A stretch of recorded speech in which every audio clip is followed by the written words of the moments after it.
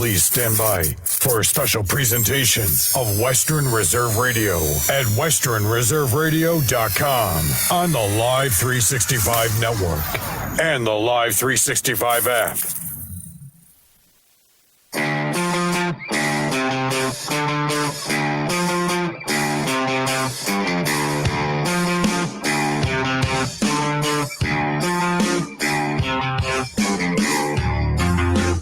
And we welcome you to Tom Benson Stadium here at the Pro Football Hall of Fame in Canton, Ohio, for the Sandrock Concrete High School Football Game of the Week State Championship Edition, as we are excited to bring you a doubleheader today of Mahoning Valley High School football, two powerhouses competing for state championships here today. Hello, everyone. Jim Craven with you, along with the coach, Bob Gessler. Dave Ferris pushing the buttons, keeping us on the air. And I am backed up today by none other than the incomparable Marc Means and the smooth-sounding Dave Clark, as they will bring you the Division V State Championship to kick it off today at 10 o'clock, at 10:30, as the South Range Raiders under head coach Dan Yeagley will take on the Ironton Eagles. That'll be a battle of two 15-0 teams.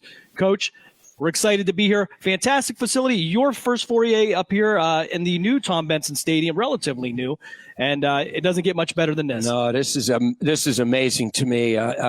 This has been a dream of mine to be up in an NFL booth, and I appreciate everything that Western Reserve Radio has done for me, and this is exciting. 2 years ago, we were at Massillon Stadium for that Springfield game, and now to be here with this and with all the equipment we got, and Dave's doing an outstanding job. We got wires and computers and everything hanging everywhere, so we're ready to go. Well, and I tell everybody, get a Dave Ferris. If you have the opportunity, get one. But, Coach, 3 opportunities to bring home a state championship in the Valley today. Again, we'll kick that off with the South Range Raiders and the Ironton Eagles, followed up by the Division III championship game. It'll be the Canfield Cardinals and the Bloom Carroll Bulldogs, a battle of 2 one-loss teams. And then tomorrow, the Warren JFK Eagles, they'll get their rematch with New Bremen after they lost to them a couple years ago in the state championship. So Mahoning Valley High School well represented this year. Yeah, you got to look at it this way. It's half of the finals are from our area, and that's a reckon. And you know what? It's great to see that, great to hear that, great to be here and be able to watch these games. And I commend their coaches, staffs. It's been a long one, and I tell you what, I believe we're ready. And I said this at the beginning about South Range. There's your team. When we did their first game, every aspect on their first game, it looked like they were in mid-season, and this is a good football team. Excitement down on the field as well as up here in the booth. We're going to step aside for a break. When we come back, we'll give you the rundown from last night's Division II game between Akron Archbishop Hoban and Toledo Central Catholic. You're listening to the Sandrock Concrete High School Football Game of the Week here on Western Reserve Radio and Sports Radio 1240 WBBW Youngstown. We're back after this. In all types of concrete, driveways, sidewalks, basements, and garages. We also do stamp-colored concrete in many different designs. We do interior and exterior stonework, regular brick and block work. Sandrock Concrete is fully insured. Call Jerry Sandrock at 330-506-0013 for an estimate. Also find them on Facebook at Sandrock Concrete LLC. Sandrock Concrete, where you deal with the owner all the time. Golf in the Mahoning Valley starts at Mill Creek Golf Course. Come out to the 36 beautiful hole design course by Donald Ross, and golf lessons are available by calling the team shop at 330-740-7112. Don't forget about family fun nights on Friday and Saturday evenings, a family of 4 with cart for only $25. Or visit the Wick Recreation Area and the lighted Par 3 course. Book your tee time today at 330-740-7112 or online at millcreekmetroparks.org. Show off your Youngstown pride by sporting the latest in Phantoms gear. Don't know where to get it? Head over to youngstownphantoms.com and click on the Team Shop link for the latest in jerseys, hats, t-shirts, hoodies, and more. Let everyone know that you're the biggest Phantoms fan around. And be sure to stop by the Dunkin' Donuts Team Shop next time you're at the Covelli Center. Head to youngstownphantoms.com and visit the Team Shop today. During the fall and winter, grilling season never ends, and Gessler Propane is your local supplier that makes sure you get your hard-earned money's worth. Why go to gas exchanges to pay higher prices for tanks not filled to capacity? Gessler Propane makes sure you're prepared for year-round grilling with 100% filled tanks at a reasonable cost. See Bob Monday through Friday, 10 to 4, and Saturday, 9 to 3 at Gessler Propane, 702 Youngstown Poland Road, Struthers, or call 330-755-9119. Gessler Propane. They got gas. Listen to Grove City College football all season long right here on Western Reserve Radio. Play action for East with time down the field. Got him in stride. That's Drake. 20, 15, 10, 5. Touchdown, Cameron Drake. It's his schools across the 50, 45, 40. He's gone. 30, 20, 15, 10, 5. Touchdown, Wesley School. Listen to head coach Andrew DiDonato and the Grove City College Wolverines all year long right here on Western Reserve Radio. So, are you enjoying our station? Well, now you can take us along on your mobile device wherever you go. Wow! The free Live 365 app is available for both Apple and Android devices. That sounds like fun. I'll give it a try. Just go to the Apple app or Google Play Store and download it today. You're listening to WRDB, Western Reserve Digital Broadcasting, Youngstown, Warren, Salem, and around the world.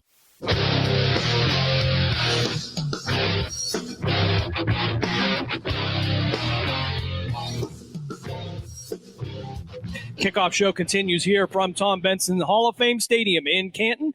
And the first of 7 games kicked off last night as Akron Archbishop Hoban took on Toledo Central Catholic, a back-and-forth game, a close one, a 28-21 win for Toledo Central Catholic, but a tale of two different sides of the ball, Coach, and kind of the tortoise versus the hare, as Akron Archbishop Hoban, of course, with Lamar Sperling, Mr. Football in Ohio, and recently named this week, rushed for 40 times, for 359 yards and 3 touchdowns. However, Hoban comes up a little bit short, 28-21, but nonetheless, a great performance by Lamar Sperling. Central Catholic, they rushed for 181 yards, 62 yards on the ground, but they did capitalize on 2 turnovers, which really made the difference in the game. Well, that's the key to any football game, especially championship games, because ye who makes the least amount of mistakes usually wins the game. And the other thing about the yards rushing, and I've said this for years, that you can have all the yards you want, but the bottom line is what it says on that scoreboard. So unfortunately, they just didn't put it across that stripe, and that kind of killed. Well, it took it away from them. Yeah, and it was kind of the game you hate to see anybody lose, but a fantastic game. It did not end without drama. 2:43 left in the fourth quarter, and Toledo Central Catholic stops Hoban on a 4th and 1. Of course, somebody told me earlier the entire world knew that Lamar Sperling was going to get the ball, did not get it. And we thought that Toledo was just going to kneel, or Central Catholic, was going to just kneel on the ball. That was going to be it. But there was another turnover at 25 seconds. Hoban had an opportunity, but again, made for a great championship game, and that's just the first of 7. Yeah, the only thing that I have a problem with is everybody knew in that stadium who was going to get the ball, but that's when you throw a little trickery around there. You do maybe a little fake to him and do a little dump to the tight end or whoever out there, and that would make a little bit of difference, because I'm sure they had 11 in the box just said he's the guy. Yeah, absolutely an outstanding athlete. You're going to key on, kind of like the Nick Chubb, of the NFL. You know he's going to get the ball. It's just a matter of trying to stop him. Correct. And again, he's just an incredible athlete. Yes, absolutely. Our game's coming up today. The South Range Raiders 15-0 taking on the Ironton Eagles, and Coach Dan Yeagley competing actually for his first state championship here. You mentioned we saw them week 1 against Springfield, and it's probably the most complete team we saw, Coach. Not a whole lot of weaknesses here, and even a lot of depth at those key positions. Yeah, I was at that first game. Obviously, we called it, and then later on with Mooney. And I'll tell you what, just outstanding. They never skipped a beat. Again, all phases of the game, including special teams. It's just that they are just so put together. And with these seniors, they really want it bad. They have, as Bum Phillips would say, came to the door and knocked on it. Now it's time they kick it down and go through it. The one advantage that Ironton will have today is the experience in the playoffs and championship appearance, and that really does mean something. Yeah, I'll tell you what, and that does. It's how is South Grange going to, if they get behind, will they fight through that? And looking down on the field, South Grange is already out. They've been out for almost an hour, and it looks like they're about to play the Cleveland Browns because we have the old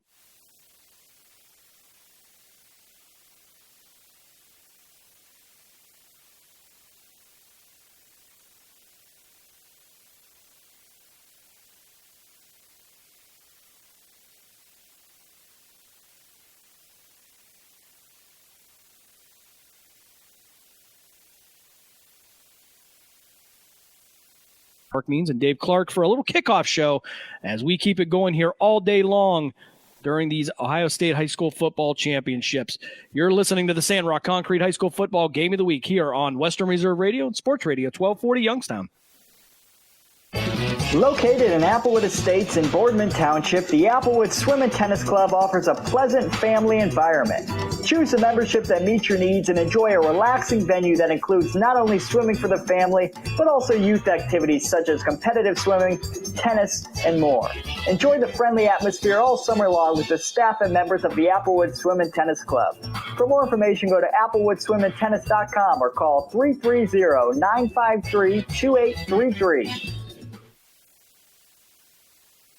Golf in the Mahoning Valley starts at Mill Creek Golf Course. Come out to the 36 beautiful hole design course by Donald Ross, and golf lessons are available by calling the team shop at 330-740-7112. Don't forget about family fun nights on Friday and Saturday evenings, a family of 4 with cart for only $25. Or visit the Wick Recreation Area and the lighted par 3 course. Book your tee time today at 330-740-7112. Golden Clyde is your home for high school sports. We have all the scores on our social media platforms throughout the games. Enjoy our timely updates from local area schools year-round. You won't get the consistency and reliability from anyone else. Our number one priority is servicing our fans and getting them live news as it's happening. Follow us on social media, Twitter, Facebook, and Instagram at Malutic_live. And remember, our fans come first.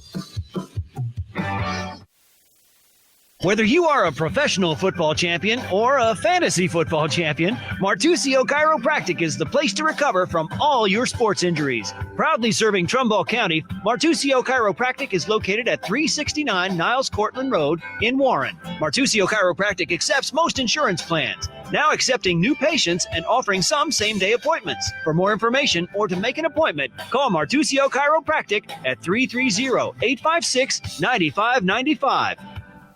Accidents happen. That's why you need Repair That Glass. Specializing in windshield replacement and all other auto glass, we offer a full range of automotive glass repairs. Our technicians can do everything from minor chip repair to a complete replacement. Your windows don't go up or down, they can fix that too, along with custom glass work and antiques. Repair That Glass is a family-run business for over 40 years. Repair That Glass. Call for your appointment now at 330-534-3192. You're listening to WRQX, Salem, Youngstown, Warren, a Cumulus media station, and WRDB, Western Reserve Digital Broadcasting, Youngstown, Ohio.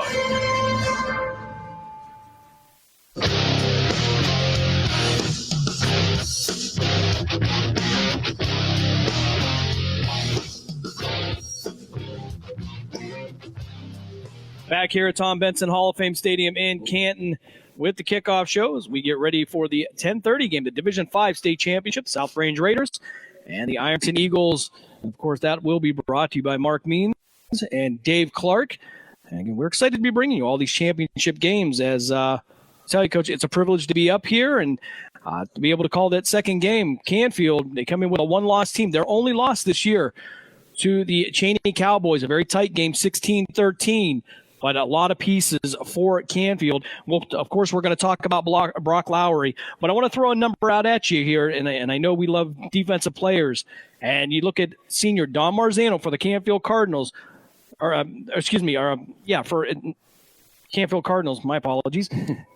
96 tackles, 11 tackles for loss, 4.5 sacks.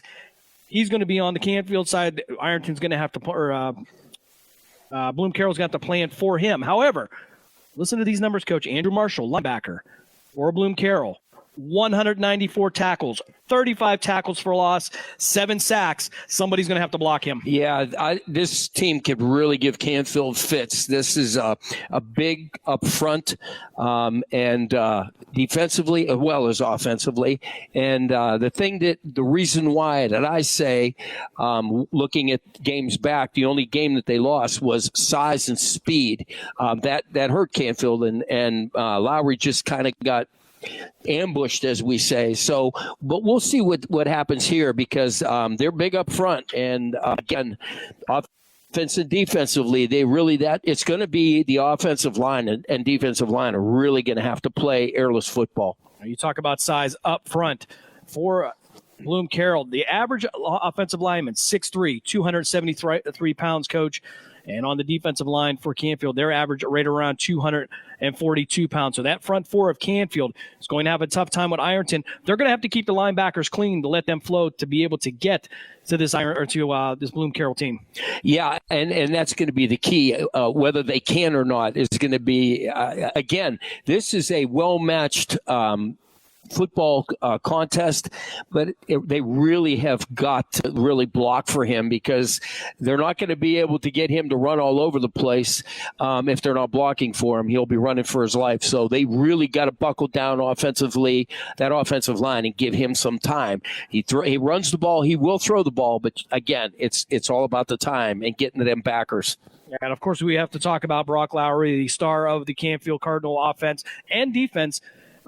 The commit to the Indiana Hoosiers. We hear it's verbal, not written yet, so he's not quite there. But, again, looking at a Big Ten school right now, and he seems to remind me of somebody we've watched for the last couple of years, and a guy named Bo Brungard. Yeah. Big, strong, is physical, plays both sides of the ball on offense and at safety. And I'll tell you, Brock Lowry now this year with 1,661 yards passing and 1,607 yards rushing. He's a balanced offense all in himself. Yeah, and that's why he's going to Indiana, is because he's that good of he's a good athlete. I'm sure that after this, he probably is going to walk into basketball and do that. These are players that we've seen over the years that can play any sport and do well with it. I don't want to say he's the whole team, because you still need that, offensive line, defensive line in front of you, but he's Mr. Everything for Canfield this year. Of course, he'll be looking to his offensive line to help him with that. That's going to be a huge part of this physical Ironton Eagles team. But also they're going to be looking at Dan English for Canfield. 753 yards rushing also this year. But you look at the averages per run. For Brock Lowry, it's 8.1. For Danny English, it's 6.5. That's a first down on every carry. Yeah, absolutely. So they run the ball well. They do throw the ball well, but they rely on the run because of Lowry. I mean, he runs that zone read inside, outside, and he knows what to do, how to pull it. And I've watched some of the film on him, and he holds that ball forever. He wants that end to commit, and he takes off to the outside, or they leave that 3 or 5 tech up. He watches that. It comes upfield. He's up underneath him. Well, let's take a look over at Bloom Carroll. And kind of their big duo over there is going to be Dylan Armitrout, the running back.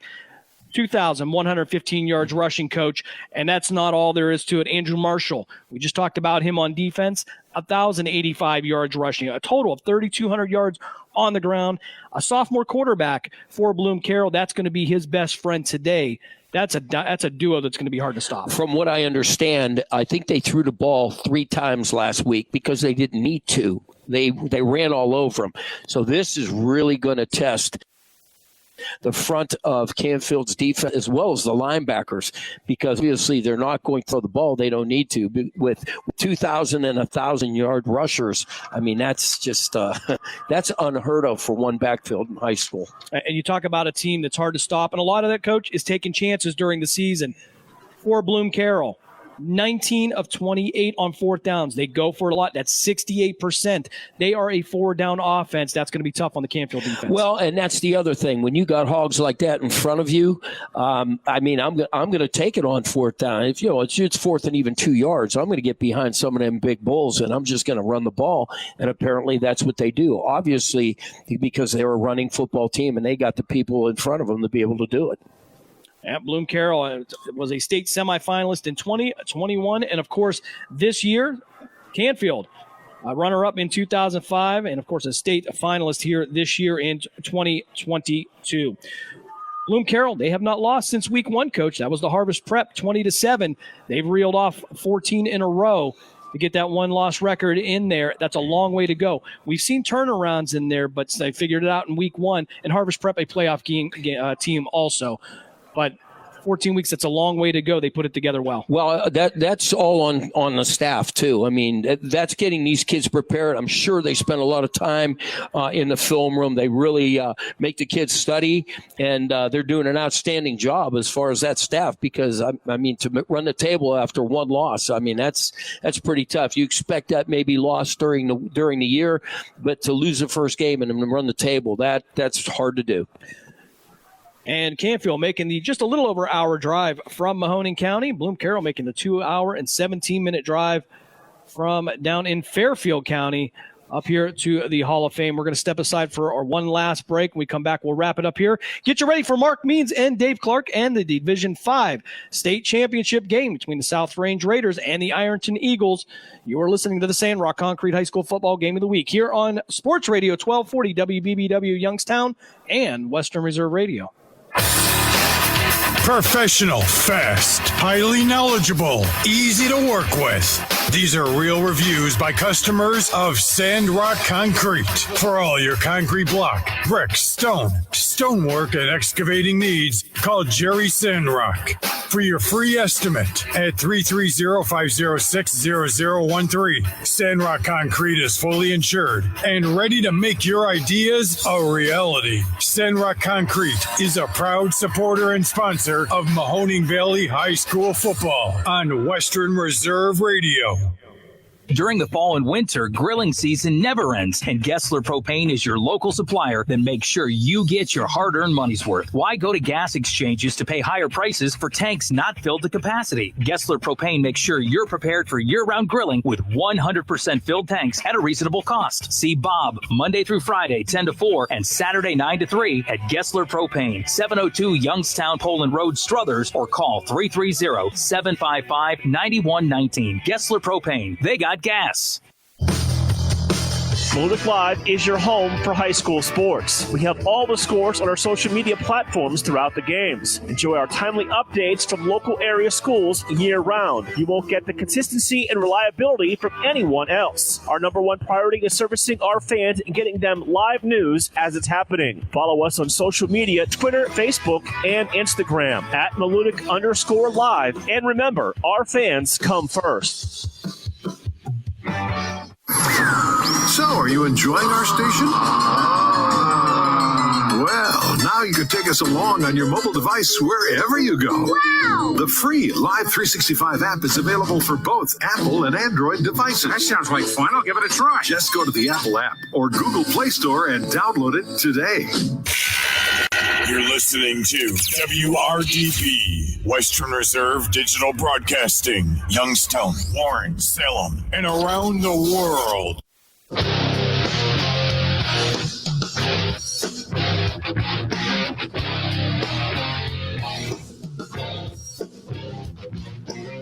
Back here at Tom Benson Stadium as we get ready for the Division 5 Ohio High School Athletic Association State Championship. South Range Raiders under head coach Dan Yeagley.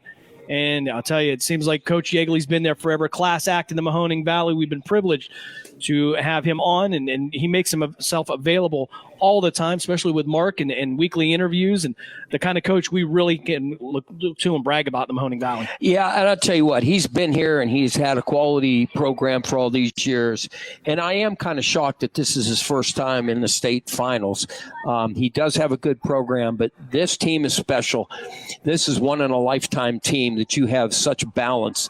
All we hope for is there's no injuries, they play penalty-free, and they just get it done, because when you get to this point, and I will stress it all day, the least amount of mistakes wins this game, and I really think that South Range can do it, and I'm excited for him. Coach Yeagley is 242-75 at South Range. Coach, Mark and I had the opportunity to be their first 200th win, which doesn't seem that long ago. but he's really kept this program going, and it's been very exciting to watch. Well, what I'm impressed with, and I've heard this from a lot of coaches, he takes care of his very young programs. He's down there watching them, and he looks at them, he tells them, and I'm sure he whittles it down, but he kind of gives them the basic, and that's key to a program, because these kids have probably been playing since they've been 6 years old, and it shows. It's amazing. And the Ironton Eagles, they'll try to keep that successful program going today under fifth-year head coach Trayvon Pendleton. And again, Ironton in there year after year. You don't have the playoffs without mentioning the Ironton Eagles. That's going to wrap it up for the coach and I. We're going to step aside. When we come back, we're going to have Marc Means and Dave Clark with the pregame show as they get you ready for the Division 5 state championship game. It's the South Range Raiders and the Ironton Eagles. We'll talk to you and everybody in a little bit. You're listening to the Sandrock Concrete High School Football Game of the Week here on Western Reserve Radio and Sports Radio 1240 WBBW Youngstown. Located in Applewood Estates in Boardman Township, the Applewood Swim and Tennis Club offers a pleasant family environment. Choose a membership that meets your needs and enjoy a relaxing venue that includes not only swimming for the family, but also youth activities such as competitive swimming, tennis, and more. Enjoy the friendly atmosphere all summer long with the staff and members of the Applewood Swim and Tennis Club. For more information, go to applewoodswimandtennis.com or call 330-953-2833.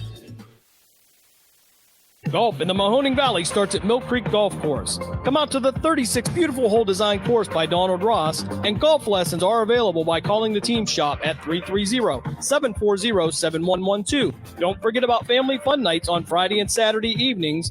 A family of 4 with cart for only $25. Or visit the Wick Recreation Area and the lighted Par 3 course. Book your tee time today at 330-740-7112 or online at millcreekmetroparks.org. Malutic Live is your home for high school sports. We have all the scores on our social media platforms throughout the games. Enjoy our timely updates from local area schools year-round. You won't get the consistency and reliability from anyone else. Our number one priority is servicing our fans and getting them live news as it's happening. Follow us on social media, Twitter, Facebook, and Instagram at Malutic_Live. And remember, our fans come first. Whether you are a professional football champion or a fantasy football champion, Martusio Chiropractic is the place to recover from all your sports injuries. Proudly serving Trumbull County, Martusio Chiropractic is located at 369 Niles Cortland Road in Warren. Martusio Chiropractic accepts most insurance plans, now accepting new patients and offer some same-day appointments. For more information or to make an appointment, call Martusio Chiropractic at 330-856-9595.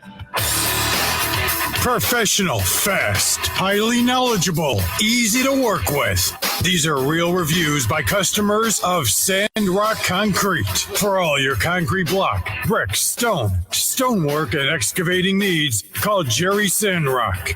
For your free estimate at 330-506-0013. Sandrock Concrete is fully insured and ready to make your ideas a reality. Sandrock Concrete is a proud supporter and sponsor of Mahoning Valley High School football on Western Reserve Radio. So, are you enjoying our station? Well, now you can take us along on your mobile device wherever you go. Wow! The free Live 365 app is available for both Apple and Android devices. That sounds like fun. I'll give it a try. Just go to the Apple app or Google Play Store and download it today. You're listening to WRDB, Western Reserve Digital Broadcasting, Youngstown, Warren, Salem, and around the world. During the fall and winter, grilling season never ends, and Gessler Propane is your local supplier that makes sure you get your hard-earned money's worth. Why go to gas exchanges to pay higher prices for tanks not filled to capacity? Gessler Propane makes sure you're prepared for year-round grilling with 100% filled tanks at a reasonable cost. See Bob Monday through Friday, 10 to 4, and Saturday, 9 to 3 at Gessler Propane, 702 Youngstown Poland Road, Struthers, or call 330-755-9119. Gessler Propane. They got gas. Western Reserve Radio is the home of the Youngstown Phantoms. Be sure to call 330-747-PUCK for ticket information or go to youngstownphantoms.com. Veterans. The Mahoning County Veterans Service Commission is here to help you. Whether you served 5 years ago or 50 years ago, if you are honorably discharged from active military service, you may be eligible for benefits, including Veterans VA benefits, county financial assistance, assisted living benefits, and more. Our friendly and supportive staff is ready to help you. Go to mcveterans.org to see all of the benefits and services. Or call today. Service Commission, serving those who have served. Have you seen the new power plant? That was us. From industrial to commercial projects, union carpenters use their skills to construct our cities. Like Carpenters Local 171, we are your family, friends, and neighbors, giving back and providing stable jobs that everyone can rely on. We are educated, safe, trained professionals. Join us, become an apprentice, get paid to learn new skills while enjoying benefits. Carpenters Local 171, building the Mahoning Valley for over 130 years. Call 330-746-0551. This is the radio home of the best high school sports in Youngstown. We are Sports Radio 1240 WBBW Youngstown, a Cumulus media station. Wake up! Mahoning Valley, it's time for high school football on Western Reserve Radio. Now to the stadium for the Sandrock Concrete High School Football Game of the Week.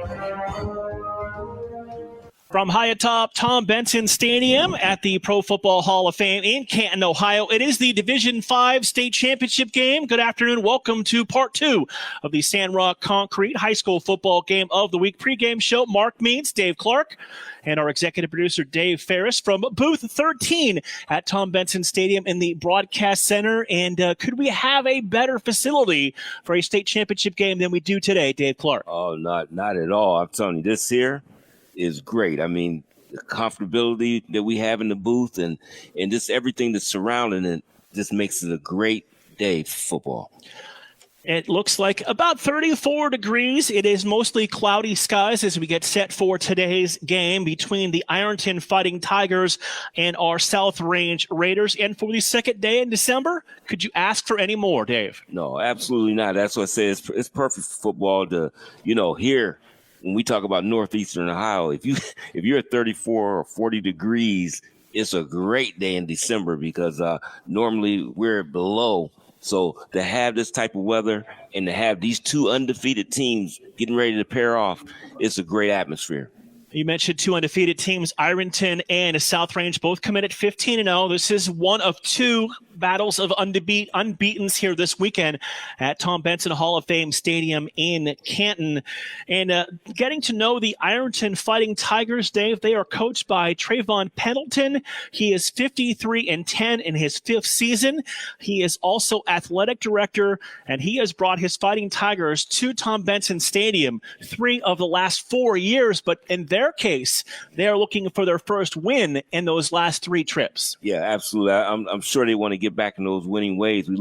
They have had in the past 2 state championships, 79 and 89. So it's been a little time since they had the opportunity to win it, but here they got this chance today, and they're going against a great South Range team, and this should be a very good matchup. And you look at this matchup, and as you mentioned, 10 state championship game appearances, 2 state titles for the Fighting Tigers.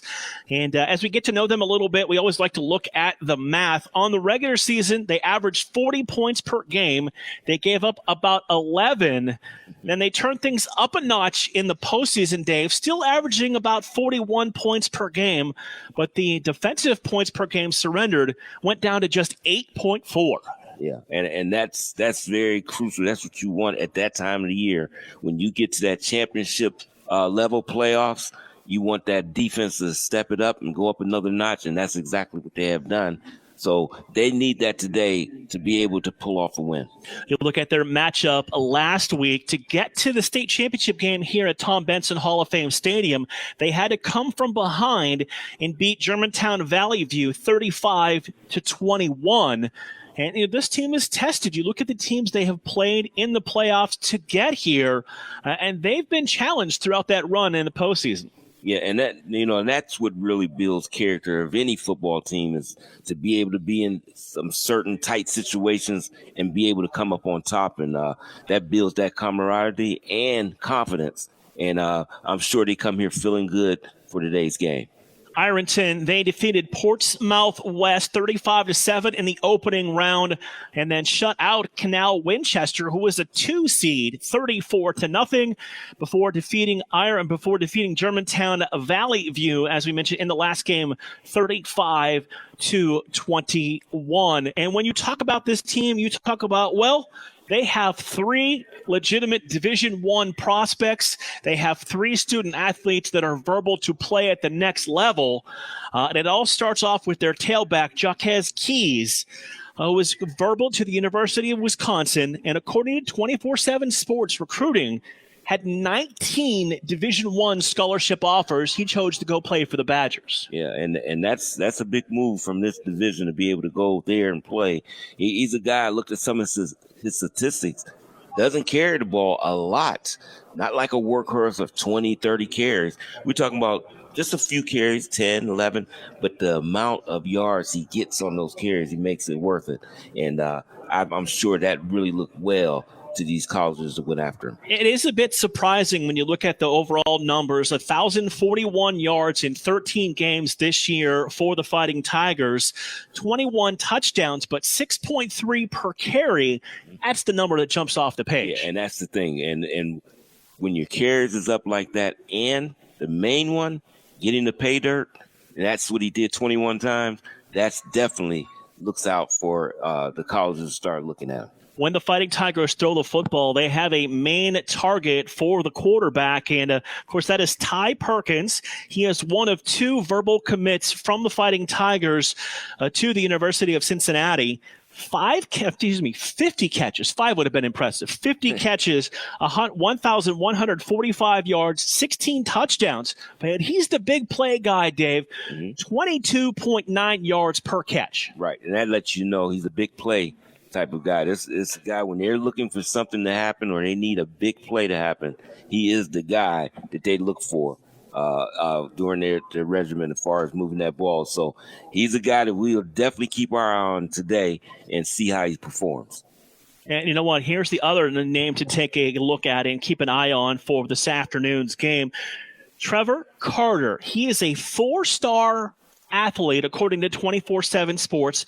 He is also verbally committed to the University of Cincinnati, had 24 Division I scholarship offers, according to 24/7 Sports, and he is also going to the University of Cincinnati. 120 tackles in 15 games, multiple pressures, and 3 sacks on the year. Yeah, and what I see, he's a nice size kid at 6'2", 210, and definitely to come out of high school at that size, and you know what, once you get to college, what they do to you. So he'll definitely be a guy that fit right in at the University of Cincinnati and play that linebacker position. We're going to take our first break of the pregame show. Both teams down on the field going through pregame warm-ups. When we come back, we'll dive into the Raiders and head coach Dan Yeagley. That's next here on Western Reserve Radio and Sports Radio 1240.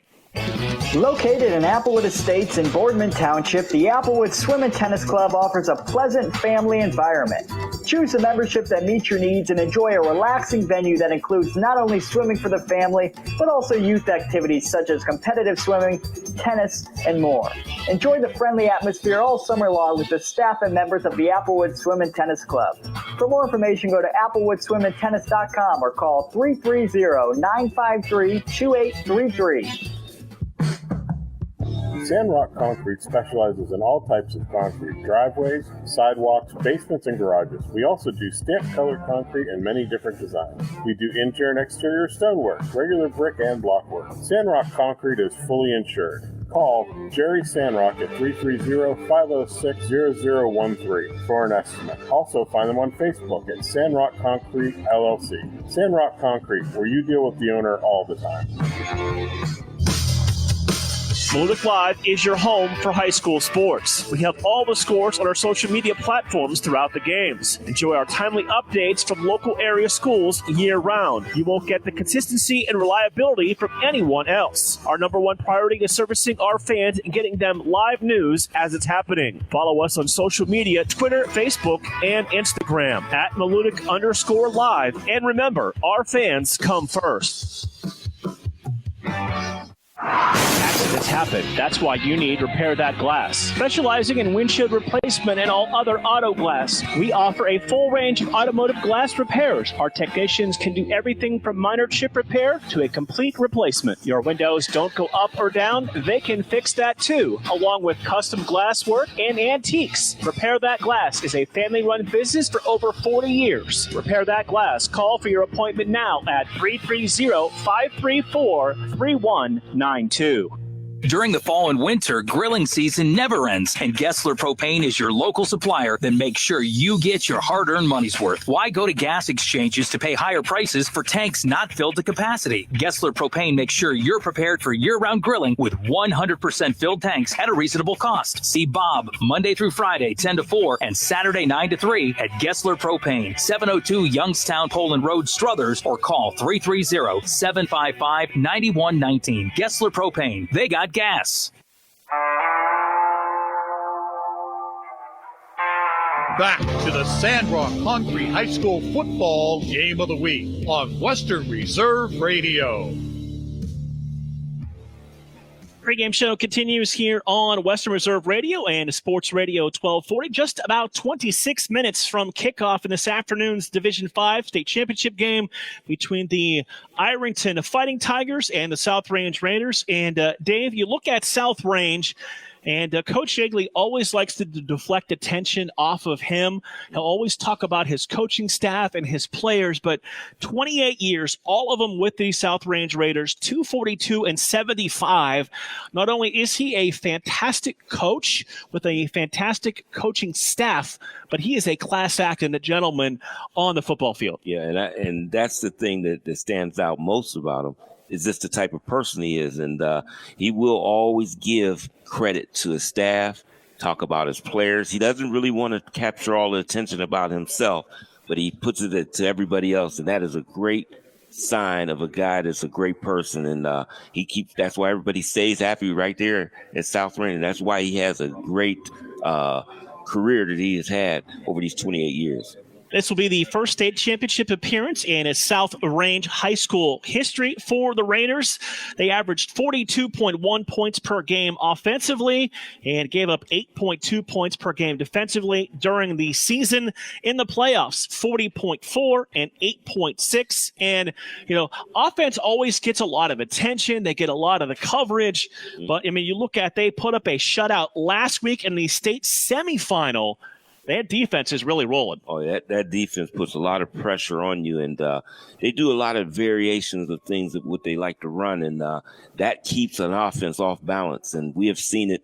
We have covered them a few times this year, and they really show a lot of diverse things they do on defense, which keeps an offensive team confused, and that's why they're so successful. Strength of schedule is almost equal for these two teams. For Ironton, they are 123-62. For South Range, 123-71. You go back to that game against Liberty Center last Friday, a 35-0 shutout for South Range over Liberty Center. They held Liberty Center to a total of 123 yards of offense in that game. Yeah, and the thing about it was the defense is great, but what's so good about it is the offense that they have. They put so much pressure on the opposing team that they can't do anything when they do try to get on offense. So they work in unison. That's what I've seen that we have watched. All three phases, offense, defense, and special teams, have been high class, and that's why they have such a winning record. As you have said to me every round, the machine is rolling for the Raiders right now. I think I called them South Range probably the first time we did it, and after that, it's been a machine for me because that's what it seems like, precision. And we've seen it from early in the season. A lot of times you don't see teams that good early. They got to get rolling a little bit. It seemed like they came right out the locker room rolling from game one. And to get to this point, you have to have fantastic quarterback play. The Raiders have that in senior Billy Skirpak. How about these numbers for the state semifinal? 14 of 18, 263 yards, 4 touchdowns. Mix in another 31 yards rushing and a 5th total touchdown. So he had a hand in all 5 touchdowns for the Raiders last week. Yeah, and you want to talk about a guy that sees maybe something he feels us broadcasters, we may not see it, but he may feel they're not getting going. The last time we broadcast him, he just took over the game. He ran the ball so forcefully, we thought we was looking at a fullback. Maybe that was Earl Campbell or somebody out there that was running the football in a high school game. The guy can take over a game if he needs to. He can throw the ball, and he can run the ball just as well. So he's a guy that we definitely know we'll keep our eyes on today. His favorite target last week was Aiden Leon, 9 catches, 151 yards, and 3 of the 4 touchdown passes. We've got to know Dad in the press box for a few games this year, and that is a fantastic family. And he made, well, I'd have to say, not only is it one of the catches of the year, but in 26 years doing this, probably one of the best catches I've ever seen. Yeah, that's what we call the outfield catch. Is this all of a sudden the catcher's mitt came from nowhere and snagged that in the corner of the end zone, and we watched that, and it was an unbelievable catch. And the guy is just something. He uses his size at 6'3". He uses that size to his advantage, and they got so many different things. Their receivers are tall and big, but they have a nice slot guy that I'm sure you're going to talk about shortly, that he is a problem in space, a guy that does not go down with the first hit. And he's hard to get a hold of. And Shane Lindstrom, he's going to be a super weapon also today. We're going to attempt to go down to the field to hear the coin toss to see if that is set up for us audio-wise.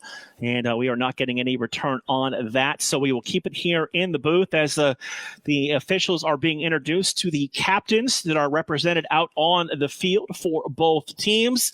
You mentioned that slot receiver that makes plays. That is Shane Lindstrom. And he is a weapon all over the football field for the Raiders. Lindstrom, 49 catches, 1,115 yards, 13 touchdowns. He's their version of a big play guy at 23 yards per catch. Yeah. Oh, yeah. He's a big play waiting to happen every time he touches the football. And, he's also a return guy. And we just watched the great balance that he has. Real compact guy, lots of speed, and very, very competitive, which makes he's highly hard to deal with because of that competitiveness. And we're going to definitely see that in store today in this big game. If you are not familiar with beautiful Tom Benson Hall of Fame Stadium here in Canton, it is right off the highway, right next to the Pro Football Hall of Fame. And this facility is absolutely one of the top-notch facilities in the state of Ohio. And we could not be more impressed with what they offer, not only for us as broadcasters, but what they are going to offer for these teams that come here this weekend. Oh, yeah. It's just fantastic. I've been here a few times, and just everything they done put together to get this stadium to be more of a NFL quality type stadium, and it absolutely is. So when you get here, it's just atmosphere. The atmosphere is really high because it has that NFL flavor to it. It absolutely does. It has everything you could ask for a high school football state championship game. I can let you know our officials for today's game. Bruce Dernwald II will be our referee. The umpire is Brian Swope. The linesman is Matthew Dolspin. Adam Brenner is the line judge. Doug Krolkup is the backfield judge. We do not have information on the field inside judge. And Rick Barnes is the center judge for this matchup. And it is getting ever closer to game time. We are just about 19 minutes away from kickoff here on Western Reserve Radio and Sports Radio 1240. When we come back in the Sandrock Concrete pregame show, we'll hear my interview with South Range Raiders head coach Dan Yeagley. That's coming up next after this break on Western Reserve Radio and Sports Radio 1240.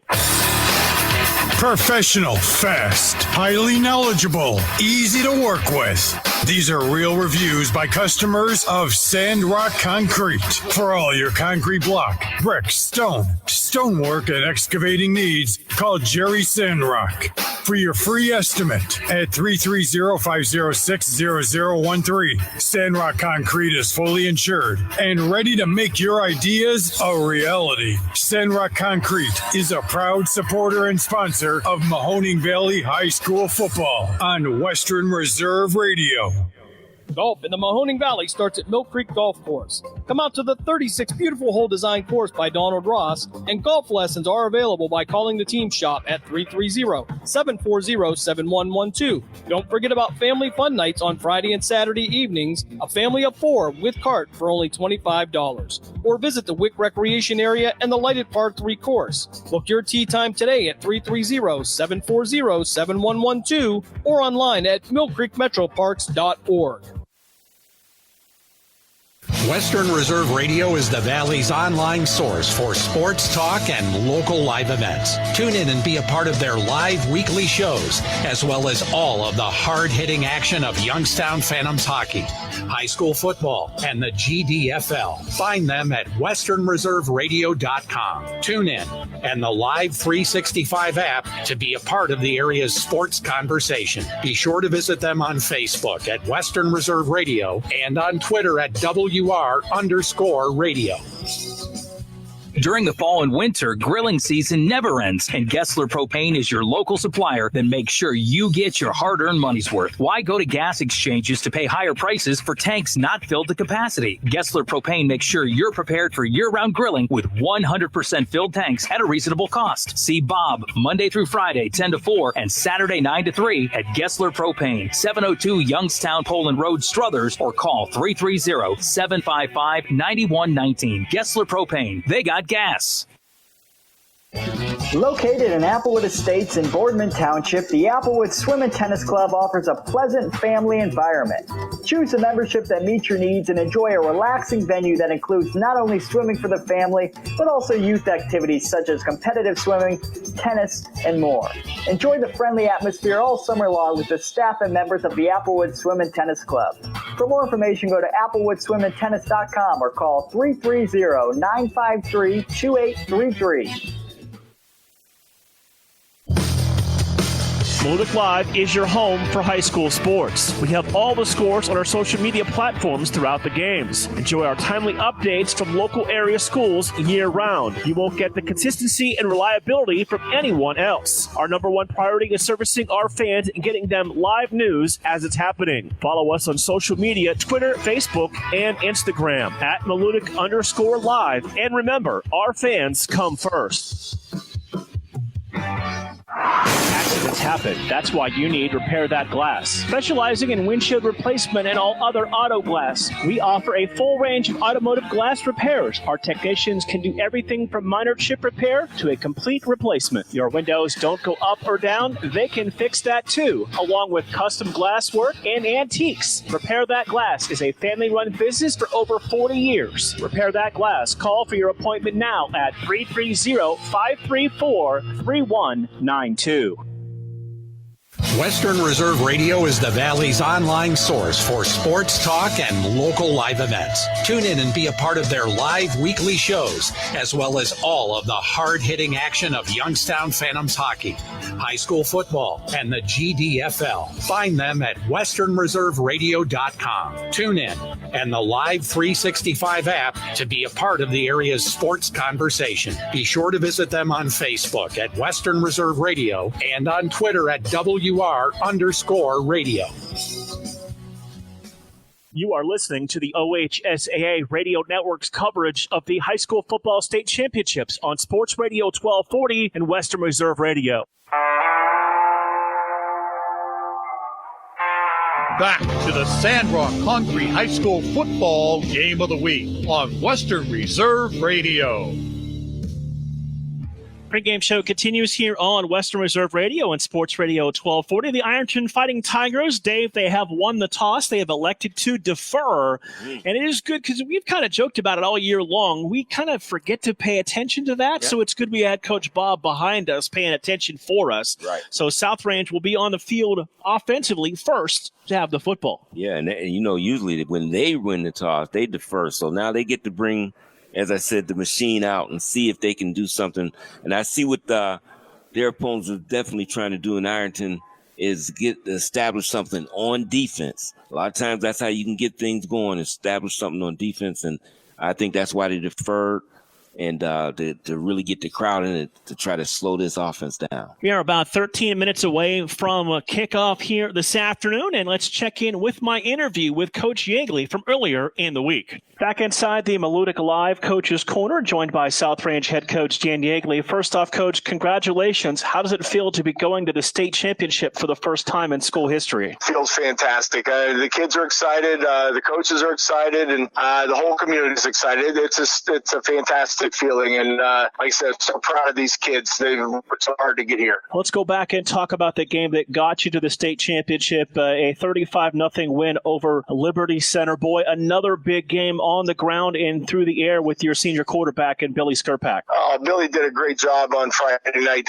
He did it all. I mean, we found some open receivers. He found them. The receivers did a great job after they caught the ball. Billy made some great reads and ran the ball well. Yeah, we needed him to have a big game against them, and he stepped up and did fantastic. Coach, you faced some unbelievable teams in your run to the state championship, and you go back to this game against Liberty Center, and boy, your defense playing incredibly, put up another shutout. Defense is playing great. You know, Liberty Center came in, they were running the ball well. They run a nice wing T offense and can pound at you quick, and the quarterback is a good runner passer, and defensive line and linebackers just did awesome. They performed very, very well. They executed. They did everything right. They did all the little things right, and we were able to slow them down, which was a huge bonus, because then we were able to get our offense clicking. Coach, how difficult do you think you are to prepare for the opposition? You can run in 3 or 4 different running backs. Your quarterback can run the ball. You've got some fantastic receivers for him to throw to. You have to be difficult to game plan for. I'm glad we don't have to. I mean, I'm glad we don't have to defend ourselves, because, we have we do a lot of different things. I mean, we do have many receivers and that can all catch the ball and run after they catch it. Our running backs are doing a great job, more or less by committee. And like I said, Billy's been doing what Billy does. He's doing a great job throwing the ball and running the ball when he needs to. And hats off. The unsung heroes is the offensive line. The offensive line has done a great job giving Billy time to throw and open up those holes for our running game. So the last 2 weeks especially, they've done fantastic. The old saying, Coach, defense wins championships, and both your defense has gone to another level in the postseason, only given up just under 9 points per game in the playoffs. Is there the key to that side of the ball having so much success? No, there's not. I mean, our kids have been playing great defense all year, and some of it is we get into the playoffs. Our league, the NE8, has prepared us for the playoffs. They're full of great players and great coaches, and we've seen almost everything, and our kids can adjust, and we can make adjustments real easy, saying, hey, you remember what we did against these guys, and we're going to do it again, and the kids remember. And again, it's disciplined. Our kids have been playing really disciplined on the defensive side and doing what they're told, and it's worked out in our favor, obviously. So very proud of them. Coach, how do you turn out the noise leading up to the game on Friday morning, whether it be the extra media questions or cameras at practice or social media, whatever it may be? How do you kind of turn that all off and just focus on getting ready for Ironton? Me personally, I'm blessed with great assistant coaches, and if I get distracted or I get pulled out, the assistant coaches take over, and they do their job, and they're fantastic. And the kids know. The kids, are excited about being there, and they know that there's going to be some media around and everything else, but they know that they have to go out and do their job, and they're going to stay focused, and they're going to do, like I said, do their job and play South Range Raider football. Coach, I know the answer before I even ask it, but I have to ask. The early morning kickoff, I'm sure your guys are ready to play pretty much anytime, anywhere for a state title. It doesn't matter. We'll play anytime, anywhere, like you said. It doesn't matter. And, we actually works out better for us. Last week we had to travel 2.5 hours. Now we're only an hour away, and works out really good. And, 10:30 in the morning, we practice all summer in the morning. So we're a morning group anyhow, and we'll be ready. It doesn't, like I said, it doesn't matter what time. The hard part is hopefully they get a good night's sleep, which I doubt if that will happen. Coach, kind of give us a little bit of a scouting report on this Ironton team you're going to face. Ironton's a very well-coached team. They've been in the finals a few times here lately and done really well. I know Kirtland's beat them a couple years earlier, and they're always in the mix. And, they're very well-coached. They have some great players. They have a really good running back, runs the ball really well. They have a quarterback that tosses around and can run both. They have have a couple tall receivers, and defensively, their linebackers are very good. They get after it. So they're a lot like us. I mean, a lot like what we've seen, and we just got to know we have to do our job and play 48 minutes of hard-nosed football. Finally, Coach, you mentioned their experience in the state championship, being there 3 out of the last 4 years. How do you make that a non-factor? Is it getting up on them early? How do you kind of take their experience away from them? We can't. We just have to play our ball game, and we can't worry about them, and we got to worry about South Range. And yes, there's an advantage having been there, but you know what?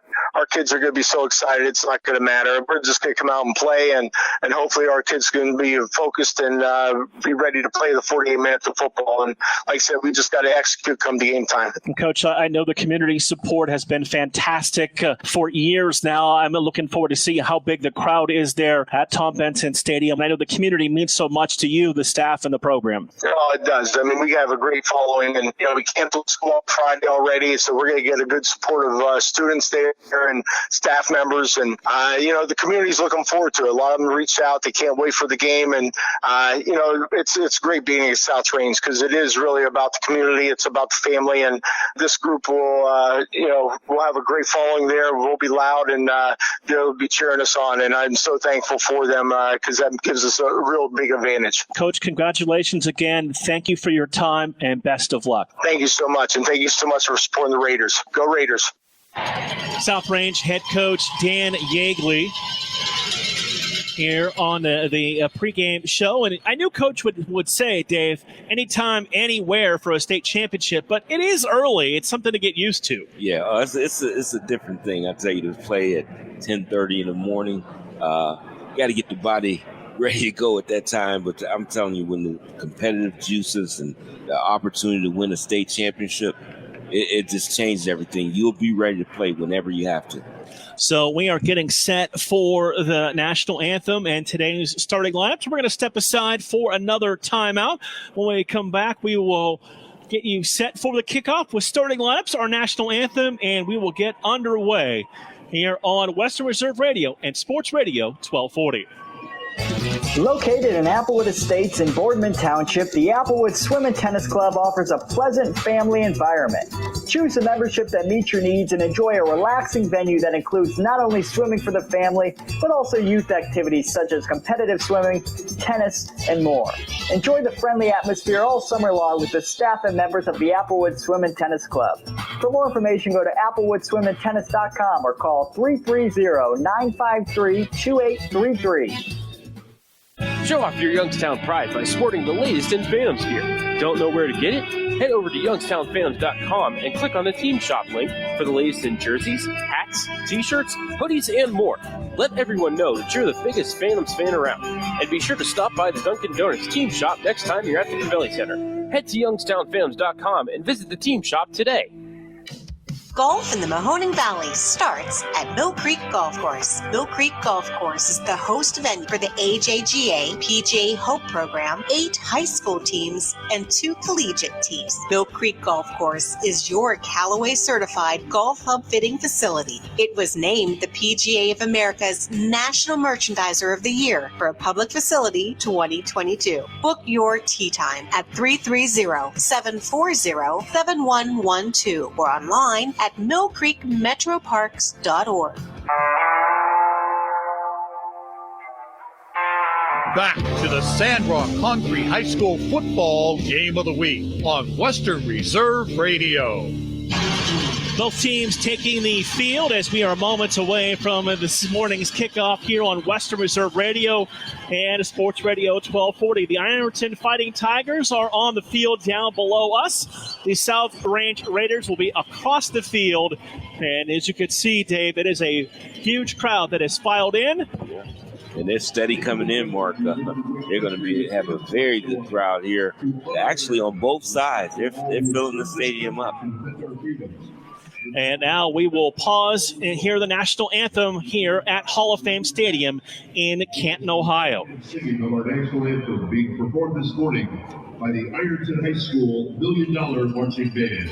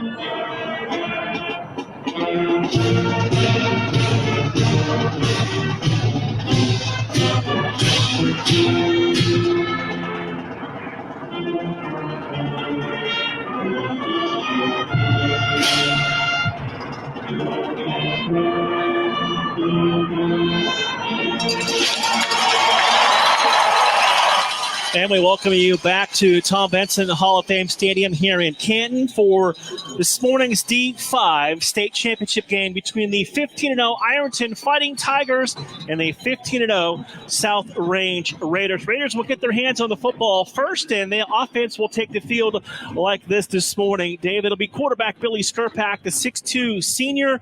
Running backs will be Blake Ewart, 6-foot junior, and Jake Starkey, a 5'9 senior. Slot receiver is Shane Lindstrom, 5'7", 168-pound senior. The other split receiver is Aiden Leon, 6'3", senior. The tight end is J.D. Krause, 6'3", 211 pounds, and a senior. The offensive line from right to left is Ryan Bartholomew, Gus Valentine, Chris Colucci, Kyle Blau, and Caleb Agee. Defensively for the Ironton Fighting Tigers, up front it'll be Noah Patterson, D'Angelo Weekly, Aiden Lane are the ends. The linebackers are Cole Freeman, Lincoln Barnes, Trevor Carter, Jaquez Keys. In the secondary, C.J. Martin, Landon Wilson, Aiden Young, and Ty Perkins. And on an overcast and a 35-degree morning, we are ready for the D5 state championship game. I tell you, Marcus, that energy, even though we up in the booth, I feel like it's time for me to play myself. Ironton won the toss. They have elected to defer. Today's opening quarter brought to you by the Youngstown Phantoms, reminding you the road to the NHL runs through Youngstown. Call 330-707-PUCK for more ticket information. Western Reserve Radio on Sports Radio 1240, proud to continue our partnership, and once again it ends in a trip to the state championship game. I want to thank Bill Kelly, Charlie Connolly, and Chief Engineer Ben Schlegel back there with Cumulus, helping us get ready for this week's broadcast. Marc Means, Dave Clark, Dave Ferris here producing all of the games. You'll hear from Jim Craven and Bob Gessler later on for the Canfield Carroll Bloom Carroll game. That will start with a 2 o'clock pregame, and a little different for the players to get used to this morning. Not only the time, but the fact that we're going to have a little bit longer TV timeouts as well. Yeah, and that's the thing they got to get used to. It won't roll as fast. You got to pay those bills as far as TV is concerned, so it changes a lot of things. So back deep for the Raiders will be Shane Lindstrom and Aiden Leon, back standing inside their 20. Set to do the kicking for the Ironton Fighting Tigers. That is Ty Perkins, number 3, who is also going to handle the kickoffs here this morning. And that's going to be something for us to get used to saying this morning. Yeah. We are underway in the D5 state championship game. That kick goes over the head of both returners into the end zone and out of the back of the end zone. And South Range will have the football to begin things. We do also have a flag on the play at the 15-yard line. And Ironton coming out pointing saying this penalty is on the Raiders. We got the initial indication as our referee now checking with both sidelines. Dead ball. Personal foul. Number 29 of South Range. Captain distance, 1st and 10. So we apologize, that feed a little overmodulated, but a dead ball personal foul backs the Raiders up. And they'll put the football at the 10-yard line for Billy Skurpak, that has 2 receivers to the left, One to the right side, single back behind him. Skurpak going to fake the handoff. He's going to look to throw. He'll go underneath. The catch made by J.D. Krause, the tight end, but not a lot of running room for Krause. He'll pick up just one. It brings up a second down at 2, second down at 8 after a gain of 2. Yeah, the defensive back, Layden Wilson, number 15, he really read that play quickly and was able to get out in the flats and make that tackle. Second down and 8, ball on the 12-yard line. Raiders left to right on your device this morning. Skurpak 2 to the left, 1 to the right side, running back right next to him. Skurpak going to hand the ball off to Ewert, running up the middle, spins across the 15 and out near the 17-yard line. And that is going to be a pickup of close to 5. It's going to bring up third down for the Raiders. And early on, I see Ironton is really ready to play as far as hitting. And nice play there by the defensive back coming up in Cole Freeman and making that last hit. They will officially say it's 3rd and 3 from the 17-yard line. Raiders will stack 2 tight to the right side. 1 to split off to the left. Skurpak out of the pistol. Claps takes the snap. Stands in the pocket. Going to look downfield. Lindstrom makes the catch. Has the first down. Breaks a tackle down the sidelines across the 40, 45, and spun out of bounds. They're going to say he stayed in bounds. And he'll work his way all the way down the sidelines to the 15-yard line. It looked like he was going out of bounds, but he tiptoed the line. And the big play from the Raiders puts the ball inside the red zone. Yeah, that's one of my favorite guys to watch. I told you he's a big play, as we said in pregame. Big play waiting to happen, and his first time touching the ball, what we get on that play there is he is down the sidelines, great balance, was able to stay in the field of play and really put them in a scoring position now. 1st and 10 for the Raiders from the 15-yard line. Single receivers to each side, wing to the right side. Lindstrom comes in motion. Turn, reverse, handoff. That's Blake Ewert, who's tripped up and knocked down at the 14-yard line. He'll get just 1. It's 2nd down and 9. Yeah, good defensive play and reaction on that defense coming up. Amari Fielder being able to make that tackle immediately in the middle there. So 2nd down and 9 from the 14. Opening drive for the Raiders in this Division 5 state championship game. Aiden Leon going to go to the left side. It'll be Lindstrom in the slot to the right. And split outside, that is Jake Starkey. Tyler Remish now in the backfield. Skurpak to throw, looks, end zone, ball bobbled, knocked away, but there's a flag on the play. A little too tight on the coverage by the Fighting Tigers as they were looking for the big target, and Aiden Leon at 6'3". Yeah, and the thing about it, he's a great matchup here with the corner there, and C.J. Martin, who's actually 6'2". So to get him over there on that, and me being a former defensive back, Mark, I actually think it was a good defensive play. It was close, but they were hand fighting. I think you let that go. So the pass interference penalty puts the ball half the distance to the goal, and a 1st down for the Raiders. South Range trying to set the tempo and the tone here early. This Leon to the right with Lindstrom in the slot, wing and a receiver to the left side. Remish in the backfield, and now a penalty flag. And we'll have to get the call. Looks like offside. Encroachment. Offense, number 66. Lined up in the neutral zone. 5-yard penalty. 2nd down. And a player line up in the neutral zone. And then it's Ryan Bartholomew along the front. That's different there, Mark, when you see offensive linemen, especially at the guard position, line up offside. 2nd down and 7. Ball on the 12. Skurpak has Remish next to him on the left. Fake it to him. Skurpak will keep it inside the 10 and drives down to about the 7-yard line. So it'll bring up 2nd down. He got down there close to that 1st down area. Hard runner, that Skurpak. He actually lowered his head and was able to plow forward for about 2 or 3 extra yards.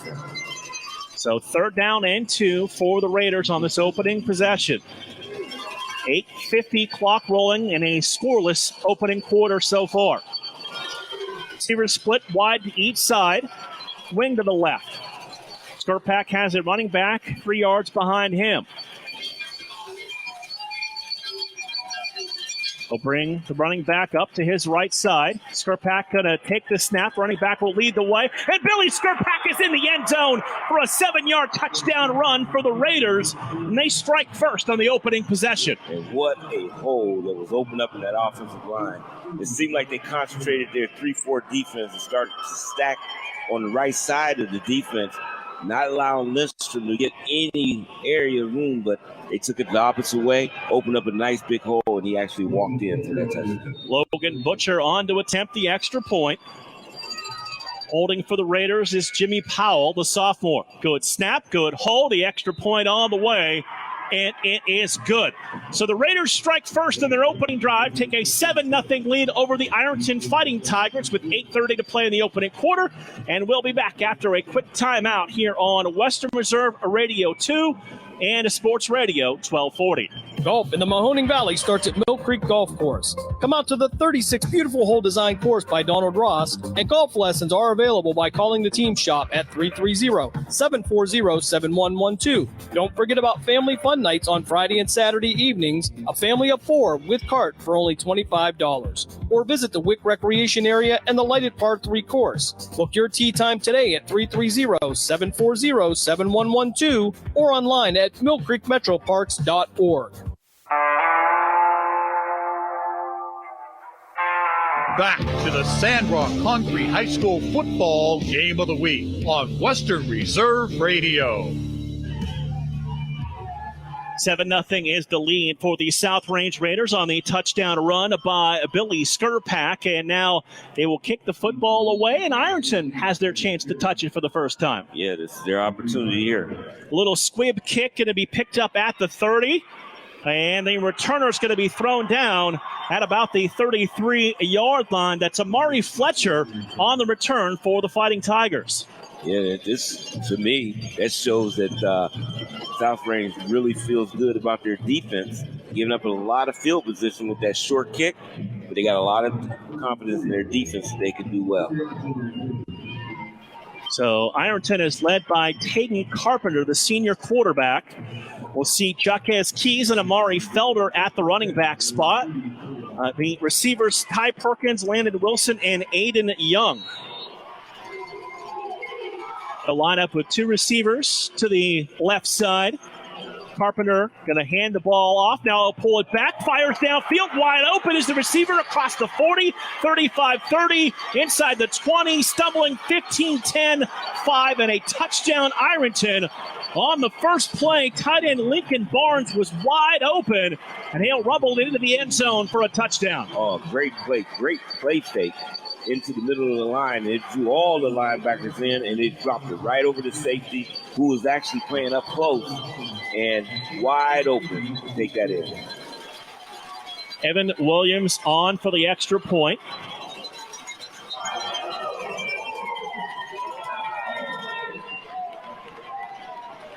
Into the closed end of the stadium.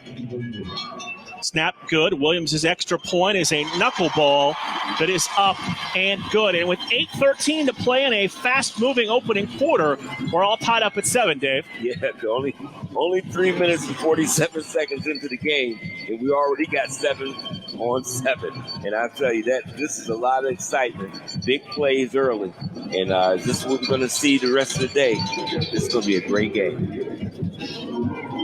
So with 8:13 to play, both teams have found the end zone here early. And for teams that are known for running the football, we've seen a little bit of mixture from both sides. Oh, yeah, they came out and showed us something a little different. And that was a great play. So South Range ready to get their hands on the football for the second time here this morning. And just a difficult scenario where on the opening play, the tight end able to sneak into an open spot of the zone and was wide open. Oh, wide open. Like I said, the play fake is really what did it with the quarterback. Great play fake. He drew all the linebackers in and even the safety up inside. And all he did is delayed block, went over the top, and hit him there in stride. So we will have the Raiders get the football back here momentarily. And, you talk about in a game like this, teams settling in. They settled in immediately. Oh, yeah, they're settled. They're both ready to go. And like I said, if we're going to see this for the rest of this day, this is going to be a great football game that probably will come down to the wire. So as we await both teams to come back onto the field for this resumption of the first quarter, we'll have to see. And immediately, we talk about neither one of these teams give up more than 9 points per game. We've already got 7 on the board, because when it's a state championship, when it's an environment like this, you never know. You never know. Instead of, I was wondering if we was going to see one of those hard fought, and it still could turn out to that, but one of those games where you're just grinding it out. This might be one of those high scoring games. Whoever can score the most, and they both know they can score. That's something they can do. So we may see a lot of that today. So the Fighting Tigers, after tying this game up at 7 apiece, will kick the football away. Once again, Ty Perkins will handle the kicking duties.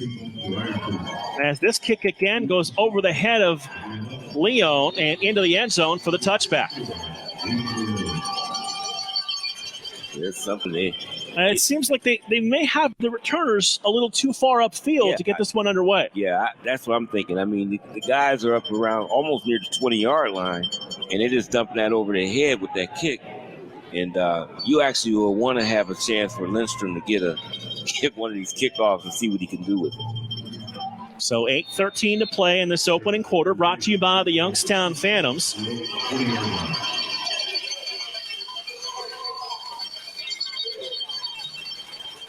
Serpak going to work out of the pistol, running back next to him. 2 to the right, 2 to the left side. Going to hand the ball off to Shane Lindstrom. Lindstrom try to cut it up between the hashes, and there's no running room for Lindstrom right there. He is tackled for no gain. It's 2nd down and 10. Very good defense. And that's what I've been seeing so far from them is very good reaction to what's going on. They get there, and they get there in a hurry. And, and to bring him down immediately, they're being a short tackle on that play. 2nd down and 10 from the 20, 7:45. Clock rolling here in the opening quarter. We're tied at 7 between South Range and Ironton. Skurpak twins to the right side. Wing to the left side. Running back right next to him. Fakes the ball to Ewart. Going to throw. Going to look downfield. Man wide open. Lindstrom makes the catch across the 35. He'll go out of bounds up at the 37-yard line. That's Shane Lindstrom again making a big play in the passing game for the Raiders. Yeah, he's gonna definitely be a guy they got to deal with. And what could happen in this is if they continue to do that, and you see Ironton starting to shift things towards Lindstrom, this is when you might see Leon really become a big-time factor, get some one-on-one shots. 2 receivers to the left side, wing to the left. 1 receiver to the right. Skurpak out of the pistol. Brings his running back up next to him on 2nd and 10 from the 38. 1st and 10 from the 38. They'll hand it off to Blake Ewart. And Ewart going to drive down just shy of the 45-yard line. And it's running back by committee for the Raiders as they continue to shuffle backs in and out. Yeah, and that's something we've seen all season. They go about 4 deep with their running backs, and they all are very, very good running backs. So they don't lose a lot when they go to their next guy down. Gain of 7 brings up 2nd and 3 from the 45-yard line. 2 receivers left, wing to the right side. Skurpak out of the pistol, tailback behind him. He'll come up next to him on the left side. Skurpak takes the snap. He'll give it to him, trying to run to the wide side. And Blake Ewart will spin down at the 46-yard line. That's right back near the line of scrimmage. It's going to bring up a 3rd down for the Raiders. Yeah. As I said, that linebacker play is something, and you already talked about Trevor Carter, number 2. You talked about him before the game, as far as a UC guy that really showing why he played that linebacker position. 3rd down and 2 for the Raiders. 2 receivers left, 1 to the right side. Skurpak claps. Linebackers hesitate up into the gap. And now we've got a whistle and a flag comes out. It's going to be a false start on the Raiders, so they'll have to back them up. Yeah, a little juice, a little bit. The guys are a little jumpy.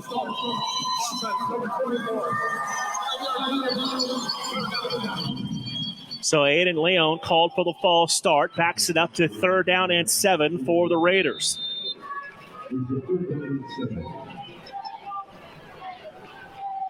Yeah, this is a big play for both.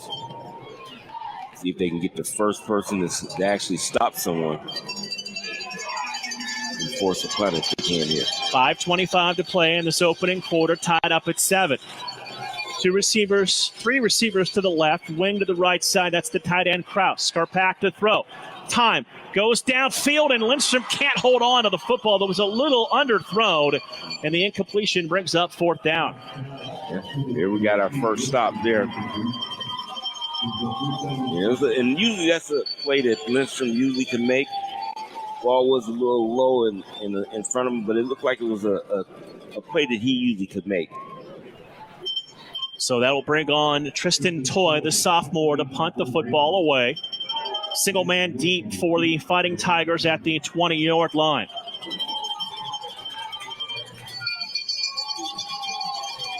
Play clock now down to about 6 seconds. Good snap. Toy gets the kick away short, wobbly off the side of his foot. We'll take a Raider roll, and we'll bounce inside the 35 to about the 33-yard line. Not the kick the Raiders were looking for there, but they got some extra yardage on the roll. Yeah, they need that little bit of roll there, and they're going to have to play disciplined defense right now.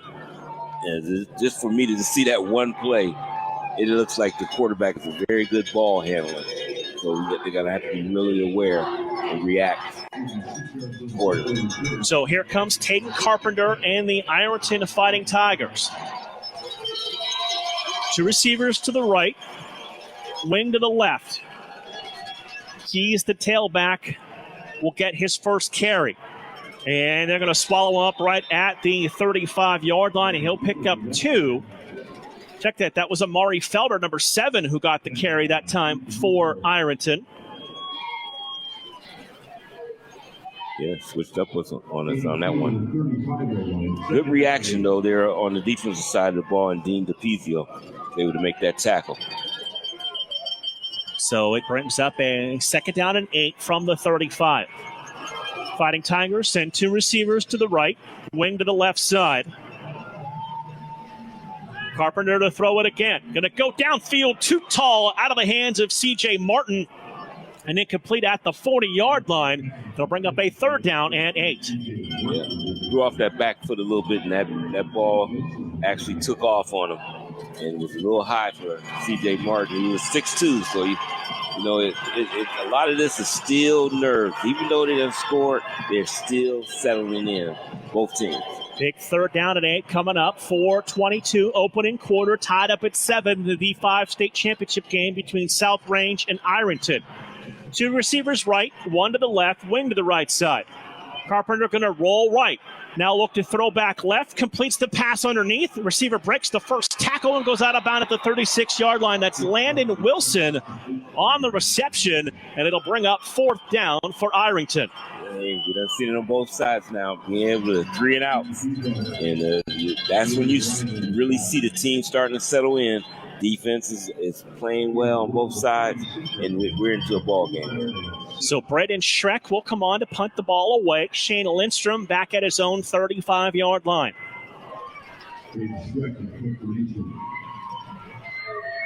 Schreck gets the snap, turns the ball over, rushes on, just gets the kick away. Lindstrom says, let's just back away from this football. And it will take a Fighting Tiger roll inside the 20, inside the 15.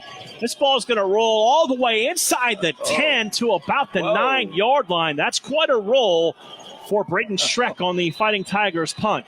Yeah, absolutely was. I mean, we're talking about 60. That's about 60-something yards or 50-something yards there on that kick mark. I mean, and it just rolled forever. About 57 yards it looked like on that. 3:55 to play in the opening quarter, brought to you by the Youngstown Phantoms, possession number 3 for the South Range Raiders and senior quarterback Billy Skurpak.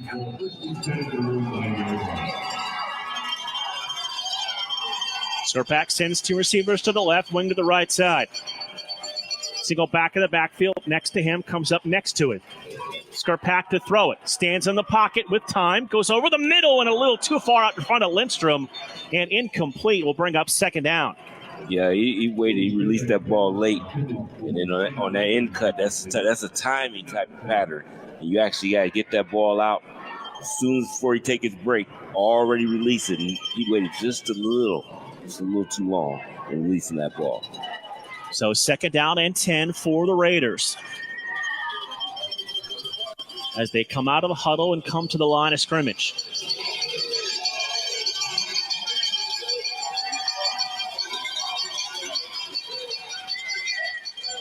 Skarpak claps, takes the snap. He'll hand the ball off to his tailback, and there's no running room down to the 9-yard line. Will bring up a third down for the Raiders as they swallowed up Blake Ewart. He had no place to go. Yeah, and he got no yards on that, so 10 yards still to go. And they're in a position where they need to get some more breathing room if they don't get this first down. 20 seconds on the play clock, 3:20 to play here in this opening quarter.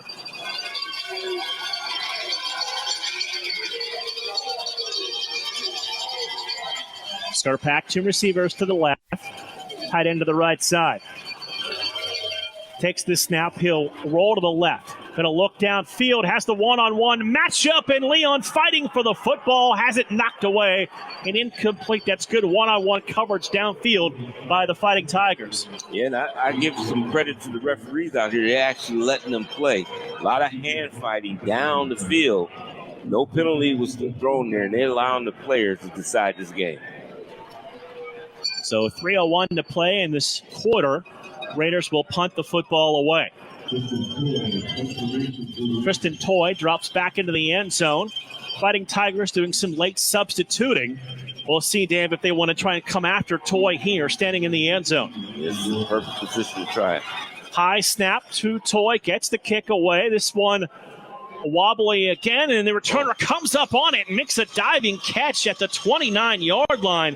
That is a risky play by Landon Wilson, but he held on to the football. Yeah, I tell you, if I was coaching that football team, that's the kind that could take a couple years off your life. As he came in the midst of traffic to make that catch. That's a dangerous one. I told you all season long it is much less stressful to be up here than down there. Yeah, you have reminded me of that, Mark, just in case I'm thinking it.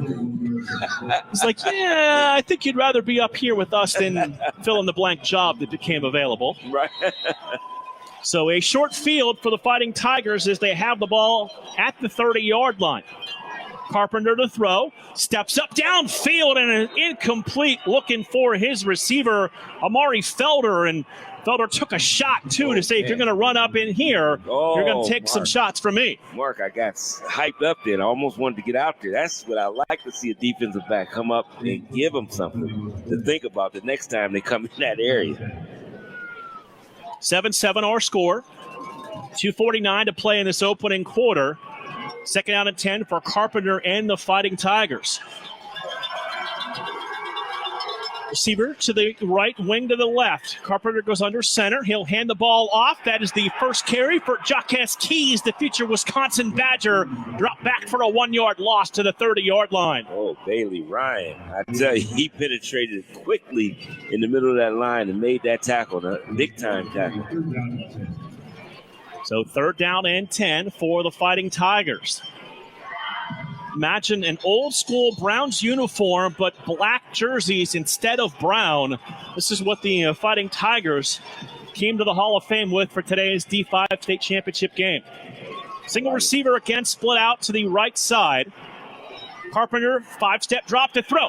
Pressured, avoids the rush of one defender, avoids a second defender, goes downfield and the pass is dropped. It would have been a first down. Ty Perkins, the future Bearcat, couldn't hold on, and it's fourth down.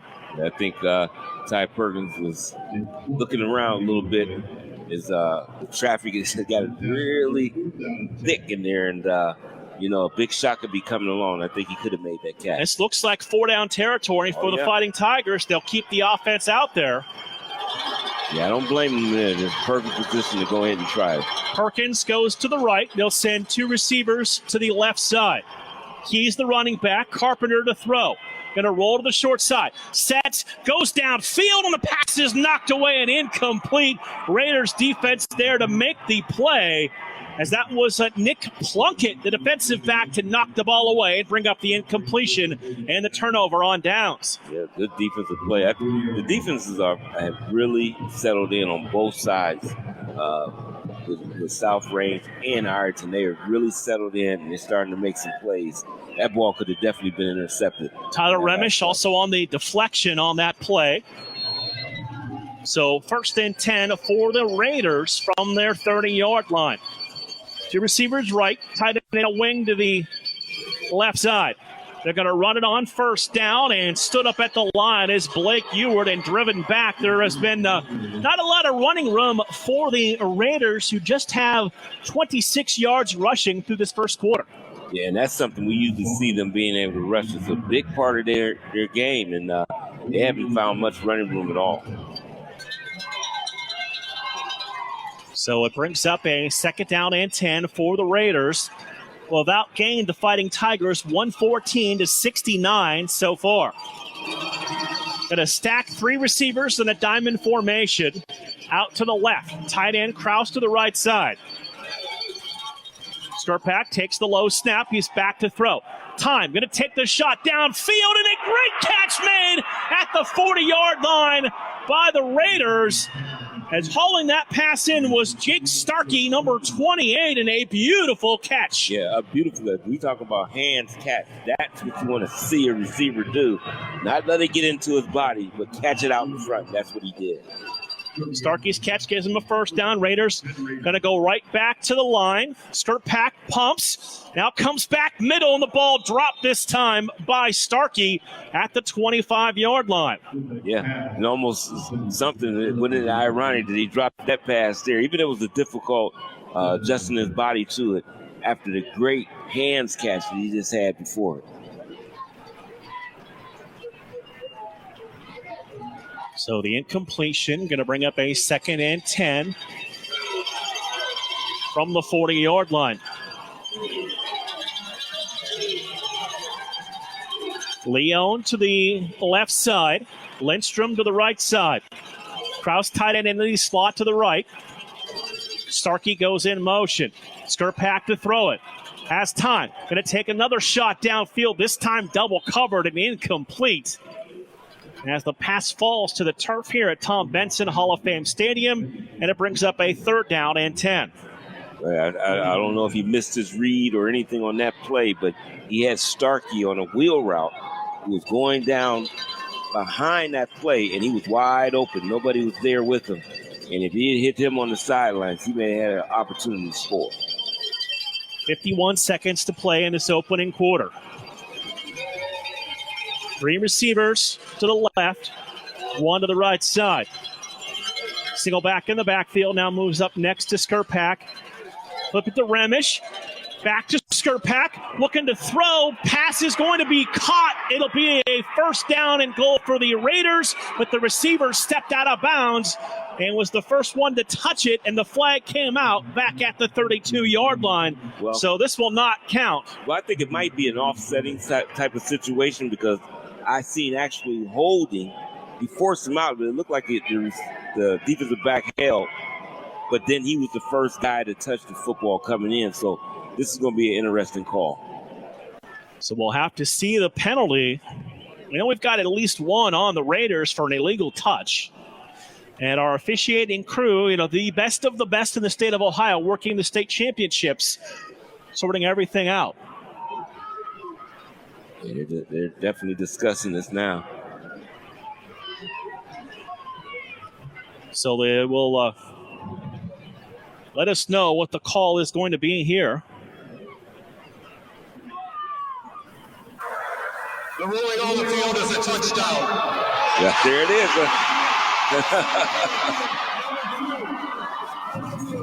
So they called pass interference on the Fighting Tigers. They will decline the penalty, and that is a touchdown for J.D. Krause from Billy Skirtpack, capping off a 5-play, 70-yard drive that just took a minute 16 off the clock. Right, and definitely he came from out of bounds, and I know people are going to have an uproar with that. You can bump him, get him out of bounds, but then you can't hold him out there, and that's exactly what happened. So Logan Butcher on to attempt the extra point.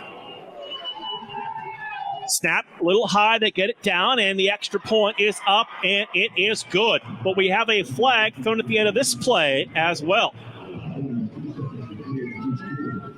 don't know what happened there. I'm starting to get a little chippy.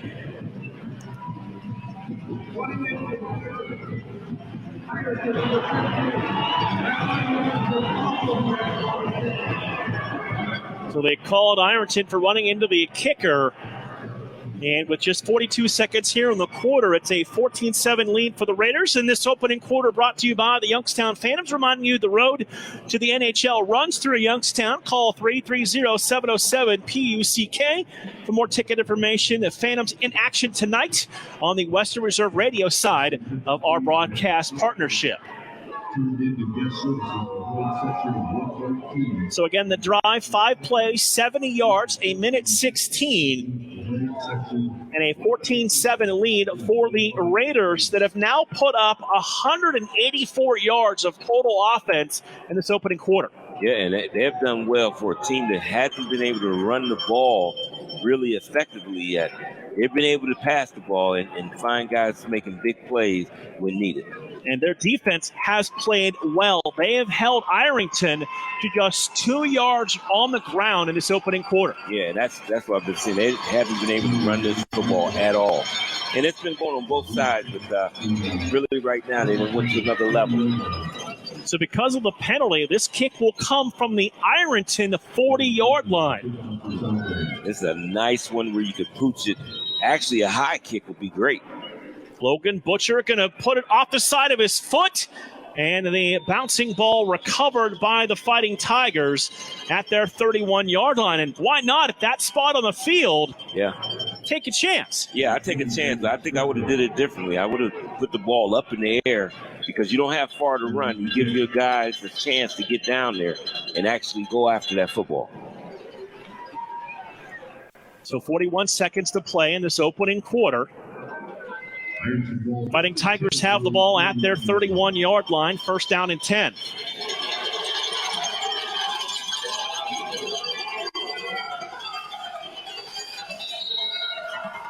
Keys back there in the backfield for the Fighting Tigers. Carpenter is the quarterback. Carpenter to throw. Has time, sets up the tunnel screen.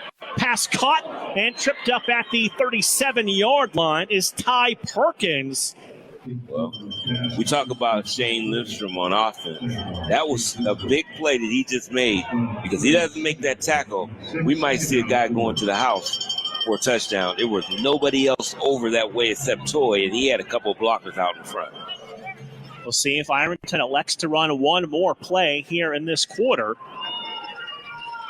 And they are going to head to the near sidelines, and that means we have come to the end of the opening quarter. After one, our South Range Raiders lead Ironton Fighting Tigers 14-7. We'll take a break, come back with quarter number 2 on Western Reserve Radio and Sports Radio 1240. Located in Applewood Estates in Boardman Township, the Applewood Swim and Tennis Club offers a pleasant family environment. Choose a membership that meets your needs and enjoy a relaxing venue that includes not only swimming for the family, but also youth activities such as competitive swimming, tennis, and more. Enjoy the friendly atmosphere all summer long with the staff and members of the Applewood Swim and Tennis Club. For more information, go to applewoodswimandtennis.com or call 330-953-2833. Sandrock Concrete specializes in all types of concrete, driveways, sidewalks, basements, and garages. We also do stamped colored concrete in many different designs. We do interior and exterior stonework, regular brick and block work. Sandrock Concrete is fully insured. Call Jerry Sandrock at 330-506-0013 for an estimate. Also find them on Facebook at Sandrock Concrete LLC. Sandrock Concrete, where you deal with the owner all the time. Golf in the Mahoning Valley starts at Mill Creek Golf Course. Mill Creek Golf Course is the host venue for the AJGA PGA Hope Program, 8 high school teams, and 2 collegiate teams. Mill Creek Golf Course is your Callaway certified golf hub fitting facility. It was named the PGA of America's National Merchandiser of the Year for a public facility 2022. Book your tee time at 330-740-7112 or online at millcreekmetroparks.org.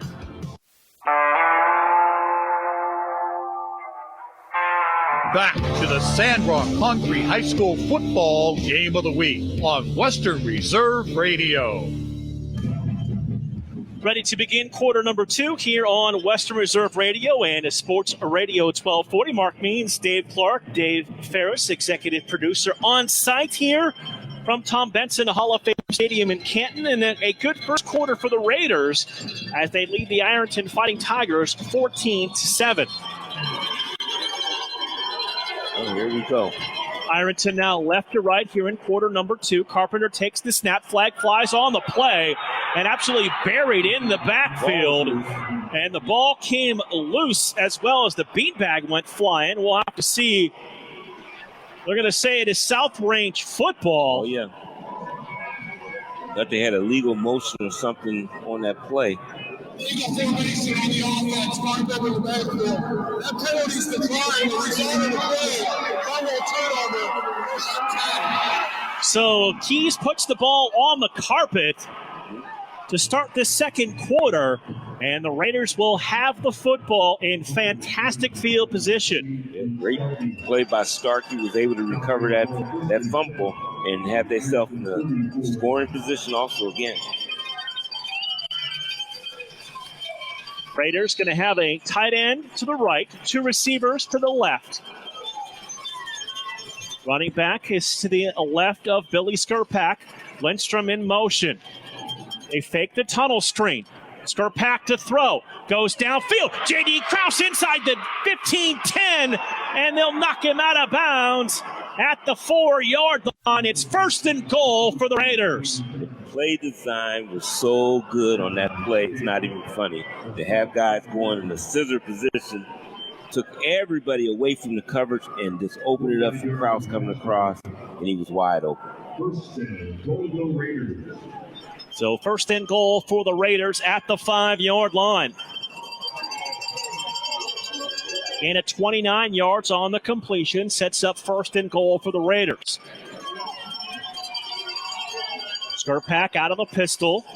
That's Blake Ewert, the junior, next to him. Lindstrom in motion. Skurpak's going to keep it. Skurpak's going to dive in for the touchdown from 5 yards out. And the Raiders have put 20 on the board with 11:14 to play in the first half. Yeah, that opened up really big. And once he got an opportunity to take off, you know the way he runs the football, Mark, there's going to be no denying him getting in that end zone. So Billy Skurpak finds the end zone again for South Range.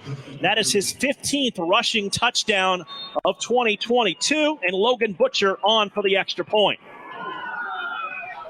Snap down, the Butcher's extra point, a low line drive that is no good. So it didn't clear the crossbar. It comes up short, and with 11:14 to play here in the first half, South Range takes advantage of their opportunity and the turnover and puts 6 on the board to lead it 20-7. Yeah, and we didn't see them really going at it now. What bodes well for Ironton is they had to play from behind last week and to come back in that football game to win it. So your confidence still should be there that, hey, we can stay settled down, do what we need to do. We can get right back in this football game. They got to have that mindset. 5-yard touchdown run by Billy Skurpak caps off a 2-play, 34-yard drive. It took 41 seconds off the clock and a 20-7 lead for the Raiders. And so many things go into win a state championship. Not only is it being able to kind of slow the heart rate, get comfortable in what you're doing, but it's also taking advantage of an opportunity when it's presented. Yeah, and that's what, you know, when you get a turnover, you want to get something, some type of dividends out of it, and preferably a touchdown. That's what they were able to do. So Logan Butcher will kick. 2 returners are back deep for the Fighting Tigers, and the ball comes off the tee. South Range outgaining Ironton here in the early portion of the second quarter, 218-72. Butchers kick a bouncing ball that is picked up at the 19. Across the 20, cuts back 25 to the 27-yard line. On the return for the Fighting Tigers, that's Landon Wilson, the senior. Yeah, the Range is definitely fired up over there, and it's time for Ironton. They got to settle it down and be able to get a nice drive going so they can settle this crowd down. The crowd is into it. South Range is into it. It's a daunting effort what they've been doing so far. So 1st and 10 for the Fighting Tigers from the 27-yard line. Carpenter works out of the pistol. 1 receiver right, 3 to the left. He'll drop back to throw. Time, pressured, and he's going to go down in a heap at the 25-yard line as a host of Raiders there to make the play. As coming up, let's give the official stop. That is 58, Chris Ciccoli, the senior, on the tackle. Yeah, and they're mixing up, as I said before the game. They love to mix up their defense and playing a 4-3, but that time slipping somebody up inside, giving it that 52 look, and then brung them on the rush. Ciccoli and Bailey combine on the stop. Brings up 2nd down and 12, back at the 25. Carpenter sends a man in motion, gets it to him on the jet sweep, turns the corner, and driven back shy of the 30-yard line. That's Aiden Young, the 5'11", 185-pound senior. It's going to bring up a 3rd down and 7 for the Fighting Tigers. Yeah, the reaction on defense is excellent, and then they're getting everybody to the ball. And that's what you want. You want all 11 hats to get to the ball, and that's what they're actually doing on defense. They're getting them there. Fantastic crowd has come out to Tom Benson Hall of Fame Stadium for this one. The stands are packed, especially at the middle of the stadium across from us from North Lima. Carpenter on 3rd down takes the snap. He'll hand it off to Amari Felder. And Felder is down to the 34-yard line. This is going to bring up 4th down. And South Range again will turn the Fighting Tigers away.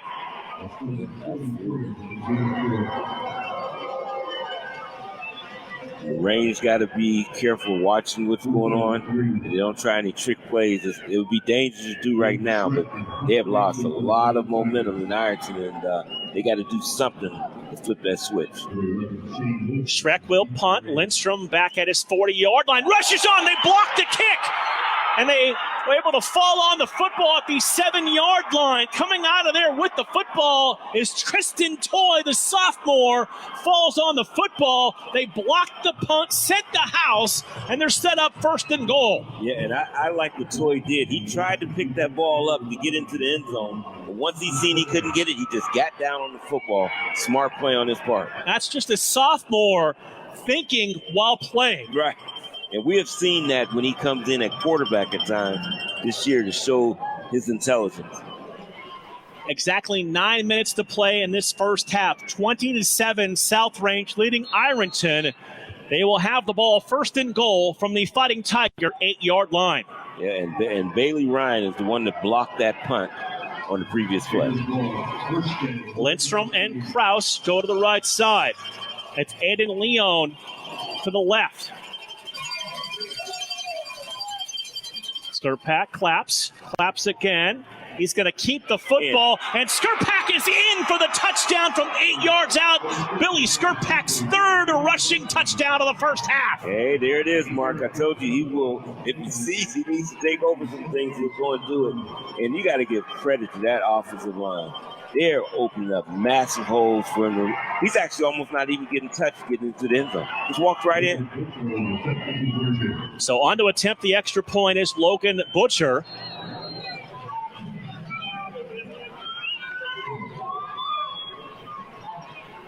Plenty of time on the play clock. Snap a little high. They get this one down. This one is also going to be partially blocked and no good.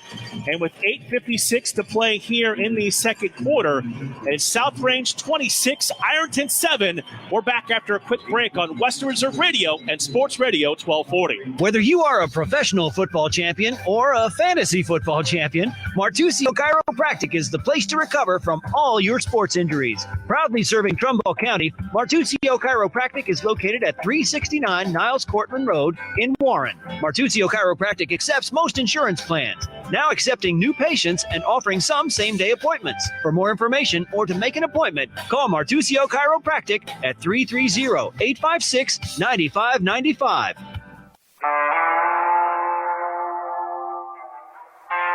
Back to the Sandrock Concrete High School football game of the week on Western Reserve Radio.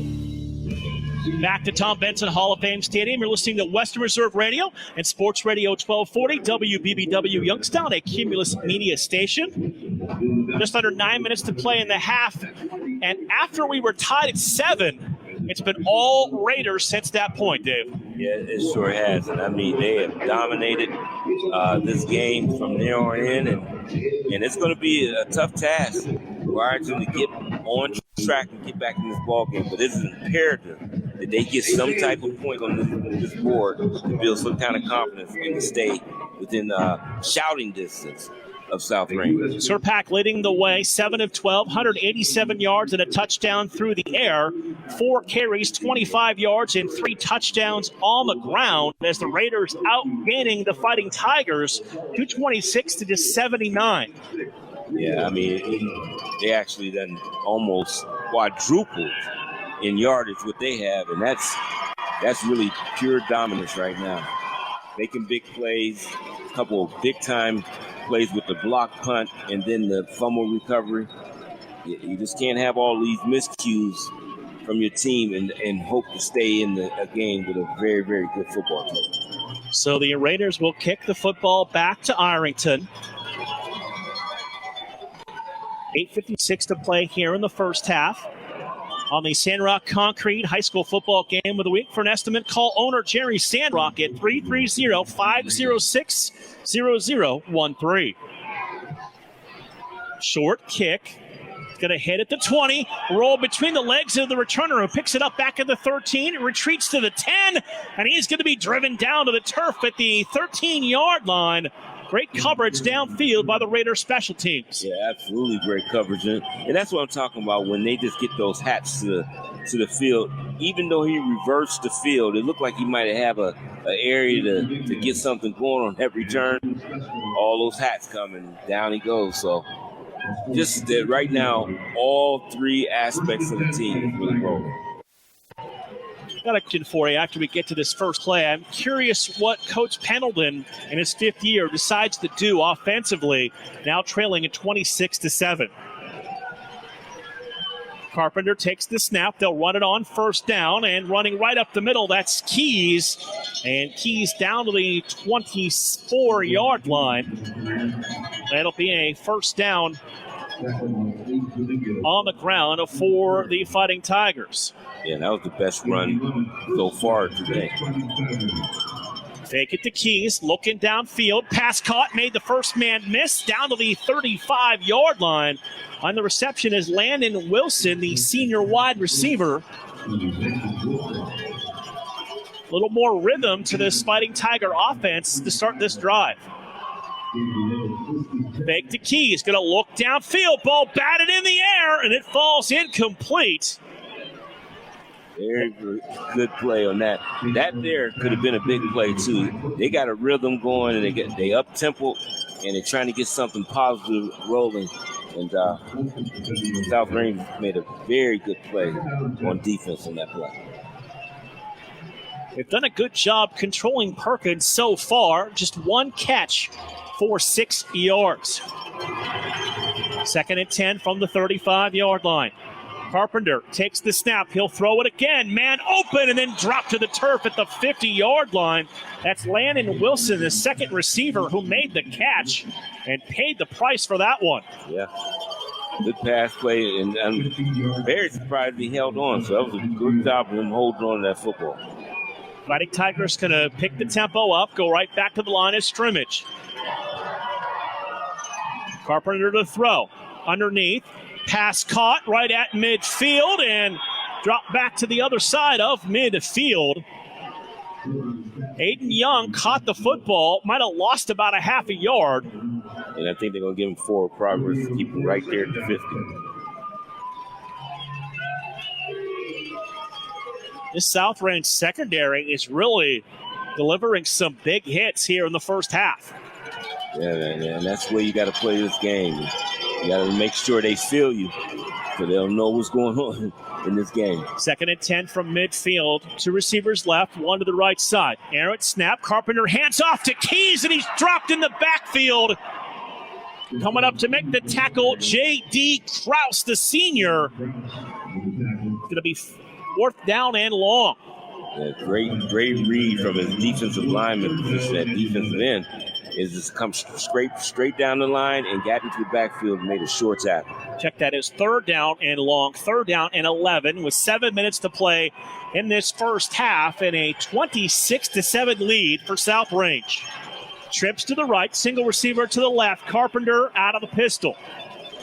Takes the snap, looks to throw, fires across the field. Pass is going to be caught, and that is an Ironton first down. And ran the slant play to Perkins beautifully, and he makes the first down reception. Yeah, nice pass play. I was looking there. He was all singled up on that end, and it was just too much room we gave him for that end cut. They'll pick up 18 and a first down. Fake it to Keys. Carpenter's going to keep it, and he'll be upended and go hard to the turf at the 30-yard line. Yeah, Shane Lindstrom with that nice hit there and toppled him right on top of his head after he came down straight on his head, but he seems to shake it off, and he's ready to go. Gain of 7 brings up 2nd down and 3. Ball on the Raider 30-yard line. Trips to the right, single receiver left. Carpenter to throw. Going to look deep, looks downfield, and Lindstrom, the closest receiver to that football, as it falls incomplete in the end zone. And it brings up now a 3rd down and 3. Yeah, well, Carpenter was very lucky that Lindstrom actually stopped his back pedal. Because if he had back pedal continued, he had been right in position to make that. But he had stopped and then tried to restart and couldn't get to that football. Raiders blocking a punt and recovering a fumble, turning them into 2 scores, leading it 26-7. 2 receivers to the left, 1 to the right, wing to the right side. Carpenter gives the ball to Keys, and Keys is hammered to the turf.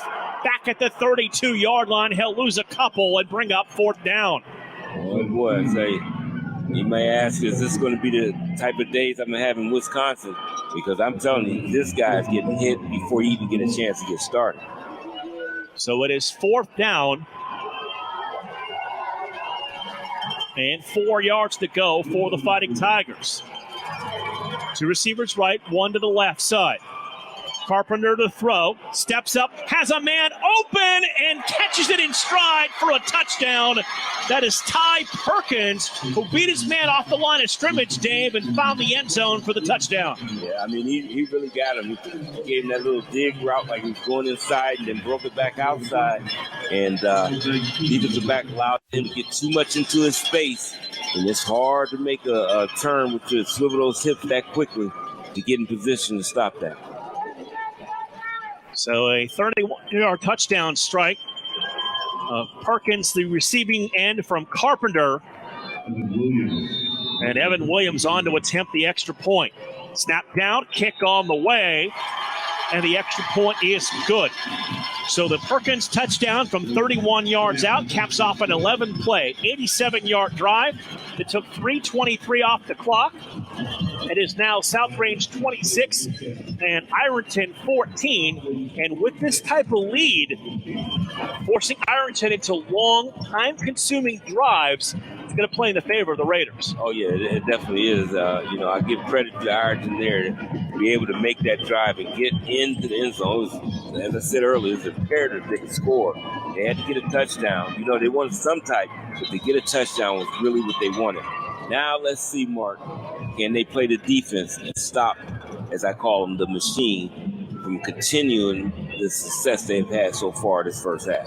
Carpenter's thrown the ball well, 8 of 14, 144 yards and a pair of touchdowns. South Range defensively has really controlled their running game, holding them to just 22 yards on the ground.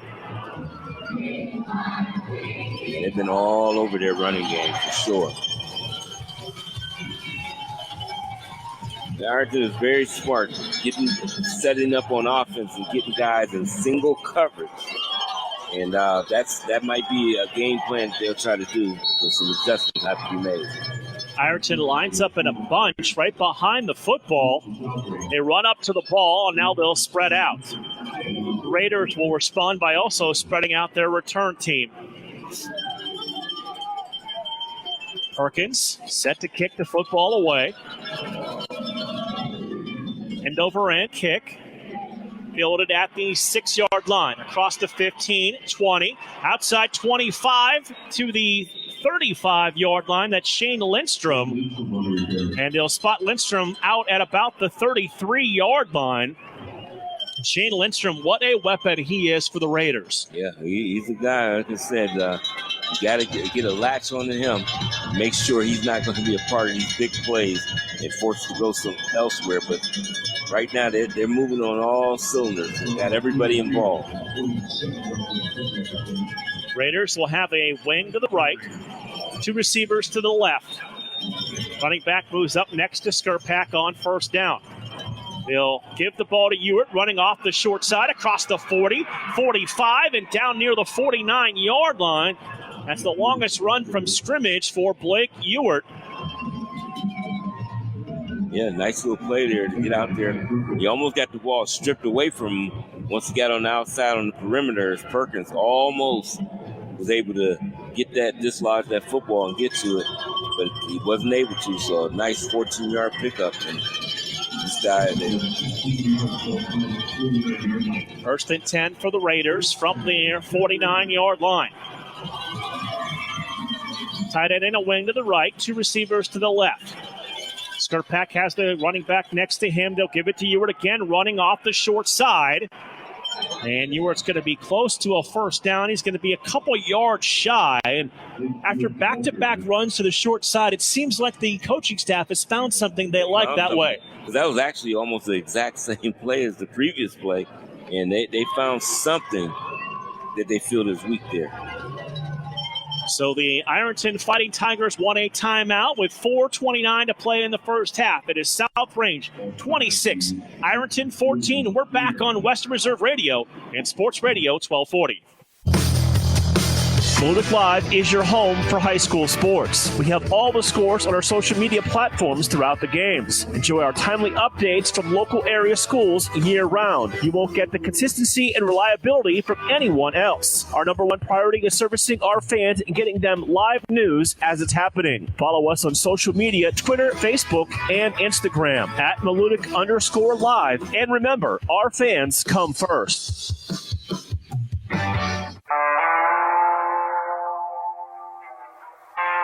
Back to the Sandrock Concrete High School football game of the week on Western Reserve Radio. 4:29 to play here in the first half. South Range with a 26-14 lead over the Ironton Fighting Tigers. Skurpak works out of the pistol, running back behind him. Wing to the right, receivers to the left. Skurpak will hand it off to Dominguez, who gets his first carry. Dominguez breaks a couple of tackles, gets across the 35, and down to the 34-yard line. That's Aiden Dominguez, the 6'1", 175-pound sophomore, on his first carry. And that's the thing. They throw a few waves at you as they bring guys in that you haven't seen. That's what they do. And they keep some fresh legs out there in that backfield. First and 10 for the Raiders off the 9-yard run by Aiden Dominguez. 1 receiver to the right, 2 to the left side. Dominguez right next to Skurpak, who's going to run quarterback power. And he'll be stood up as he gets down to the 31-yard line. He'll pick up 3. It's 2nd and 7. Yeah, and then, when you run a quarterback power, it sends a message to the other team of your physicality. You allow your quarterback to be your power rusher there, and that's sending a message that we're playing strong, powerful football today and physical. And that's what they're getting that message out. 2nd down and 7. Tight end in a wing to the right side. 2 receivers to the left. They give the ball to Ewart, who breaks free across the 20, 15, breaks a tackle, 10 to the 5. Touchdown, Raiders. Blake Ewart finds the end zone, and the South Range Raiders have put up 32 here in the first half. Yeah, I'll tell you, they have ran to the left side of that defense. They have found something of weakness over there to be able to make plays right on that side. There's been big runs the last 4 downs, Mark, when they ran to their right into the Ironton's left side of the defense. They have found a big-time gaps over there. Both teams have gone to their respective sidelines, Dave, as we have a player down across the field from us being tended to by the training staff. Good to see him get up, trying to make that tackle, and I don't know if he got the wind or the way he's holding that arm, he might have came down on it as he tried to stretch out and make that tackle. 31-yard touchdown run for Blake Ewart, a 5-play, 67-yard drive that took 2:01. Yep. Now the Raiders will come on and attempt the extra point. They may leave the offense out here. Oh, yeah, well, they done missed 2 extra points, and I think they want to try to recapture those points back if they can. Skurpak, the quarterback. Ewart is the tailback. Lindstrom goes in motion. Skurpak going to roll that way. Look across the field. The receiver is wide open for the conversion. There's all kinds of contact. Offense. They may call this on an illegal screen on the Raiders. Yeah, I'm pretty sure they call an offensive interference here.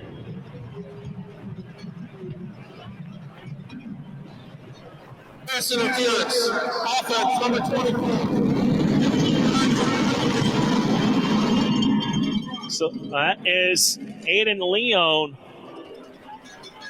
called for the pick that wipes off the conversion now as they'll back it up. And the pick play, really what it is, it's run all the time in all phases of football. Said the former defensive back. Yeah. and what they do is this, if you get caught. I mean, they do it all the time. It's a design play. And it's if you get caught. But you got to keep yourself moving so that wouldn't happen. So the Raiders will now take a timeout before the 2-point conversion. We'll step aside as well. 3:13 to play first half. South Range 32, Ironton 14 on Western Reserve Radio and Sports Radio 1240. Accidents happen. That's why you need Repair That Glass. Specializing in windshield replacement and all other auto glass, we offer a full range of automotive glass repairs. Our technicians can do everything from minor chip repair to a complete replacement. Your windows don't go up or down, they can fix that too, along with custom glass work and antiques. Repair That Glass is a family-run business for over 40 years. Repair That Glass. Call for your appointment now at 330-534-3192.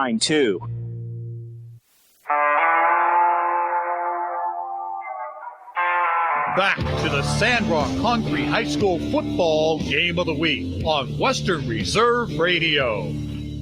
Coach Yeagley uses his first timeout. He'll be left with a pair. Ironton also has a pair. Dave, off of a timeout with a 32-14 lead. Is this the perfect time to go into your bag of tricks for the 2-point conversion? Yeah, I would definitely do something here. You want those 2 points for sure. Trips to the right side. Single receiver Leon to the left. Skurpak's running back right next to him. He'll take the snap. Stands into the pocket. Looks downfield. A ball knocked away. Incomplete. That's good coverage downfield by the Fighting Tigers. Aiden Young bats the ball away. And the 2-point conversion is no good. But South Range with a 32-14 lead. Yeah. Way to come back and answer that score from Ironton. And just to keep them behind, to have to keep on fighting uphill, makes it tough on them. So Ironton will get the football back. And when you're down by this much, it makes you wonder, do you have to go away from your normal style of offense? But that last drive, they kept to what the Fighting Tigers do. They just really picked up the tempo. Yeah, and I think that's what you got to do. I think the adjustments has got to be made. It's got to be made on their defense. And they play a 3-4, and they're staying more standard than that. And there's so many things you can run off of that 3-4 defense and give a team a different look. And I haven't seen them do it yet. So South Range will kick the football away, leading 32-14. They have put up 293 yards of offense. We still have 3 minutes to play in the first half. Yeah. It's been definitely dominance that we've seen from the Raiders. Logan Butcher's kick is going to be a short one that is caught at the 26, across the 30, and down to about the 33-yard line. On the return, that's Amari Felder, the senior receiver for the Fighting Tigers. And don't forget, coming up at halftime, a recap of the scoring, first half numbers, and the Director of Media Relations and Communications for the OHSAA, Tim Street, scheduled to join us in the box. Yeah, I was trying to see on offense for Ironton if the one who was injured on that last play was one of your starting receivers. And I think that was Layden Wilson who got injured, and he's not back out there. Carpenter to throw it on first down. Has time. Now he'll look downfield as he went down to the turf from the grasp of J.D. Krause, and the pass ball's incomplete. It's second down and 10. Yeah, the pass rush was coming there, and they're getting pressure on him. He's not been able to just sit back there and plant his feet and throw, keeping him on the move. And a lot of times that happens, you're not as accurate. Second and 10, 3:02 to play in the half. 32-14, South Range leading Ironton in this D5 state championship game. Carpenter, play fake, goes underneath. Pass caught at the 36, breaks a tackle down the sidelines, breaks another tackle. And this is Sean Terry down the sidelines for the Fighting Tigers touchdown. Penalty flag out there, though. There's a flag back at the 47-yard line. And everyone is coming back to the line of scrimmage. What you hate on a play like that is when you get an unnecessary block in the back when you didn't really need it. The guy made a great move to get to the outside to make that score. And you hate when things like that happen, but that looked like it was happening, a little block in the back, I'm thinking. Offense, number 3, 10 yards from the spot of the foul.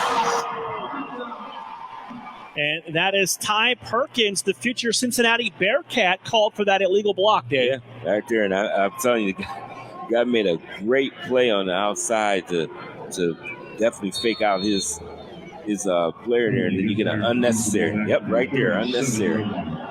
We have the ability with the large screen, flat screen TVs, 2 of them in the booth to watch all the replays. Absolutely. So they will run it on the first play after the penalty. That's by Amari Felder. And Felder picks up the first down. Let's keep it driving. I want to say thank you to Sherry Ford listening on our Facebook page. Thanks for tuning in, Sherry. We appreciate it. 2.5 minutes to play in the half. 32-14 South Range. Pass is going to be caught off the deflection by Aiden Young. And that is going to be a first down for the Fighting Tigers, but another flag back at the 49-yard line. Boy, oh boy, they're shooting themselves in the foot if this is on them again. And it looks like preliminary indication is a legal man downfield. And everyone heading back upfield.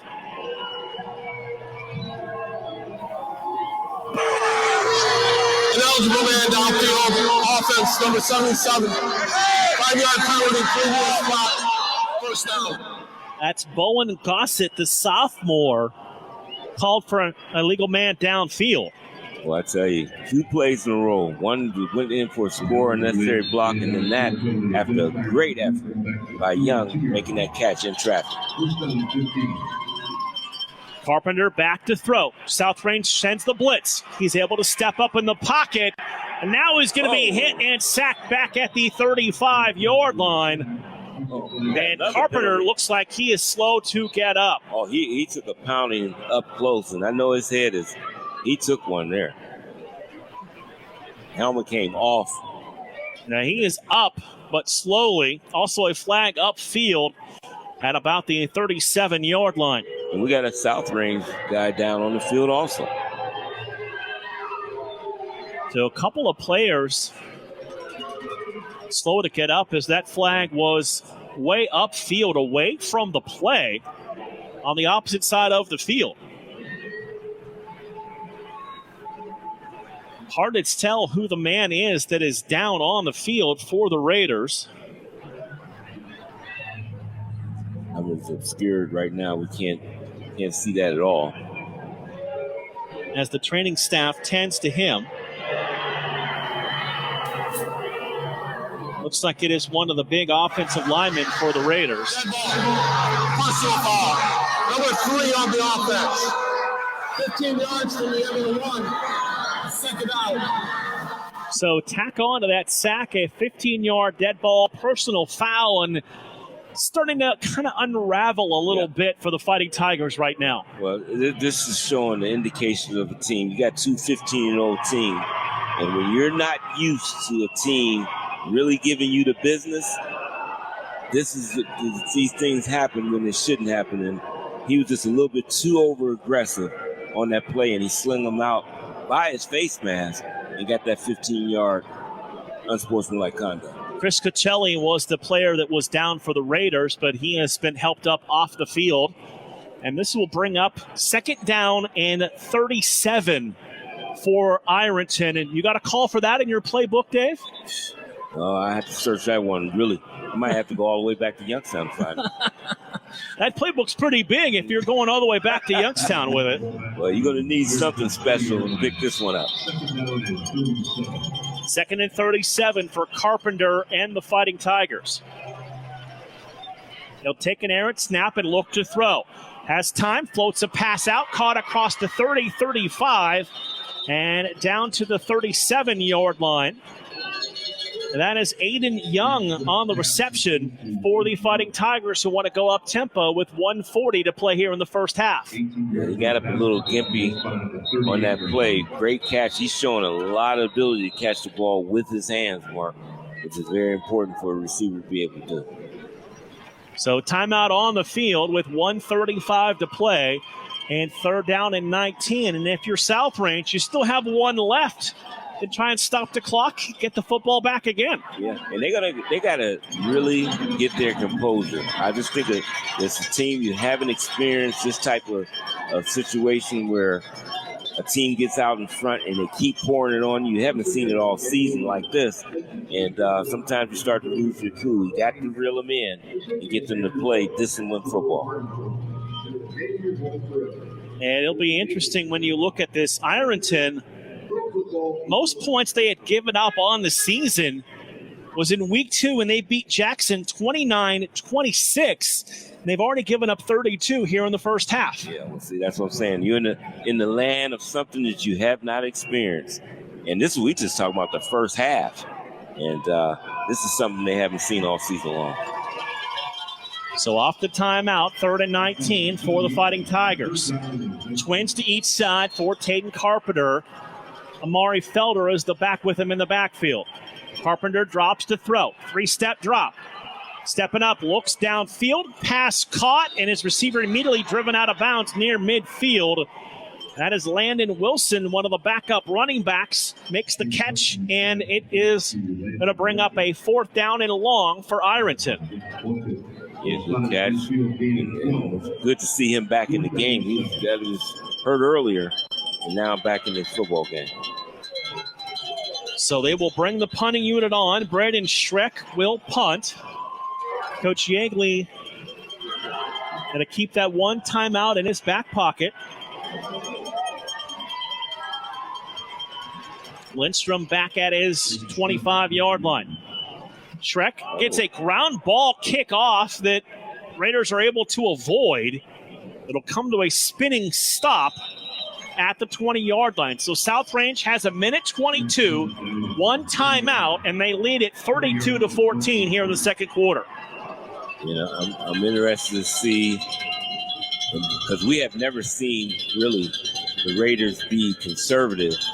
So I'm looking for them to still try to score with 122, and I think he'll see if he can get something right off the bag, see if he can move the ball. Then if he doesn't, I think then he'll be satisfied where he's at for this first half. So South Range 1st and 10 with the ball resting on the 20-yard line. They're going to send two receivers to the right, tight end and a wing to the left. Skurpak to throw it on play action. It'll look downfield, and a looping pass is too far out in front of Aiden Leon and incomplete. And it brings up a 2nd down and 10, and the Raiders continue to be aggressive. Yeah, and that's what I said. You go and see if you can make a big play right off the bat. And if you do, then you continue the onslaught. Now they may settle down. We'll see, though, because I have not seen them be really conservative ever. But they may slow it down and be satisfied with their lead right now. 2nd and 10 from the 20. Skurpak, twins receivers to the right side.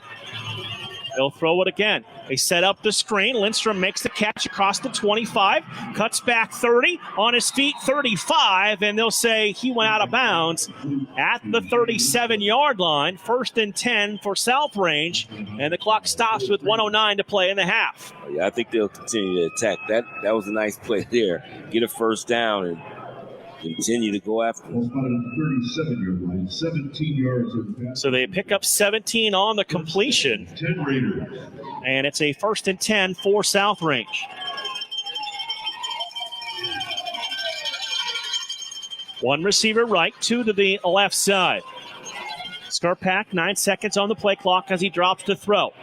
Avoids the rush, stays on his feet, and hammers his way down to the 42-yard line. And what looked like a play for a carry for loss turns into a nice gain for the Raiders and Billy Skurpak. Yeah, very nice pick up there.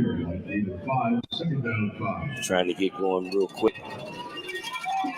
Right back to the line with two receivers right and a tight end to the right. Skurpak to throw, one-on-one. Aiden Leon makes the catch and has the football down to the 30-yard line of the Fighting Tigers. 1st and 10 Raiders, who continue to attack this defense from Ironton. Yeah, that's just big boy football. You got two guys, one 6'2", and the defensive back, receiver 6'3". Put it up there for him, and he went up and more aggressive to go get that football. Two receivers again to the right, one to the left. Skurpak to throw. Has time. Goes down the middle of the field as the flag flies. And are they going to call that a catch? Yes, they are. But let's check out the penalty back at the 31-yard line.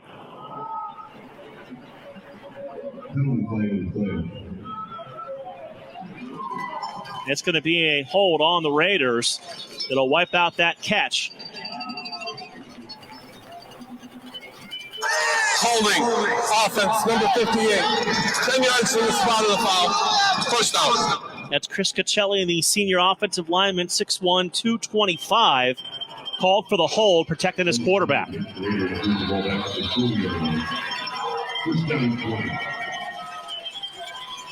Two receivers to the right, one to the left. Skurpak will throw. Goes down the seam, and it was just a little too tall for J.D. Krause that was wide open down the middle of the field. Yeah, and what it looked like on that, he could have definitely pulled in. I think he took his eye off the football just to see the defender that might have been around him. And right there, he took that little peek at that safety coming up to make sure he could snag that ball and lost sight of the football. 2nd down and 20, 19 seconds to go in the half.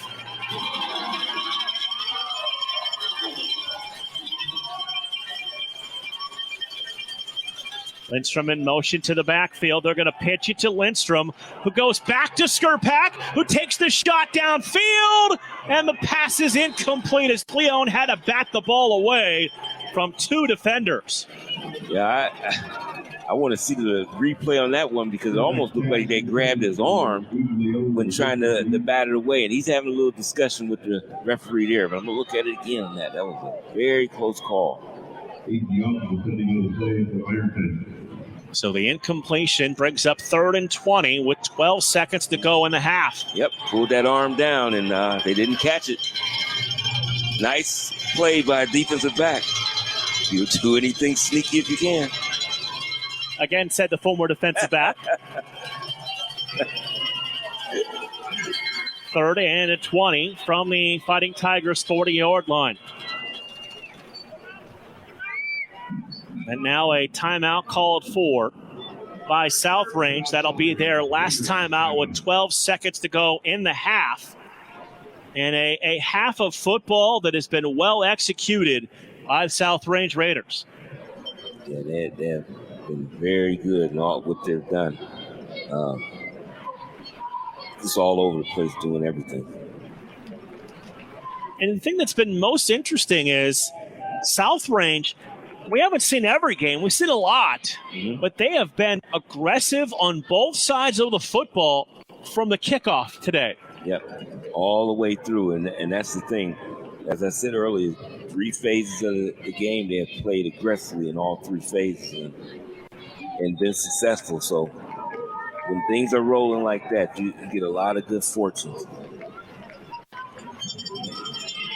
We got 12 seconds, Mark. They still got the idea of trying to put that ball in the end zone. Back to the line on 3rd down and 20 from the 40. And now whistles, and Ironton will use a timeout.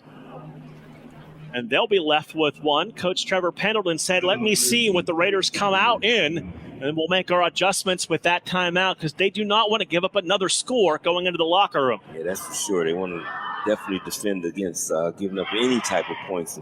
And with it's a tough task here. We got 12 seconds. You almost want to take it down near the end zone because I don't think they will have the opportunity to really get downfield, get lined up, and spike the ball.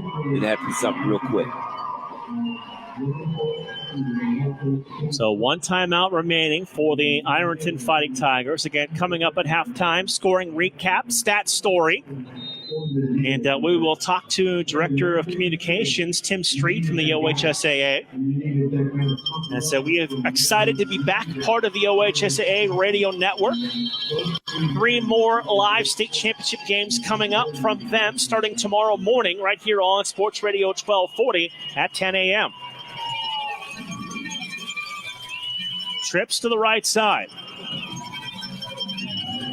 Skurpak to throw it. Avoids the rush. Now he's going to go down and he's going to get sacked at the 40-yard line. In that first half.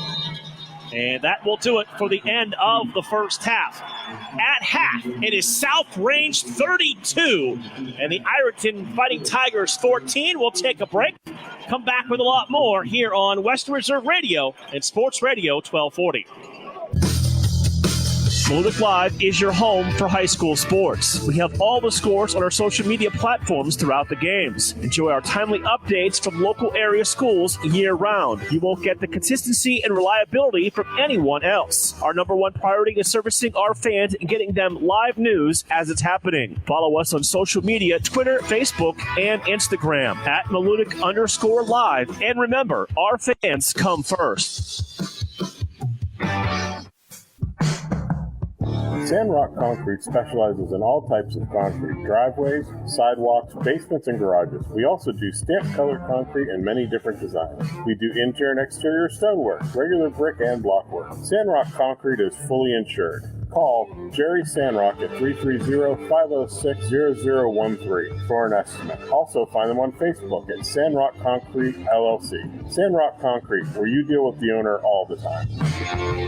During the fall and winter, grilling season never ends, and Gessler Propane is your local supplier that makes sure you get your hard-earned money's worth. Why go to gas exchanges to pay higher prices for tanks not filled to capacity? Gessler Propane makes sure you're prepared for year-round grilling with 100% filled tanks at a reasonable cost. See Bob Monday through Friday, 10 to 4, and Saturday, 9 to 3 at Gessler Propane, 702 Youngstown Poland Road, Struthers, or call 330-755-9119. Gessler Propane. They got gas. Located in Applewood Estates in Boardman Township, the Applewood Swim and Tennis Club offers a pleasant family environment. Choose a membership that meets your needs and enjoy a relaxing venue that includes not only swimming for the family, but also youth activities such as competitive swimming, tennis, and more. Enjoy the friendly atmosphere all summer long with the staff and members of the Applewood Swim and Tennis Club. For more information, go to applewoodswimandtennis.com or call 330-953-2833.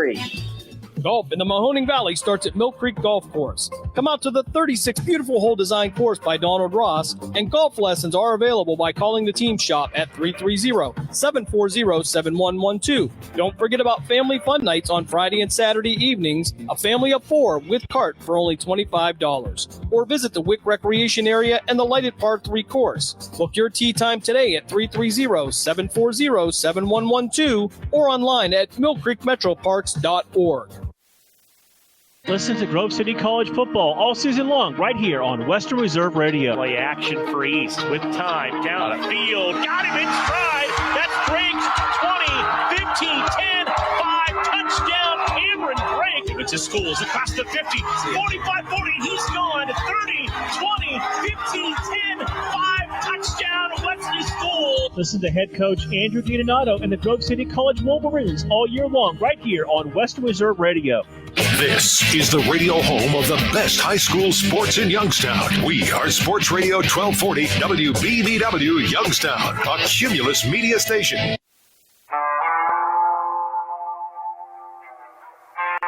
Back to the Sandrock Concrete High School football game of the week on Western Reserve Radio.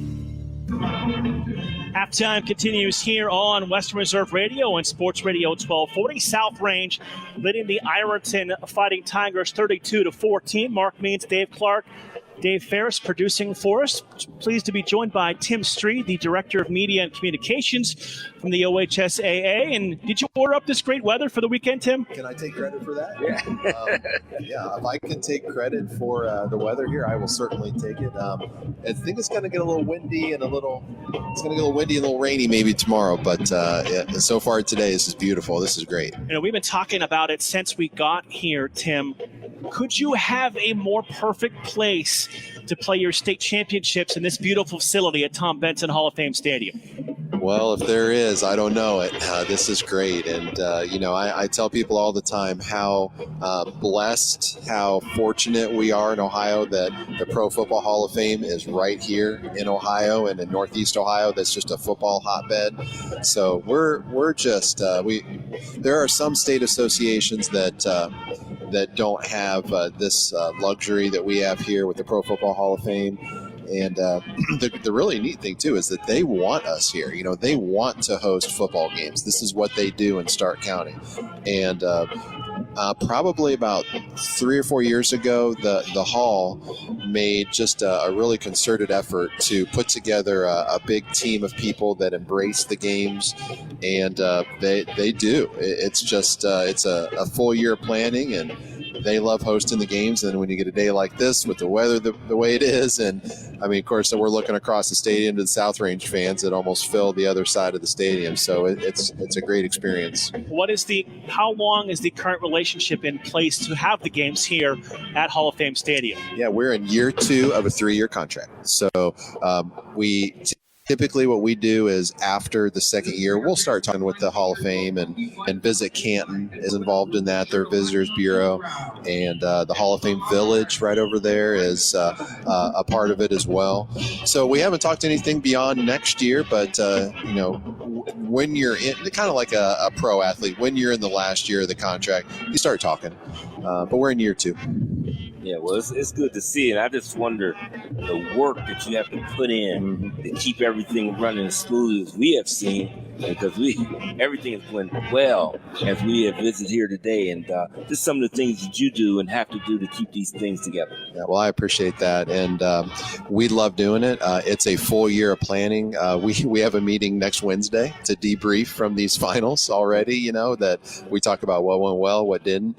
So yeah, we put a lot of planning into it, enjoy doing it. But the thing that is really an advantageous situation for us is that the venue lends itself to having spaces to do a lot of things. It's got a nice big press box here that has multiple levels. We have the club level below us that are indoor tickets for people that want to have that kind of access. We have spaces for our board of directors. So all of our district athletic boards are here in Canton this weekend for meetings. It's where a lot of the work gets done for the year. There's social events as well. So the venue allows you to do a lot of that. And so with the Hall of Fame next door too, all the wives are next door at the Hall of Fame right now. They come back in time to watch the second half and the trophy presentation. So it allows you to do a lot of that kind of planning. And so we take advantage of it. We take advantage of the spaces, the options, the Hall of Fame, and we kind of make it a weekend to remember for everybody. Oh yeah, and it has been that for sure. We are again joined by Tim Street, Director of Media Relations for the OHSAA, and we do high school football a little differently with our relationship between Western Reserve Radio and Cumulus, but we're excited to be back on the network for this year. Yeah, well, I'm excited the network's back. It was suspended for about a year and a half, and we had, which I could talk for an hour about this, but when COVID hit, we did not have our basketball and wrestling state tournaments in 2020. And then when we had our football playoffs in the fall of 20, we were still under limited capacity. We were under limited spectators. Well, when our budget is based 80% on ticket sales, you can do the math and realize we were in trouble. So we've had to change a lot of things, and we had several things that were put on the back burner, and the radio network was one of them. And I'm glad that I'm still here, but we had to put the radio network on the back burner. We were able to bring it back really quick at the end of the basketball season last year. And then in September, I got the green light to bring it back in its full capacity. And Mark, you're one of the first people I reached out to let you know that it was back, and we're excited to be back. And I know you guys cover a lot of high school football, and of course we appreciate that because it promotes the schools, it promotes the kids, and hopefully the network is a part of that coverage for you. And it's always been exciting to be part of that, because not only does it give a very strong area of Youngstown coverage to our local schools, but there's a lot of people in our area that are excited about all the matchups up and down that are going to come for the next couple days. And how about you guys having 3 teams here?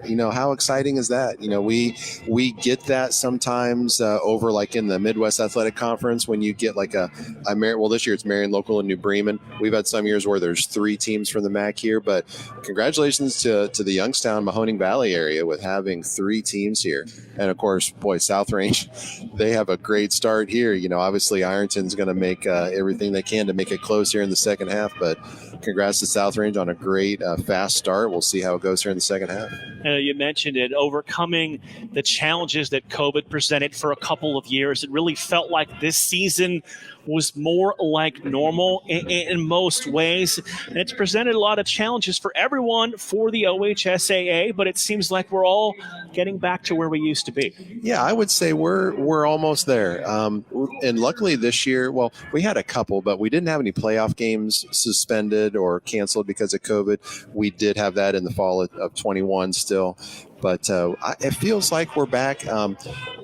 We made some changes in our office internally because of COVID and because of the budget cuts that it still feels a little different to me. But what I will say this a million times. for what we're seeing out on the field and in the stands, I'll take adversity on my end to have that.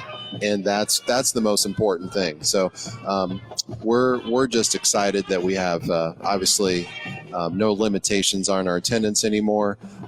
It really does feel like it's back to normal for 99% of what we do. So I'm glad to hear it feels that way on your end too. I know there's not a lot of time for us between football, jumping right into basketball, but as we look to turn the page to next year, what does 2023 hold for the OHSA? Well, actually, I have a meeting on Monday afternoon regarding our wrestling state tournament because we have to redo that tournament basically because we have girls wrestling is our newly sanctioned sport. Right. So we have to redo the formatting and timing and bout numbers and mat numbers for our whole wrestling state tournament, which is exciting. That's a good thing. It's I've only seen a little bit of girls wrestling, but from what I've seen, take the boys wrestling intensity and go up a notch. It is just amazing to watch them, but we have to redo our wrestling state tournament format. So I have a meeting Monday afternoon about that. So I'm already thinking wrestling, and then of course all of our other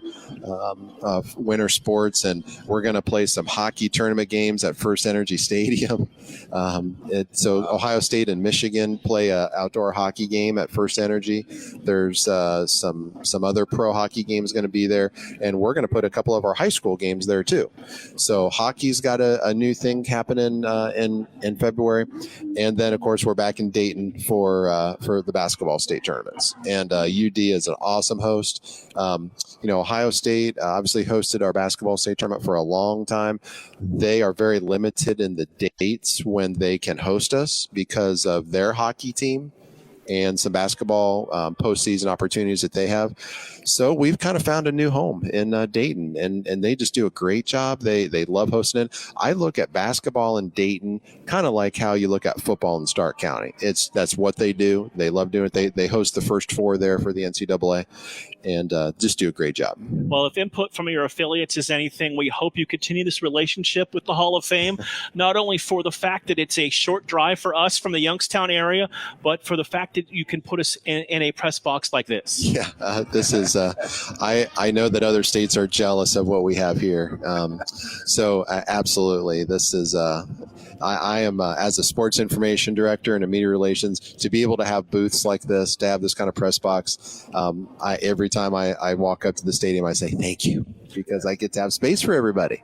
That's kind of what we said walking in. Tim, thank you very much. We appreciate it. Thank you, Mark. Really appreciate it. Tim Street, Director of Media Relations, joining us here at the half. It is South Range 32, Ironton 14. We'll step aside and come back here on Western Reserve Radio and Sports Radio 1240. During the fall and winter, grilling season never ends, and Gessler Propane is your local supplier. Then make sure you get your hard-earned money's worth. Why go to gas exchanges to pay higher prices for tanks not filled to capacity? Gessler Propane makes sure you're prepared for year-round grilling with 100% filled tanks at a reasonable cost. See Bob Monday through Friday, 10 to 4, and Saturday, 9 to 3 at Gessler Propane, 702 Youngstown Poland Road, Struthers, or call 330-755-9119. Gessler Propane. They got gas. Golf in the Mahoning Valley starts at Mill Creek Golf Course. Come out to the 36 beautiful hole design course by Donald Ross, and golf lessons are available by calling the team shop at 330-740-7112. Don't forget about family fun nights on Friday and Saturday evenings, a family of 4 with cart for only $25. Or visit the Wick Recreation Area and the lighted Par 3 course.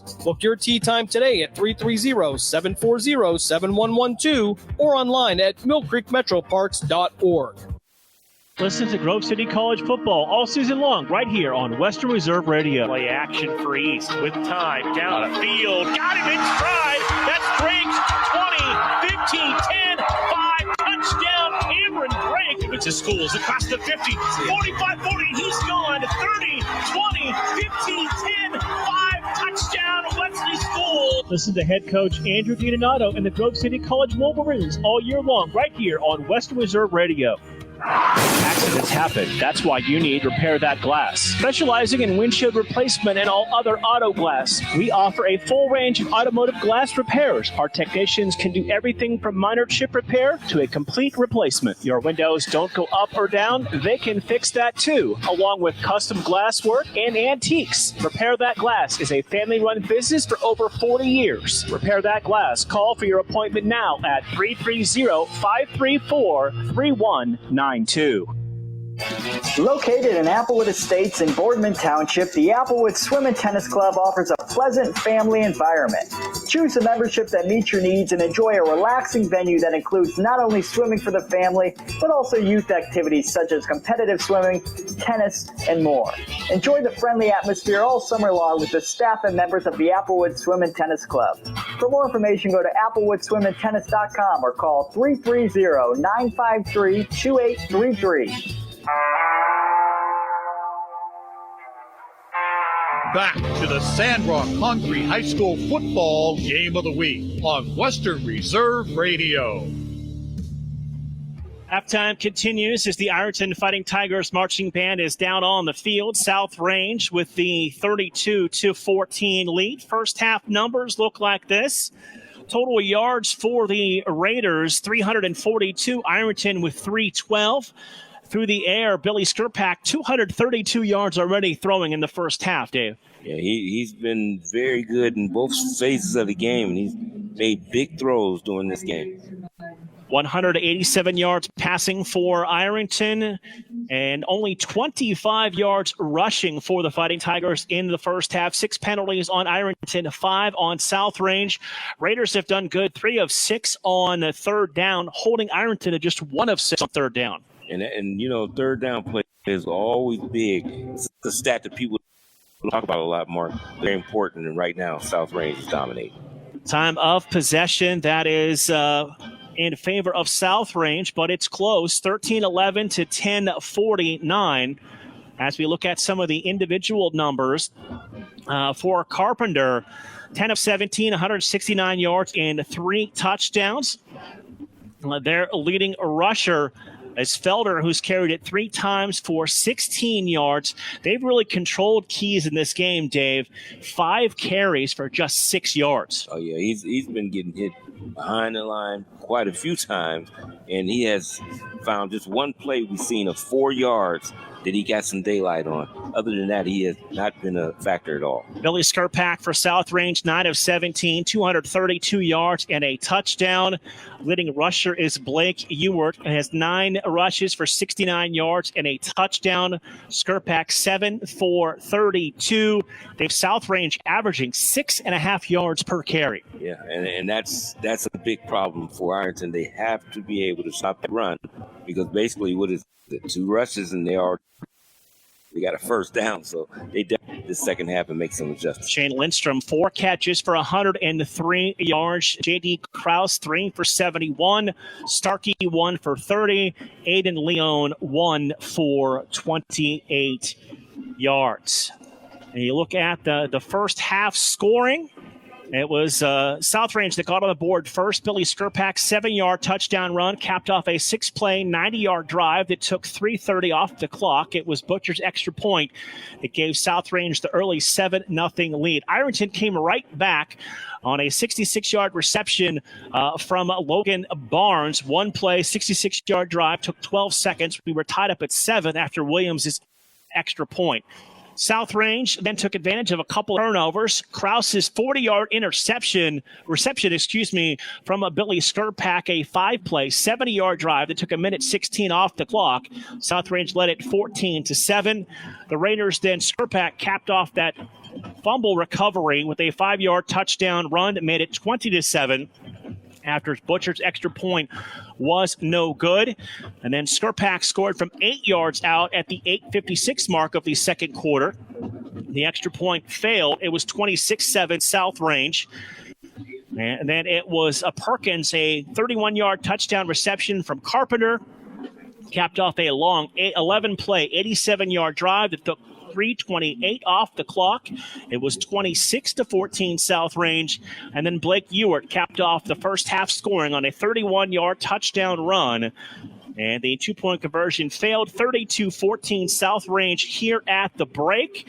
And it has been a first half that has pretty much been dominated by the South Range Raiders. Yeah, they absolutely have. And major adjustments in that 3-4 defense of Ironton. You can go to a lot of different things. The 3-3, you can go to the 4-2. I mean, it's just a lot of things they need to do to cause some, mishaps on South Range. But they have to make those adjustments on the defensive end if they look to get back into this ball game.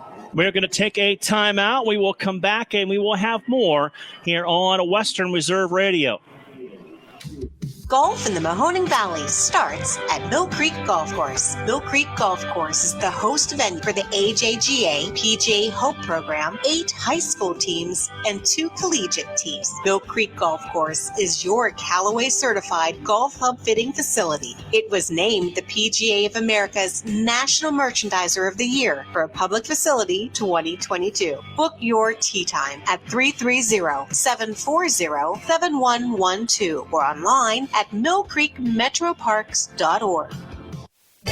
Located in Applewood Estates in Boardman Township, the Applewood Swim and Tennis Club offers a pleasant family environment. Choose a membership that meets your needs and enjoy a relaxing venue that includes not only swimming for the family, but also youth activities such as competitive swimming, tennis, and more. Enjoy the friendly atmosphere all summer long with the staff and members of the Applewood Swim and Tennis Club. For more information, go to applewoodswimandtennis.com or call 330-953-2833. Malutic Live is your home for high school sports. We have all the scores on our social media platforms throughout the games. Enjoy our timely updates from local area schools year-round. You won't get the consistency and reliability from anyone else. Our number one priority is servicing our fans and getting them live news as it's happening. Follow us on social media, Twitter, Facebook, and Instagram at Malutic_Live. And remember, our fans come first. During the fall and winter, grilling season never ends, and Gessler Propane is your local supplier that makes sure you get your hard-earned money's worth. Why go to gas exchanges to pay higher prices for tanks not filled to capacity? Gessler Propane makes sure you're prepared for year-round grilling with 100% filled tanks at a reasonable cost. See Bob Monday through Friday, 10 to 4, and Saturday, 9 to 3 at Gessler Propane, 702 Youngstown Poland Road, Struthers, or call 330-755-9119. Gessler Propane. They got gas. Accidents happen. That's why you need Repair That Glass. Specializing in windshield replacement and all other auto glass, we offer a full range of automotive glass repairs. Our technicians can do everything from minor chip repair to a complete replacement. Your windows don't go up or down, they can fix that too, along with custom glass work and antiques. Repair That Glass is a family-run business for over 40 years. Repair That Glass. Call for your appointment now at 330-534-3192. Show off your Youngstown pride by sporting the latest in Phantoms gear. Don't know where to get it? Head over to youngstownphantoms.com and click on the Team Shop link for the latest in jerseys, hats, t-shirts, hoodies, and more. Let everyone know that you're the biggest Phantoms fan around. And be sure to stop by the Dunkin' Donuts Team Shop next time you're at the Convelli Center. Head to youngstownphantoms.com and visit the Team Shop today. Sandrock Concrete specializes in all types of concrete, driveways, sidewalks, basements, and garages. We also do stamped colored concrete and many different designs. We do interior and exterior stonework, regular brick and block work. Sandrock Concrete is fully insured. Call Jerry Sandrock at 330-506-0013 for an estimate. Also find them on Facebook at Sandrock Concrete LLC. Sandrock Concrete, where you deal with the owner all the time. So, are you enjoying our station?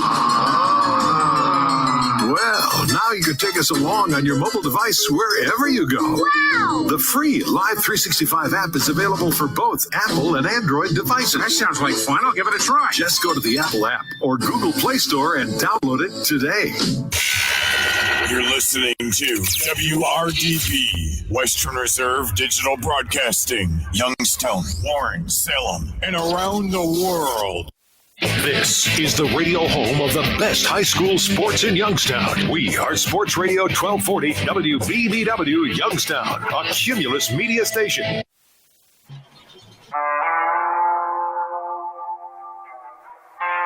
back to the Sandrock Concrete High School football game of the week on Western Reserve Radio. Getting set to begin in quarter number 3 here on Western Reserve Radio and Sports Radio 1240. Thank you to Tim Street for stopping by to join us in the halftime show. And this is where I normally say, Dave, what are the keys to the second half? But for South Range, it's keep up what they've been doing. Yeah, that's basically what they should do, come out with the same game plan and just keep it rolling the way they have it going. Like I said, the biggest adjustment is going to be on the part of Ironton. They're going to have to really put something together and see if they can stop this machine getting any further ahead than they are right now. So Ironton will receive the football to begin the third quarter.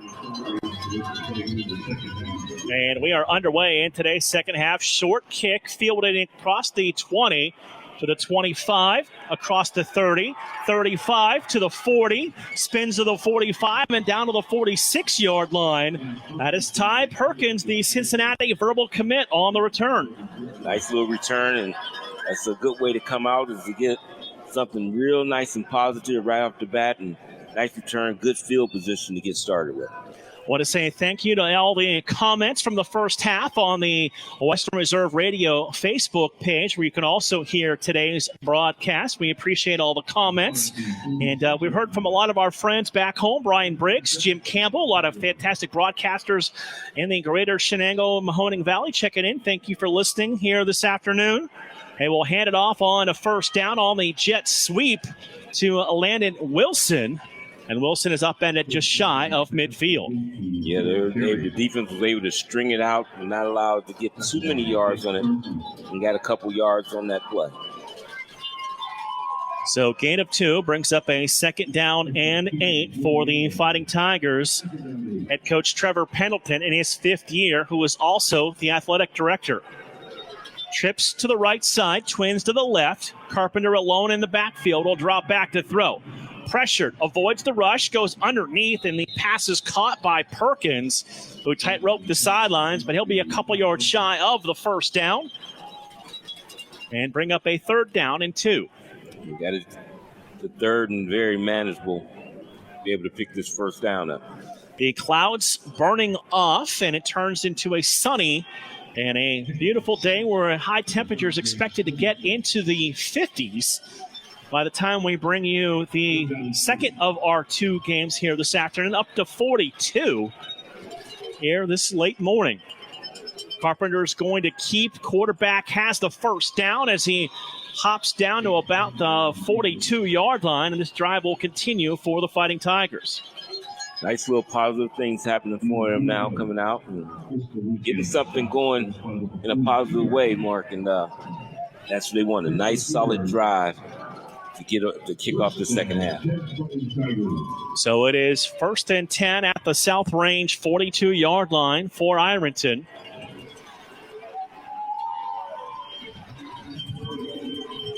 Two receivers left, one to the right side.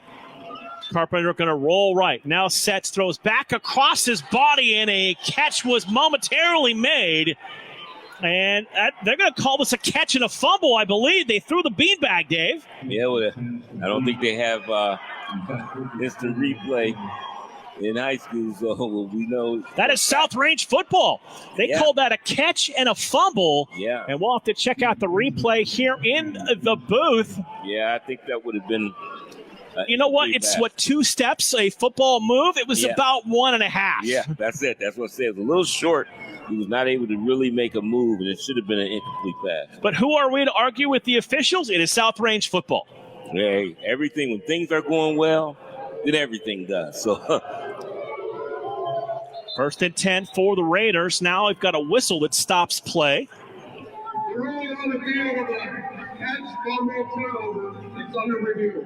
So they will go to video review for this play. I knew they had added that in years past here. Yep. We will now have to go to the video review to determine what this play will be. And we can tell you this third quarter brought to you by Repair That Glass, reminding you that accidents happen. That's why you need Repair That Glass. They offer a full range of automotive glass repairs. For an appointment, call them at 330-534-3100. 9-2. We had the opportunity with the multiple flat screens here to look at this play, and it looked like the defensive back for South Range, that is Nick Plunkett, he kind of reached in and dislodged the football pretty early. Yeah, I think it was a little bit early. He only got a foot down and was getting ready to make that turn when he had stripped the football. So I definitely thought from the beginning that it should be called an incomplete pass. So the review continues with 10:34 to play here in this third quarter, and a 32-14 lead for South Range. And this is a big call coming up, but it is a big call much more for Ironton than it is for South Range. Yeah, and you get a nice positive start as they had and didn't have something that could put as they say, a monkey wrench in it. This is something they don't need. They need to get a break here to be able to keep the football and continue their drive. So our referee communicating with the booth that is upstairs here on the level we're at, as they are going to, I believe they're going to call this an incompletion. Yeah, I think they're lining up like they're ready to go on offense, and they haven't even finished with the review. Down to the field for the review. The ruling on the field of a catch, fumble, turnover has been overturned. The ruling is now incomplete pass. And you know what? You hear the boos from one side, you hear the cheers from another, but after the review, Dave, that's the right call. Oh, it's definitely the right call. And I just thought that's what happened. It was too much of a bang-bang situation to actually call that a catch and a fumble. So 2nd and 10 from the 42-yard line for the Fighting Tigers.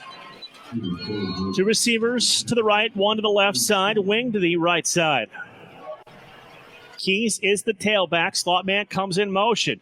Going to give it to Keys, running right up the middle.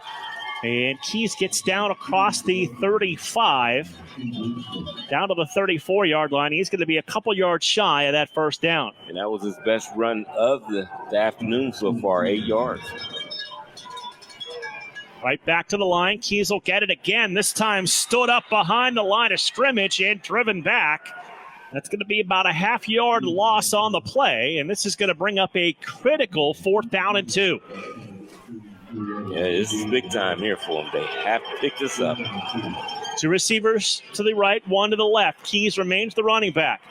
They will fake it to him. Carpenter looks to run. He is going to be hit. He is going to be sacked, and South Range is going to take over on downs, continuing to have the monster game. That's Chris Coachelli on the stop, his second sack of the afternoon. And the biggest thing that Carpenter made a mistake on is he hesitated. When he started to make that decision to run, you can't hesitate. Once you made the decision, you just got to go. And with his size, you should have kept going and plowed forward. But that little hesitation caused them from getting the first down. So 1st and 10 for the Raiders off the 4th down stop. Receivers to each side, tight end and a wing to the left. Raiders left to right here in the third quarter. Skurpak going to give the ball to Blake Ewert, running to the outside across the 40, 45-50, 45-40, 35-30, and out of bounds in Fighting Tiger territory at the 31-yard line. Blake Ewert with another huge run and a Raider first down. Well, those are big-time things that happen. Here they go, where the machine really gets going. Big play, they go right to the line of scrimmage. Back up tempo. Skurpak at the line. Takes the snap. Fakes it to Dominguez. He'll keep it this time and drive down to the 30 for a 1-yard gain. It's 2nd and 9. Aiden Dominguez now in there at the tailback spot for the Raiders. Yeah, they went 3 deep so far today with their tailback position, keeping fresh legs out there. 2nd and 9 from the Ironton Fighting Tigers 30-yard line. Raiders have plenty of time on the play clock, down to 15 seconds. Two receivers right, one to the left side, wing to the left. Skurpak moves Dominguez up to his left side, right next to him. Skarpak to throw underneath, and the fastball is incomplete. Looking for Jake Starkey to pick up that first down. Yeah, and really put it right there to 2 and 8, but you got to get the hands out in front. He allowed it to get to the body and actually got it. That ball got there in a hurry. So the incompletion brings up a 3rd down and 9 for the Raiders. 8:55 to go here in the third quarter, leading at 32-14. This is big for Ironton to try to keep them out of the end zone because this would be very demoralizing to their unit. 2 receivers to the right, 1 to the left. Wing to the right side. Skarpak claps, 3-step drop, steps under the pocket. He is absolutely crushed as he throws that football, and the pass falls incomplete, and Skarpak a little slow to get up, and we exchange turnovers on downs. Well, he took a hit there. That looked like Keys came in and really put it to him there. I got to give credit to the guys that run the sticks. They got the down changed quickly, so it is 4th down and 9. Very good defensive play there, and they got to come up with another one now, Mark. South Range averaging almost 8 yards a rush this afternoon. They need 9 here on a 4th down and 9. Skarpak will roll right. Going to come underneath, and the pass is dropped and incomplete. Went for Aiden Leon, who could not hold on, and now it is a turnover on downs, and the ball back to the Ironton Fighting Tigers. That was a perfect pass right there between the 2 and the 4. And that's a guy that should be catching that ball with his hands, but I think he took his eye off of it, was ready to make the turn upfield, and did not secure the football. So the Ironton Fighting Tigers take over here in this third quarter, brought to you by Repair That Glass, reminding you that accidents happen. That's why you need Repair That Glass. They offer a full range of automotive glass repairs. Call them at 330-534-3192. Carpenter to throw it on first down, completes the tunnel screen across the 30 to the 35-yard line. That's Ty Perkins, the 6'3 senior, on the reception. Yeah, we're able to get him over there in the little space there to be able to pick up about 5 yards, Mark, and here they are off again trying to get their drive going. 2 receivers to the right, 1 to the left, wing to the right side. Carpenter takes the snap. He's going to toss the ball to Amari Felder. And Felder cuts back, and he is right near the first down marker. They will give him enough for the first down, and the drive continues. Perkins, 5 receptions, 63 yards, and a touchdown for Ironton so far. Gave him a very, very favorable spot. It didn't look like he really got to the 40-yard line from where I seen from this angle, and it gave it a nice favorable spot for him. Continue their drive. 1st and 10 at the 40. Low snap. Carpenter pulls it out. Going to take a deep shot downfield, and that pass way overthrown and incomplete. The Ironton bench looking for pass interference, but that pass was not catchable by the receiver, Ty Perkins. Yeah, that's the reason it wasn't called, because that ball was way uncatchable there, too high and too far toward the boundary. Dave, South Range's defense, they have virtually eliminated the running game from Ironton. They have held him to just 42 yards on the ground. Right. Now I can see the way they probably play offense. There a lot of play actions, and they're not able to do it when you can't run the football. Twins to each side on 2nd down and 10. Carpenter to throw. Dancing around the pocket. Now he's going to be hit, and he's going to be sacked back at the 30-yard line. That's Bailey Ryan, a senior defensive lineman, who comes up and makes another sack. Yeah, and I think that might be his 2nd sack. He's already blocked a punt today. He's having an excellent football game. So that huge loss, and that will be sack number 3 for this South Range defense. So 3rd down and 18 with trips to the right. Carpenter looking right. Now looks back middle, steps up, goes downfield and overshoots Aiden Young, who was open at the 50-yard line, to put it too far out in front of him, and that'll bring up 4th down. Nice stand there by South Range did not allow them to get a first down. And I tell you, Ironton is really up against it. They're really up against it tonight. 7:02 to play here in the third quarter. 32-14. South Range with the lead and about to get the football back. Schreck to punt. Lindstrom is back deep. Low line drive kick that Lindstrom will grab. Made the first man miss. Tries to get to the outside. Gets to the 35 and falls down at the 36-yard line. And that is where the Raiders will take over. First down and 10. Yeah, well, it was a nice field position for them to start from also at the around 30, was that 35, 36-yard line.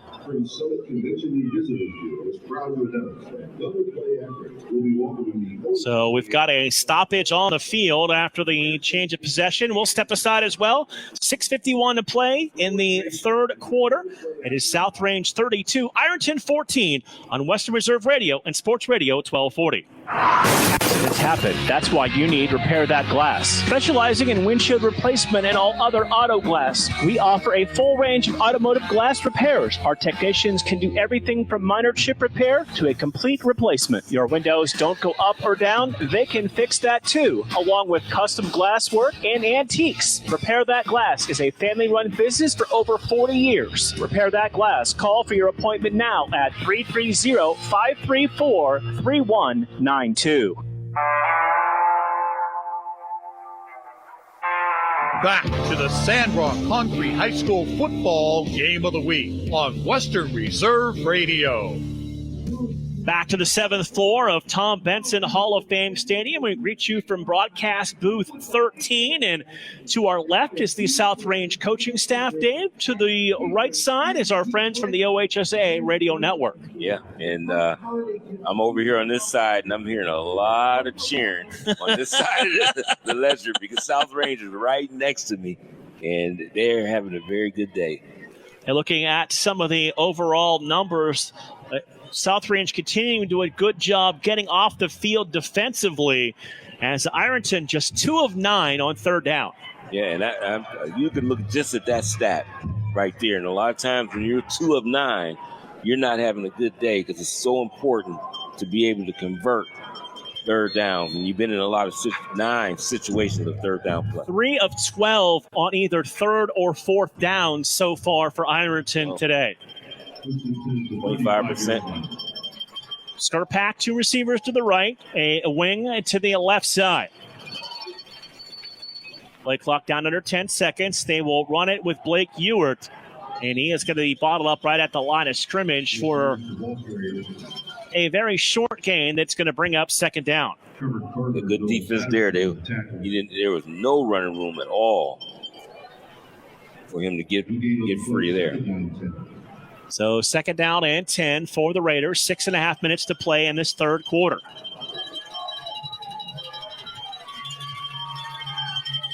They did definitely change a little bit of their defense from the standard 4-3. Skurpak claps, takes the snap, play fake to Ewert, goes over the middle. Lindstrom makes the catch, breaks across the 50, 45, 40, 35, 30, 25, 20, 15 to the 10, to the 5, trying to stretch for the goal line. Touchdown, Raiders. Wow. Shane Lindstrom making plays. Yeah, and this is, you're playing against guys that are not used to tackling a guy like that. And C.J. Martin had all the angle, had everything there to make that tackle. But the thing about Lindstrom, he can duck down, that lower center of gravity. He got right through that tackle and was able to make it all the way to the end zone. 65 yards on the touchdown. Yeah, you don't want to tackle him up high. You want to get down and get a control of those legs because when you do that, he can do a lot of different things. And with him having that the background of gymnast, that right there show you what excellent balance you can get just from doing that. So they will come on for the extra point. Logan Butcher missed 2 in the first half, now has a chance to complete the extra point. Snap, good. The extra point is up, and that one is true. So it took just 2 plays in 65 yards for South Range to stretch the lead to 39-14. 6:01 to play in the third quarter. We're back after a quick break on Sports Radio 1240 and Western Reserve Radio. Malutic Live is your home for high school sports. We have all the scores on our social media platforms throughout the games. Enjoy our timely updates from local area schools year-round. You won't get the consistency and reliability from anyone else. Our number one priority is servicing our fans and getting them live news as it's happening. Follow us on social media, Twitter, Facebook, and Instagram at Malutic_live. And remember, our fans come first.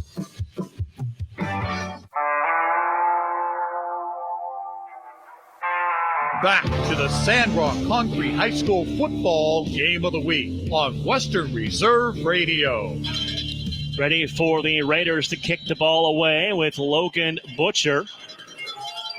Another little pop-up kick that drops at the 21, brought back across the 25 to the 30, and pulled down at about the 34-yard line. Is the returner, Ty Perkins, for the Ironton Fighting Tigers. It didn't allow him to get too much or get anything going. Good field position, but they're able to not allow any type of big return on these kickoffs. Looking for a most valuable player. How about Shane Lindstrom? 5 catches, 168 yards, and a touchdown, and we still have a quarter plus to play. Yeah, he is off and running. Carpenter makes the handoff, rolls out. They set up the wheel route, complete to the running back across the 40, and he's all the way inside the 30 and down to the South Range 28-yard line. Amari Felder makes the catch and quickly has the ball in South Range territory. Very nice play design on that. He was open there. And, quietly kept. He's had a pretty good game in Felder. He's done well. Right back to the line. Carpenter rolling to the right side. Completes the pass to his tight end inside the 20, down to the 15-yard line. That's Lincoln Barnes on the reception. Yeah, and since the first play of the offensive play of the game, that's the first time I think Barnes has actually had another reception since that first touchdown when he took in. Barnes, 2 catches for 66 yards and a touchdown. At the South Range 15-yard line. Carpenter to throw it again. Has time in the pocket. Now he'll dump the pass out. Receiver makes the catch and gets down to about the 7-yard line. That's Sean Terry, number 14, the sophomore wide receiver. This receiving core is deep for Ironton. They run in and out 6 different receivers. Low snap for Carpenter. Has time. Flips it into the flat. Running back makes the catch and walks into the end zone. That's Amari Felder for a Ironton touchdown. They come right back to get on the board. Yeah, that's Felder there, and that's like I said, he's had a very decent game. But when you're being dominated like that, you don't see a lot of things that's coming from the other side of the ball. But he has been a factor. Evan Williams on for the extra point. Into the end opposite of the highway here at Tom Benson Hall of Fame Stadium. Snap down, extra point on the way, and it flutters up and good. 4:46 to play, third quarter. South Range 39, Ironton 21. We'll be right back after a quick break on Sports Radio 1240 and Western Reserve Radio. During the fall and winter, grilling season never ends, and Gessler Propane is your local supplier that makes sure you get your hard-earned money's worth. Why go to gas exchanges to pay higher prices for tanks not filled to capacity? Gessler Propane makes sure you're prepared for your grilling with 100% filled tanks at a reasonable cost. See Bob Monday through Friday, 10 to 4, and Saturday, 9 to 3 at Gessler Propane, 702 Youngstown Poland Road, Struthers, or call 330-755-9119. Gessler Propane. They got gas. Back to the Sandrock Concrete High School football game of the week on Western Reserve Radio. 4:46 to play, third quarter, 39-21 is South Range. And, Dave, those wheel routes have really hurt the Raiders throughout the day. Yeah, and they have had success all during the day when they have run them. even one that was called back. And they definitely get a guy in the open and get him in space, and they've been able to make big plays. Carpenter, 17 of 27, 250 yards and 4 touchdown passes for the Ironton Fighting Tigers so far this afternoon.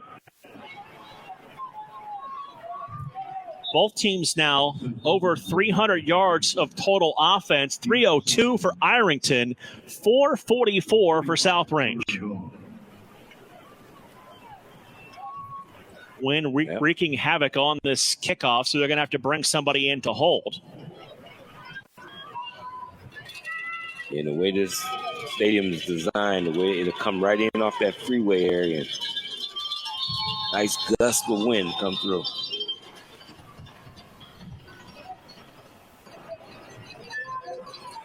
So the Fighting Tigers lined up to kick this one away. They stand around the football in a bunch formation, then break out and set themselves up. Ironton scoring drive.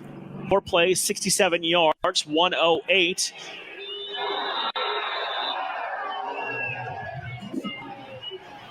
Now what do we have? I don't know what's going on here. Looked like he was saying something about the... Suppose they had a running clock, and I don't think it was running. They just called a delay of game on a kickoff. Yeah. That's not one you hear very often. No, and it was trying to get a certain alignment for the setup, but also there's a clock that's running that you got to get it off, and I don't think it was actually running. And that's what the coach is actually arguing about right now. So that penalty going to move the ball back 5 yards. 7 penalties for 62 yards on Ironton. 5 for 37 on South Range. And this is where the mental part of the game, when you get down, this is something you're not used to. Sometimes you got to see how you respond. And a lot of big mistakes at certain times in this game so far. So the delay of game penalty moves the football back to the 35-yard line for Ty Perkins. He kicks this one away, low line drive that they're just going to let roll into the end zone for the touchback. Hunter Knopf back there that time, the senior, to return the kick. Made the smart decision to just let that ball roll into the end zone for the touchback. Individual numbers for South Range. Skirpak, 10 of 21, 297 and 2 touchdowns. Blake Ewert, leading a rusher, has 11 carries for 105 yards and a touchdown. Shane Lindstrom, 5 receptions, 168 yards and a touchdown. A lot of offense from over there, Mark. Trips to the right side. Tight end to the left side. Skirpak claps, takes the snap. He'll hand the ball off. And the ball carrier stood up after a very short gain. That's Blake Ewert, number 26, on the carry. Give him 2. It's 2nd down and 8. Kept those legs driving. Very good response with Keys on the tackle. He was able to keep those legs driving, able to pick up 2 yards. 2 receivers go to the right. Tight end and a wing to the left. Skirpak claps, takes the snap, gives it again to Ewert, trying to sweep to the outside, and he'll twist his way down to the 24-yard line, where it brings up a 3rd down and 6. Different speeds of how South Range run their offense, and now they're being very deliberate. Clock is in their management right now, and they're just taking their time. 3:45 to play in this 3rd quarter. Play clock under 15 seconds. Skirpak claps, takes the snap, going to fire from the pocket, and a nice catch made by Shane Lindstrom for the 1st down, his 6th catch of the afternoon. And we're talking about most valuable guys. He's going to definitely be right there at the top of the list, along with Skirpak. So a 1st down to the South Range 32-yard line. 3.5 minutes to play, 3rd quarter. 39-21 South Range.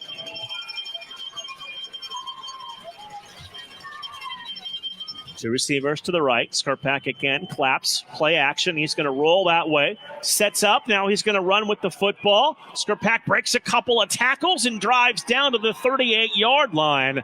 Took what could be a broken play and turned it into a nice gain. Yeah, and that's when he turns into that guy. That's his imitation of Josh Allen. That's when he puts the cape on. Yeah. As he is just breaking tackles as a quarterback and running like a fullback. It is 2nd down and 4 for the Raiders. Shadows on the field from this beautiful stadium here in Canton. Going to give it to Ewert.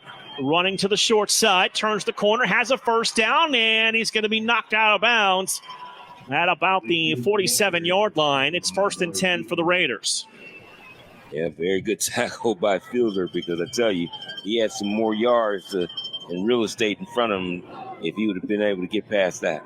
You are listening to Sports Radio 1240, WBBW Youngstown, a Cumulus Media station, and Western Reserve Radio. 2:35 to play here in the third quarter. South Range 39, Ironton 21. I tell you, Mark, this view that we have from up here is just, you can see every play as it develops, and it just gives a great view of a football game. They will run it with Skrpak. Outside across the 45, has the first down to the 40-yard line. And Billy Skrpak has the first down. And the thing about that on that play, that shows you a senior, a smart senior. Notice that he could have broke the tackle, but he seen where he was at, and he stayed in bounds. Got down and stayed in bounds so that clock continued to roll. Down to 2 minutes to play in this third quarter as we approach 1 o'clock. Pre-game for the Canfield Division III State Championship, a little more than an hour away.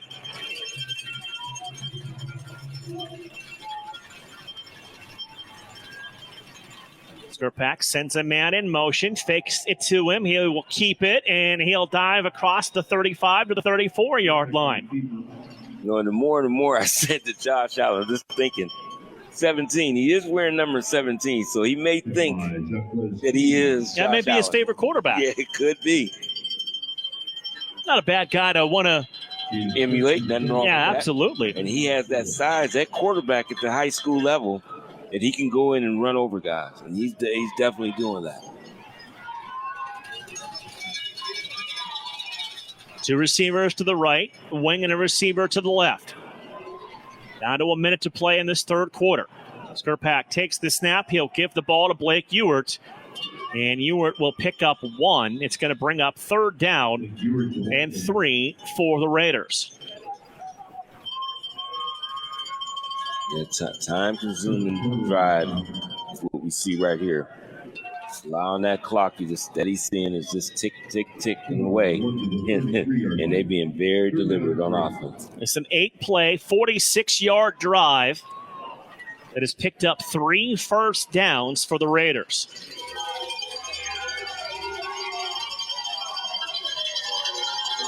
Two receivers to the left, wing to the right.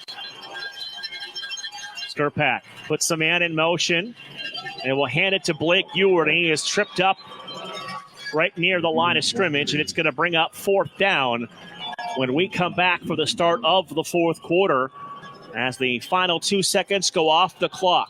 After 3, South Range 39, Ironton 21 on Western Reserve Radio and Sports Radio 1240. Sandrock Concrete specializes in all types of concrete, driveways, sidewalks, basements, and garages. We also do stamp-colored concrete in many different designs. We do interior and exterior stonework, regular brick and block work. Sandrock Concrete is fully insured. Call Jerry Sandrock at 330-506-0013 for an estimate. Also find them on Facebook at Sandrock Concrete LLC. Sandrock Concrete, where you deal with the owner all the time. Listen to Grove City College football all season long right here on Western Reserve Radio. Play action for East with time down the field. Got him in stride. That's Drake. 20, 15, 10, 5. Touchdown, Cameron Drake. It's his schools across the 50, 45, 40. He's gone. 30, 20, 15, 10, 5. Touchdown, Wesley Listen to head coach Andrew DiDonato and the Grove City College Wolverines all year long right here on Western Reserve Radio.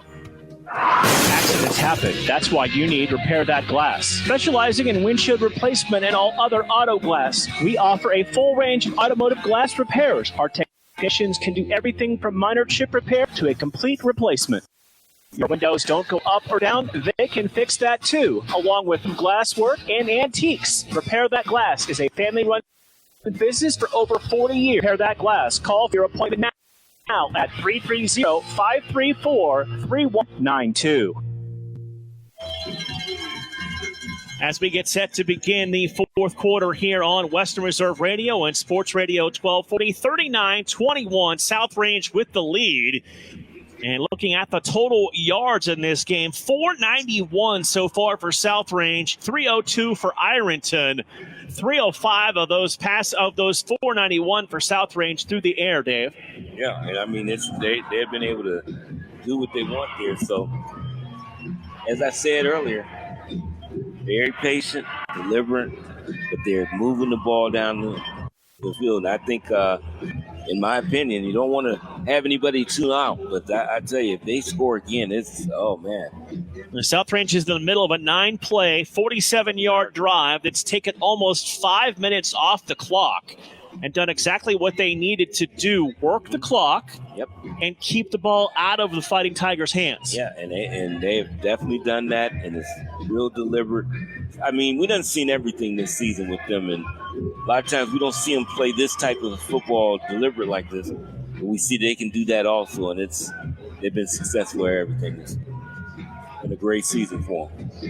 Now this high-scoring matchup, 39-21, as we get set to begin the fourth quarter. I said to Jim Craven, both these defenses are fantastic. It's going to be a low-scoring game. And Jim said to me, too many people in this booth. He said, not so fast, and boy, was he right. He was absolutely right. We begin the fourth quarter. South Range at the Ironton 34-yard line. Blake Ewart is the tailback next to Billy Skirpak. Lindstrom in motion. They set up the reverse motion, screen to Lindstrom, who looked to throw as 2 flags fly. And the pass was caught down to the 26-yard line, but there's multiple penalty flags on the field. And now a third flag comes out. And that there is something said, I think, on the field. I didn't see anything going on. That was a very late flag, Mark. That's when you know people have lost their composure if they done said something to the referees. So our officials are going to huddle back at the 35-yard line and sort out what could be multiple penalties.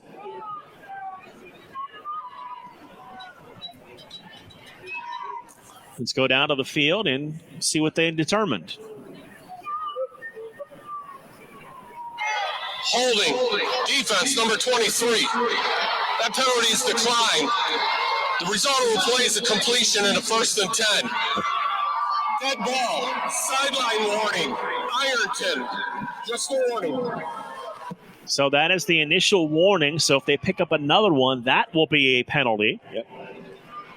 So South Range declines the initial penalty and the completion for Lindstrom. And why not? He's done a little bit of everything so far today. Yeah, he's done it all today. Yeah, give Lindstrom a completion for 8 yards. It's 1st and 10 Raiders. Give the ball to Blake Ewart. Ewart broke a tackle and got across the 20 and down to the 19-yard line. That exchange wasn't completely clean, but Ewart found a way to hold on to the football. On the ball, and then he ran with authority up in there, too, to break the tackle there and pick up a nice gain. And I tell you, you start to see how Ironton's, just their persona slowing down, and you can see that it's really done took a lot out of them. I think even more than physical, mentally. That's why you see all the mistakes. This will be the 12th play of this drive by Coach Yeagley's Raiders. Bring the man in motion, Jake Starkey. They will give the ball to Ewart, running up the middle, spins inside the 10 and down to the 7-yard line. It's 1st and goal Raiders. Hey, I'm telling you, this here is that like I said, a drive, they get in and score, and that could be the, as they say, the proverbial nail in the coffin, even though it's 10 minutes and 40 seconds left in this game. They just look demoralized right now on that football field. And that puts South Range well over 500 yards of total offense today.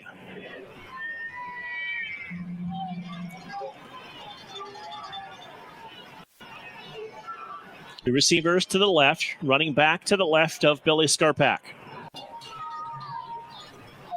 Skurpak takes the snap, gives the ball to Ewert, running short side, inside the 5, and popped down at the 3-yard line. It's 2nd and goal for the Raiders. Yeah. Nice little shot that he got there, trying to get down into the end zone. But I tell you, when you're winning and things are going like that, sometimes those shots like that don't even bother you. You're so enthusiastic what's going on and this close to a state championship. Under 10 minutes to play here in the fourth quarter.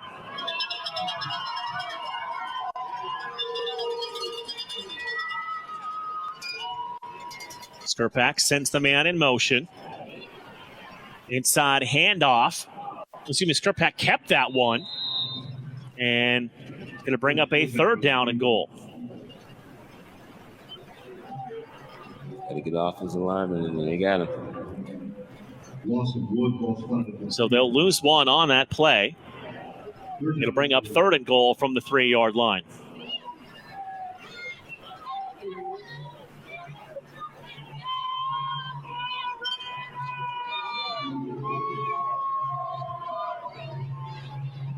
Well, Mark, they're right there on the 3-yard line. 3rd and goal from the 3-yard line. Skurpak goes under center. Loose ball on the turf. And I think Billy was able to fall on it and maintain possession. It'll bring up 4th down for South Range. That's about the second play in 3 plays that they had a little problem with the exchange at center. So they'll lose close to 5 yards on that play and bring up a 4th down.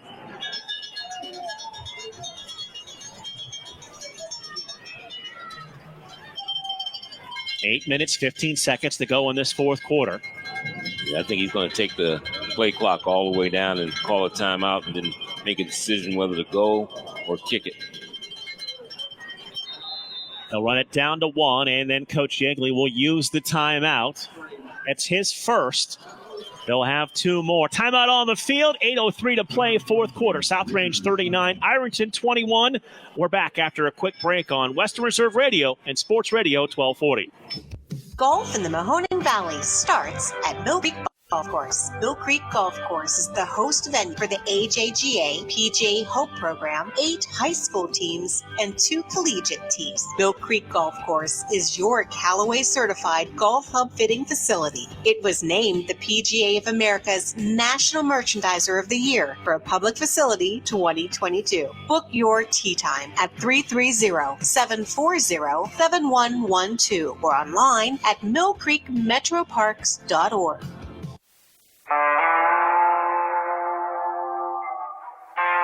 Back to the Sandrock Concrete High School football game of the week on Western Reserve Radio. 8:03 to play here in the third quarter on Western Reserve Radio and Sports Radio 1240. Hey, don't forget, not much further after we wrap up our post-game show, the D3 State Championship game is coming up between Canfield and Carroll Bloom Carroll. And that is a 2 o'clock pregame and a 3 o'clock kickoff here on Western Reserve Radio with Sports Radio 1240. Jim Craven and Bob Gessler will have the call for that one once we wrap up. Yep, I'll tell you. This year, I'm wondering what the decision will be from the 8-yard line. Will they go ahead and kick it? Or are they just going to go ahead and try to nail this one and really put the, as they say, the foot on the neck? Dave, this will be the 16th play of this drive. Been very controlling on this one. I think they got the ball with maybe around 7 minutes, somewhere in there. And the drive is just under 5 minutes long so far. Yep. So if they did that, I mean, they have really control the football, the tempo, everything right now. And this, I think it just really took a lot out of Ironton. Thank you to Paul for checking in on our Facebook page, saying this South Range team is a team of destiny. You may be right, Paul, but we're going to wait another 8 minutes before we make that decision. Fourth down coming up for the Raiders from the 8-yard line. Tight end to the right, two receivers to the left. Skurpak and Ewart in the backfield. Skurpak going to go under center now. Gives it to Ewart on the handoff now. Pulls it back, and there's a man wide open in the end zone for the touchdown. What a play fake by Skurpak for the Raider touchdown.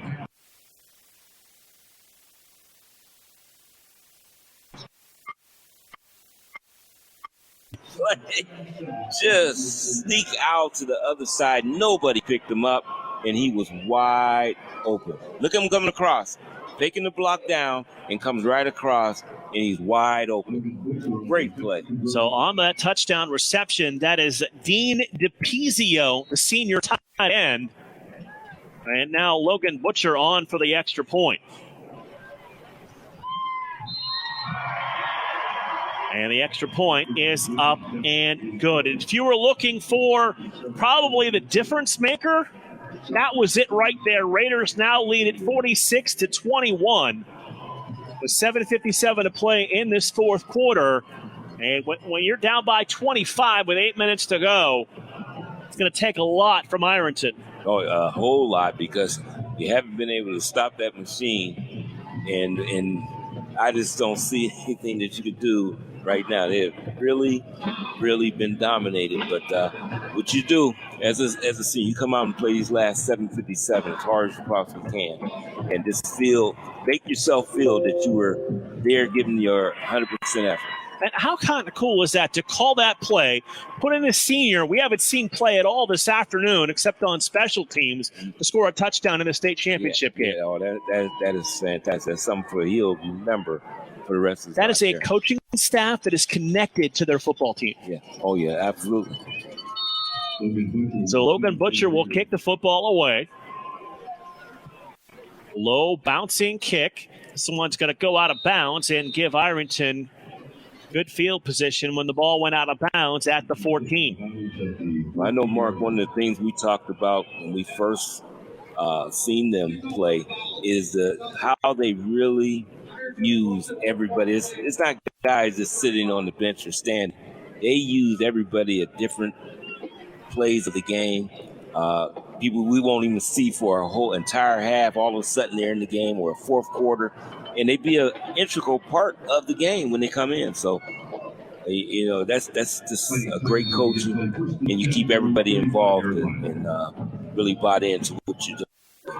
Ironton going to cut in an I formation with receivers to each side. Carpenter to throw, going to take a shot downfield and overshoots the intended target. As they were looking downfield for C.J. Martin, a senior wide receiver who had checked in for that play. Yeah, and he wasn't open from no beginning of that play at all. They had three players over there. It was really a one-player route. If you've seen downfield, he was the only one that went out. And they had him bracketed all during that play there. 2nd and 10, 7:51 to play in this quarter. Carpenter hands the ball off to Jaquez Keys. And Keys is bottled up after a short gain that brings up 3rd down. Yeah, they're not able to do too much, and they absolutely know it. So 3rd down and 8, 7.5 minutes to play here in the fourth quarter, 46-21. South Range leading Ironton. Carpenter to throw. Tries to loop a pass downfield, and the pass was intercepted but out of bounds. Yeah, just by a little. Nick Plunkett couldn't get a foot down, and it's going to bring up 4th down. And our Matt Emps checks in on the Facebook page, Dave, saying, this is about offensive line dominating and just wearing a team down, and that's exactly what South Range did on that last scoring drive. Right, and something I know that we do a lot on talk about on Saturday sports pages. We talk about football. The key is the line play on both sides of the ball. If you can control those, a lot of times you win the football game. There come the South Range fans. It is 4th down and 8. Carpenter to throw. Steps up. He is going to be wrapped up and brought down. That is a turnover on downs. And South Range will bring the offense back out onto the field. Yeah, I tell you, he had nobody open. He was blanketed all over the field. And he just wasn't able to get out. I think, it was really something hard to do there because they kept Felder. I see he was in the backfield blocking. He was a key guy that you usually have out on routes. I mean, this took this team completely out of their character, and that's what happened today. South Range 7-10 away from making history here this afternoon. Single receivers to each side. Tight end and a wing to the right side for Billy Skarpak, the quarterback. He'll hand it off on first down. That's Hunter Knopf, the senior. And Knopf down to the 39-yard line on the first down carry of 3 yards. And I know we look over across the way, and very good contingent of South Range fans made it up here to the Hall of Fame Stadium, Tom Benson's Hall of Fame Stadium, and they have really supported their team and seen a great effort out here by the South Range Raiders. 6:35 to play in this fourth quarter as now Tyler Remish checks into the backfield. Remish moves up to the left side of Billy Skarpak. He'll get the handoff running to the right side. And Remish able to twist his way down to the 36-yard line, where it'll bring up 3rd down, and we'll go under 6 minutes to play in the fourth quarter. Yeah, I tell you, even the referees are being kind and just let this get through this game, because I've seen him get ready to go to his waistband and maybe call a horse collar tackle. But once he slipped through, he just let it go.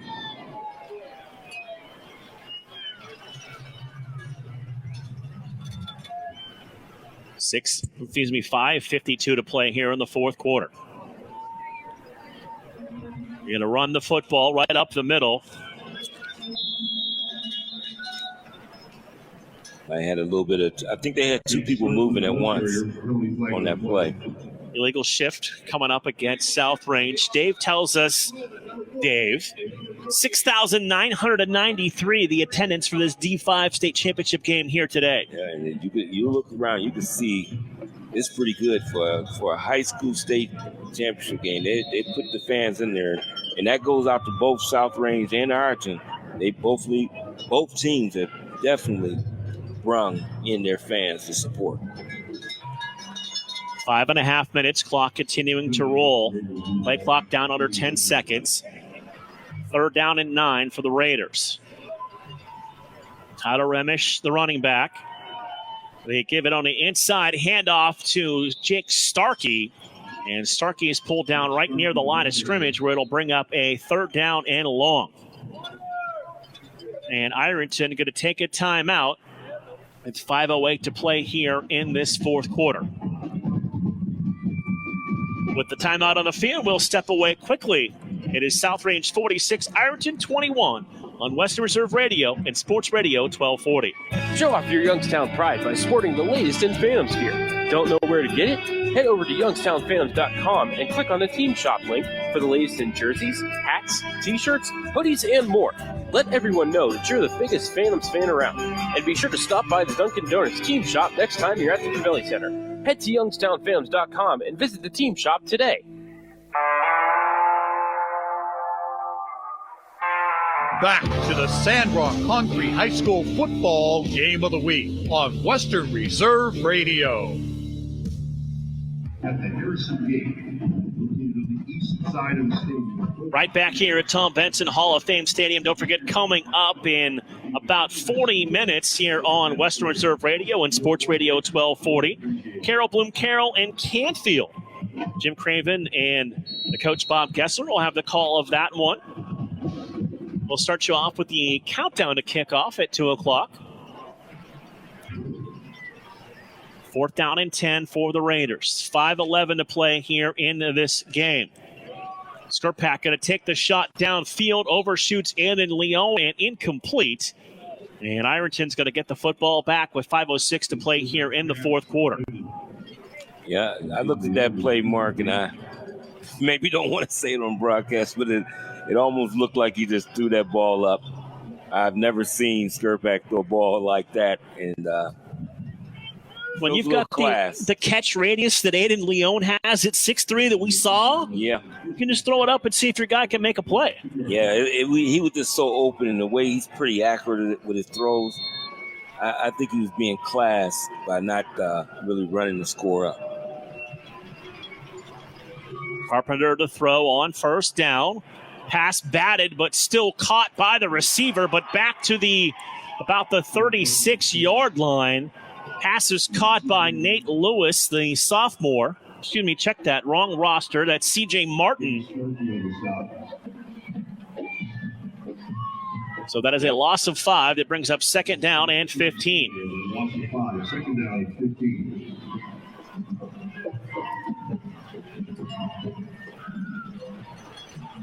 Carpenter takes the snap. He'll toss it to his running back.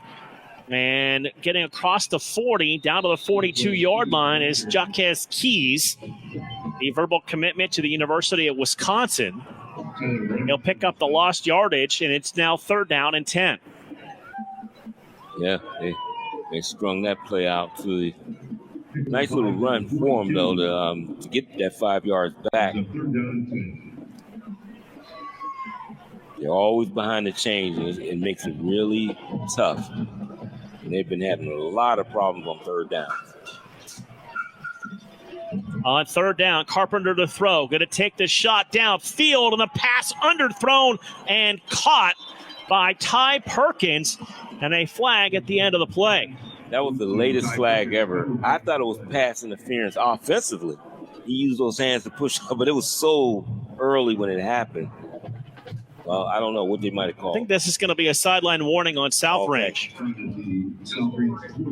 They definitely just let that go. As far as I thought he got a little push off now. Maybe I'm got a little Michael Irvin going. So this play blown dead before they were able to get it off.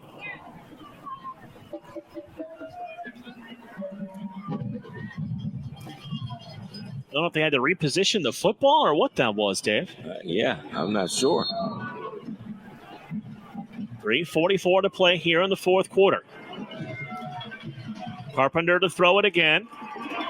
Going to be hit as he throws. The ball came loose. Wait, they saying that ball live? And now a late indication that pass was incomplete. Very late indication. Moving on the field is an incomplete pass. So they roll that pass incomplete, and it will bring up a third down and 10. Carpenter has thrown it 32 times today for Ironton. I couldn't tell if that ball actually came out. Flashes of Tom Brady came to my head watching that play take place. We don't want to talk about that. Neither me or Charles Woodson. Carpenter going to take the shot downfield, looking for his receiver. And they're going to say, yes, touchdown. They're going to say touchdown. One person marked the ball at the 1, and then they will say touchdown for Perkins. Oh, man, if they marked that at the 1, they kind of tired today. They got tired because that deep in the end zone. And one of the officials came over and put a foot out of bounds at the 1-yard line. He's ready to get home. Like, wait a minute, the ball's in the end zone. So the touchdown of 27 yards from Carpenter to Perkins caps off a 5-play, 58-yard drive. And now Ironton will keep the offense on there and elect to go for 2. You know, and I tell you, with this barrage that South Range put on, it's Carpenter to throw it. Pressured, throws across his body, had a man open, but could not get him the football. And the pass ball is incomplete. Go ahead, Dave. Yeah, I'm just looking at the fact that South Range has dominated so much. We haven't really paid attention to other guys on the opposite sidelines. And really, Perkins has had a very good game. 7 catches, 121 yards, and 2 touchdowns. It is so overshadowed by how the Raiders have played today, and you just want to give a little kudos to the guys having an excellent game. Yeah, look at Carpenter now, 20 completions, 303 yards, and 5 touchdowns. Yeah, that's something, I tell you. I mean, and that's one of those cases where you look and you're like, well, that's a monster game, 300 yards and 5 touchdowns. But then you look on the scoreboard, and his team is trailing 46-27 with 3.5 minutes to play. Yeah, absolutely.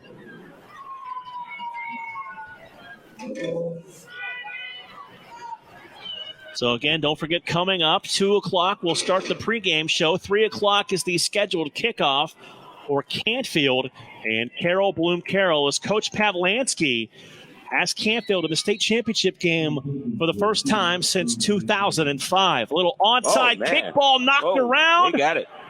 I think it was a little early, though. Well, I don't know. I think South Range came out of there with the football. No, I think Ironton got that ball. Didn't they? They haven't really given a clear indication of who has the football yet. Unless they touched it early. There's wow, there's a long flag toss and another flag. That might be the longest one all year. He may have touched it early. I want to see the replay. I think when they bowled him over, it may have been before it got to the 50-yard line.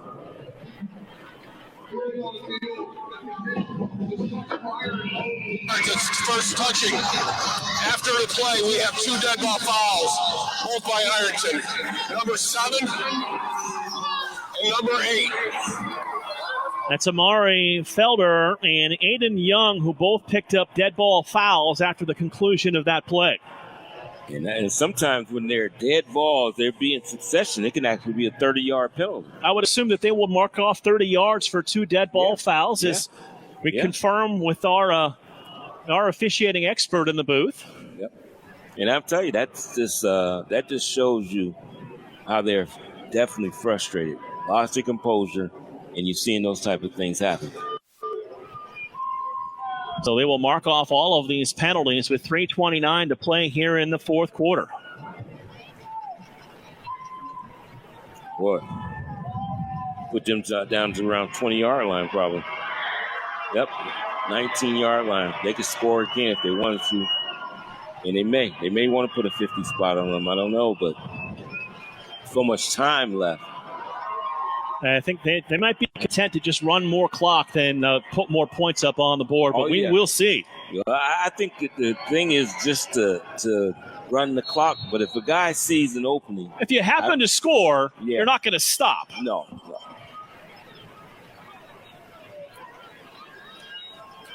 Skirpak has the offense out on the field with 2 receivers and a wing to the right, 1 to the left. They'll give the ball to Remish inside the 15, 10, and down to the 5-yard line. And a flag comes in, thrown by the back judge at the end of the play. Skirpak. He stopped like a statue, like, oh, are you kidding me? Here come a flag after the tackle. Holding. Offense, number 53. 10 yards from the spot of the foul. First down. This will just give the Raiders more time to run the clock. Yeah, absolutely. So the holding penalty makes it 1st and 20 back at the 29-yard line. We'll set it at the 27.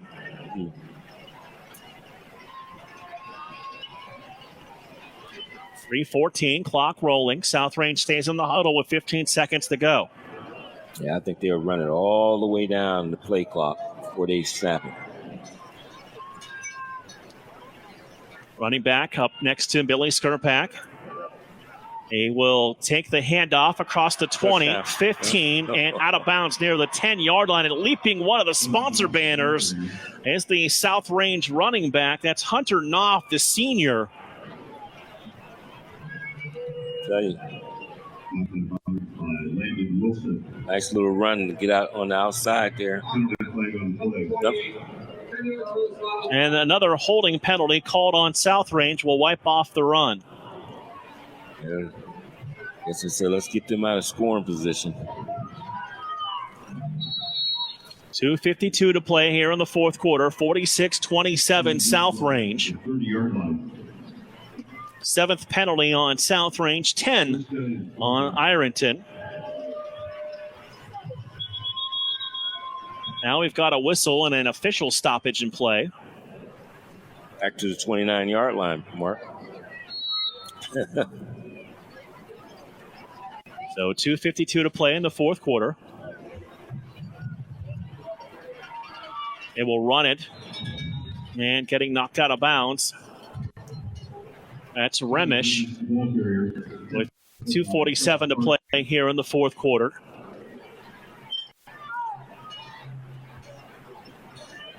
South Range taking all kinds of time in the huddle, just trying to let this time tick off the play clock. I think they went on to stop the clock. They said he got out of bounds, so they might as well go ahead and just snap the ball and get the clock rolling again. Tyler Remish remains the tailback to the right of Billy Skurpak. Remish going to run a counter inside and down to the 19-yard line. That's a late game wrinkle by the Raiders. We've seen much of that today. And now Ironton will burn a timeout. That'll leave them with 2:38 to play here in the fourth quarter.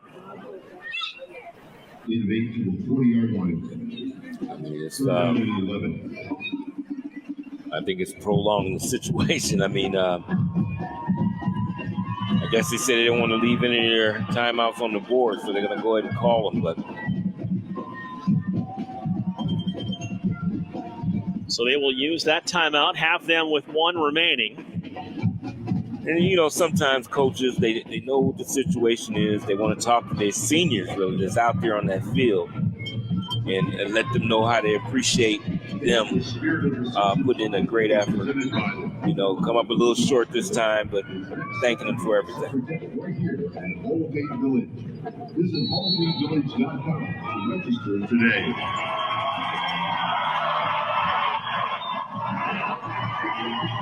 .238 to play here in this fourth quarter.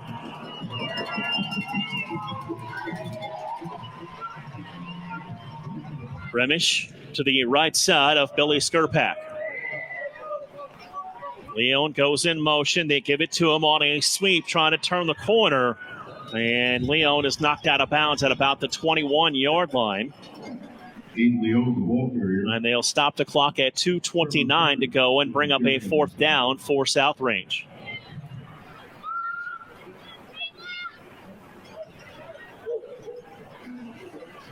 Well, spun at the 21-yard line, loss of 1, 4th down and 12. So that will also be the final timeout called by Ironton with 2:32 to go in this fourth quarter. We will have a quick post-game show, and we will send it back to network before rejoining you in a little less than a half hour for the for the Canfield Carol Bloom Carroll game coming up. What is going to be a busy afternoon for us. Yes, it is. It also includes a Phantoms game tonight. Sports Radio 1240 will have college football from Westwood 1 tomorrow afternoon. 3:30 pregame, 4 o'clock kickoff for the SEC Championship game from Westwood 1 Sports. Who do you like in that one? I think I'll stay with Georgia. That's a pretty good bet. Yeah, I think I'll stay there.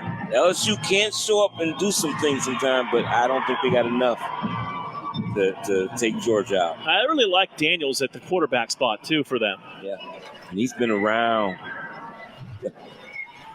They set up the screen and said to go over the middle. Pass caught inside the 5 and down to the 4-yard line. That's going to be 1st and goal for South Range. Yeah, I wonder wanted to see if they showed the coach.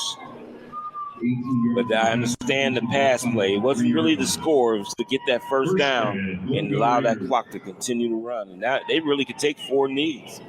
And that might be really close to ending the game. Yeah, Coach Yeagley on the field talking to his offense. They could absolutely do that if they wanted to. As we're under 2 minutes to play here in the fourth quarter. And that offense trying to get this crowd fired up. And the hugs and the celebrations are about to start with 1:49 to play. South Range chooses a timeout. And I've said this before. I go back over 20 years covering high school football in the Valley, and we've had some legendary coaches. We've had some legendary coaches that were just unbelievable for us to work with, a lot of them. Coach Yeagley has always been like that. I've really been happy for several coaches that I've known over the years. I was so happy for Jeff Bayek when he won his state championship for Warren JFK. I think the feeling is mutual for Coach Yeagley winning a state championship today. Yeah, and I remember my first stint with you doing games and stuff, and just thinking way back then. 20 years ago. Right. and how successful he was back then. And I was really surprised to look at the information that they never won a state championship. And they've had some very good teams over the years. And there's been a team called the Kirtland Hornets that were a problem for a lot of teams in D5 the last decade plus, that is now playing for a state championship in D6 tomorrow. Trying to put their stamp on that division. So backup quarterback is in. They give the ball to Dominguez, and Dominguez will go into the end zone for the South Range touchdown, and they have put 52 up in the state championship game.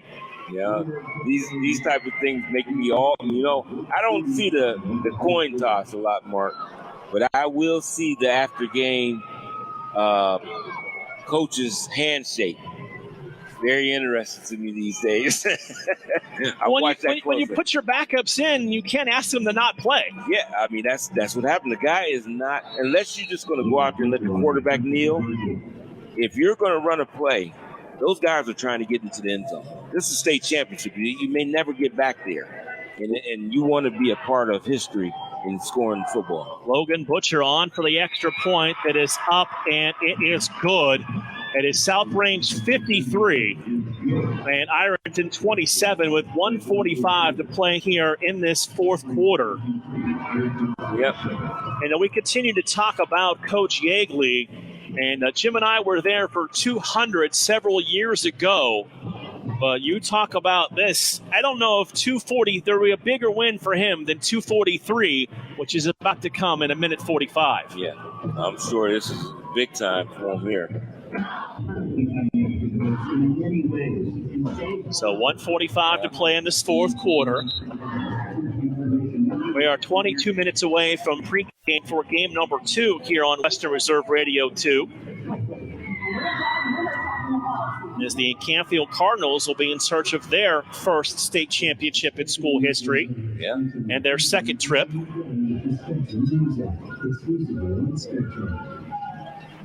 Well, this is a way to cap off a season and do it in big-time fashion where you almost double up the other team. 53-27 with a minute 45 to play here in the fourth quarter, and Logan Butcher set to kick.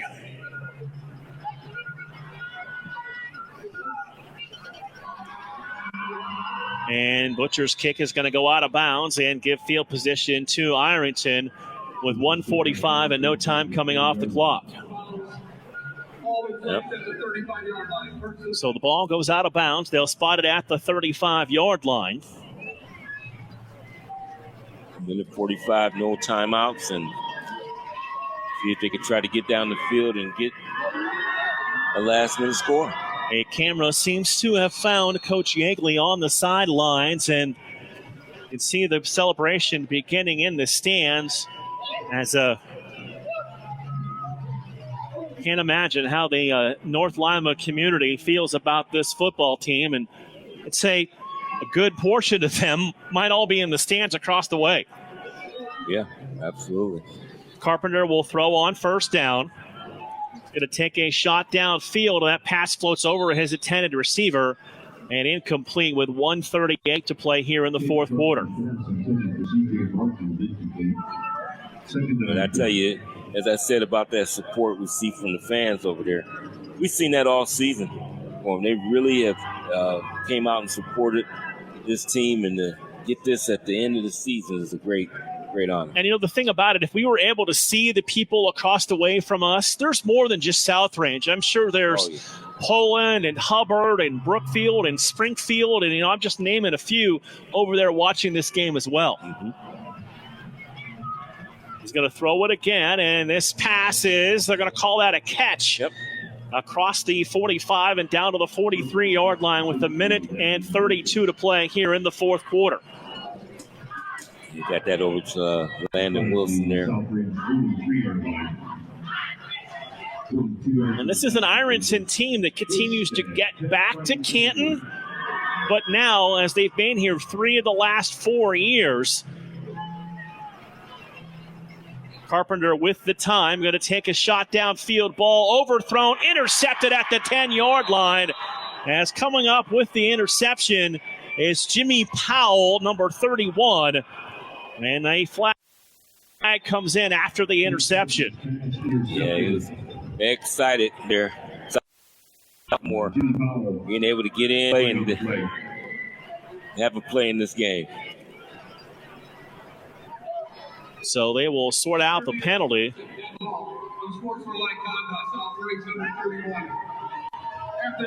And they will give him a unsportsmanlike conduct penalty for celebrating an interception at the end of the state championship game. Yeah. To a guy that hasn't been in on defense. So the Raiders just need to take a couple knees here. Yeah, I was trying to see where they called. But I mean, that's all he did. He celebrated. He was jumping up and down. Come on. And they will take a knee on a first down with Toy in there at the quarterback spot now. And he may be the heir apparent. And we've seen him throw the football. He is very accurate. Yes, very accurate. And he's a smaller guy, but he's a tough runner also. So at 5'9" and 145. Yeah, and that's the thing that just shocked me when we seen that when he played during the season.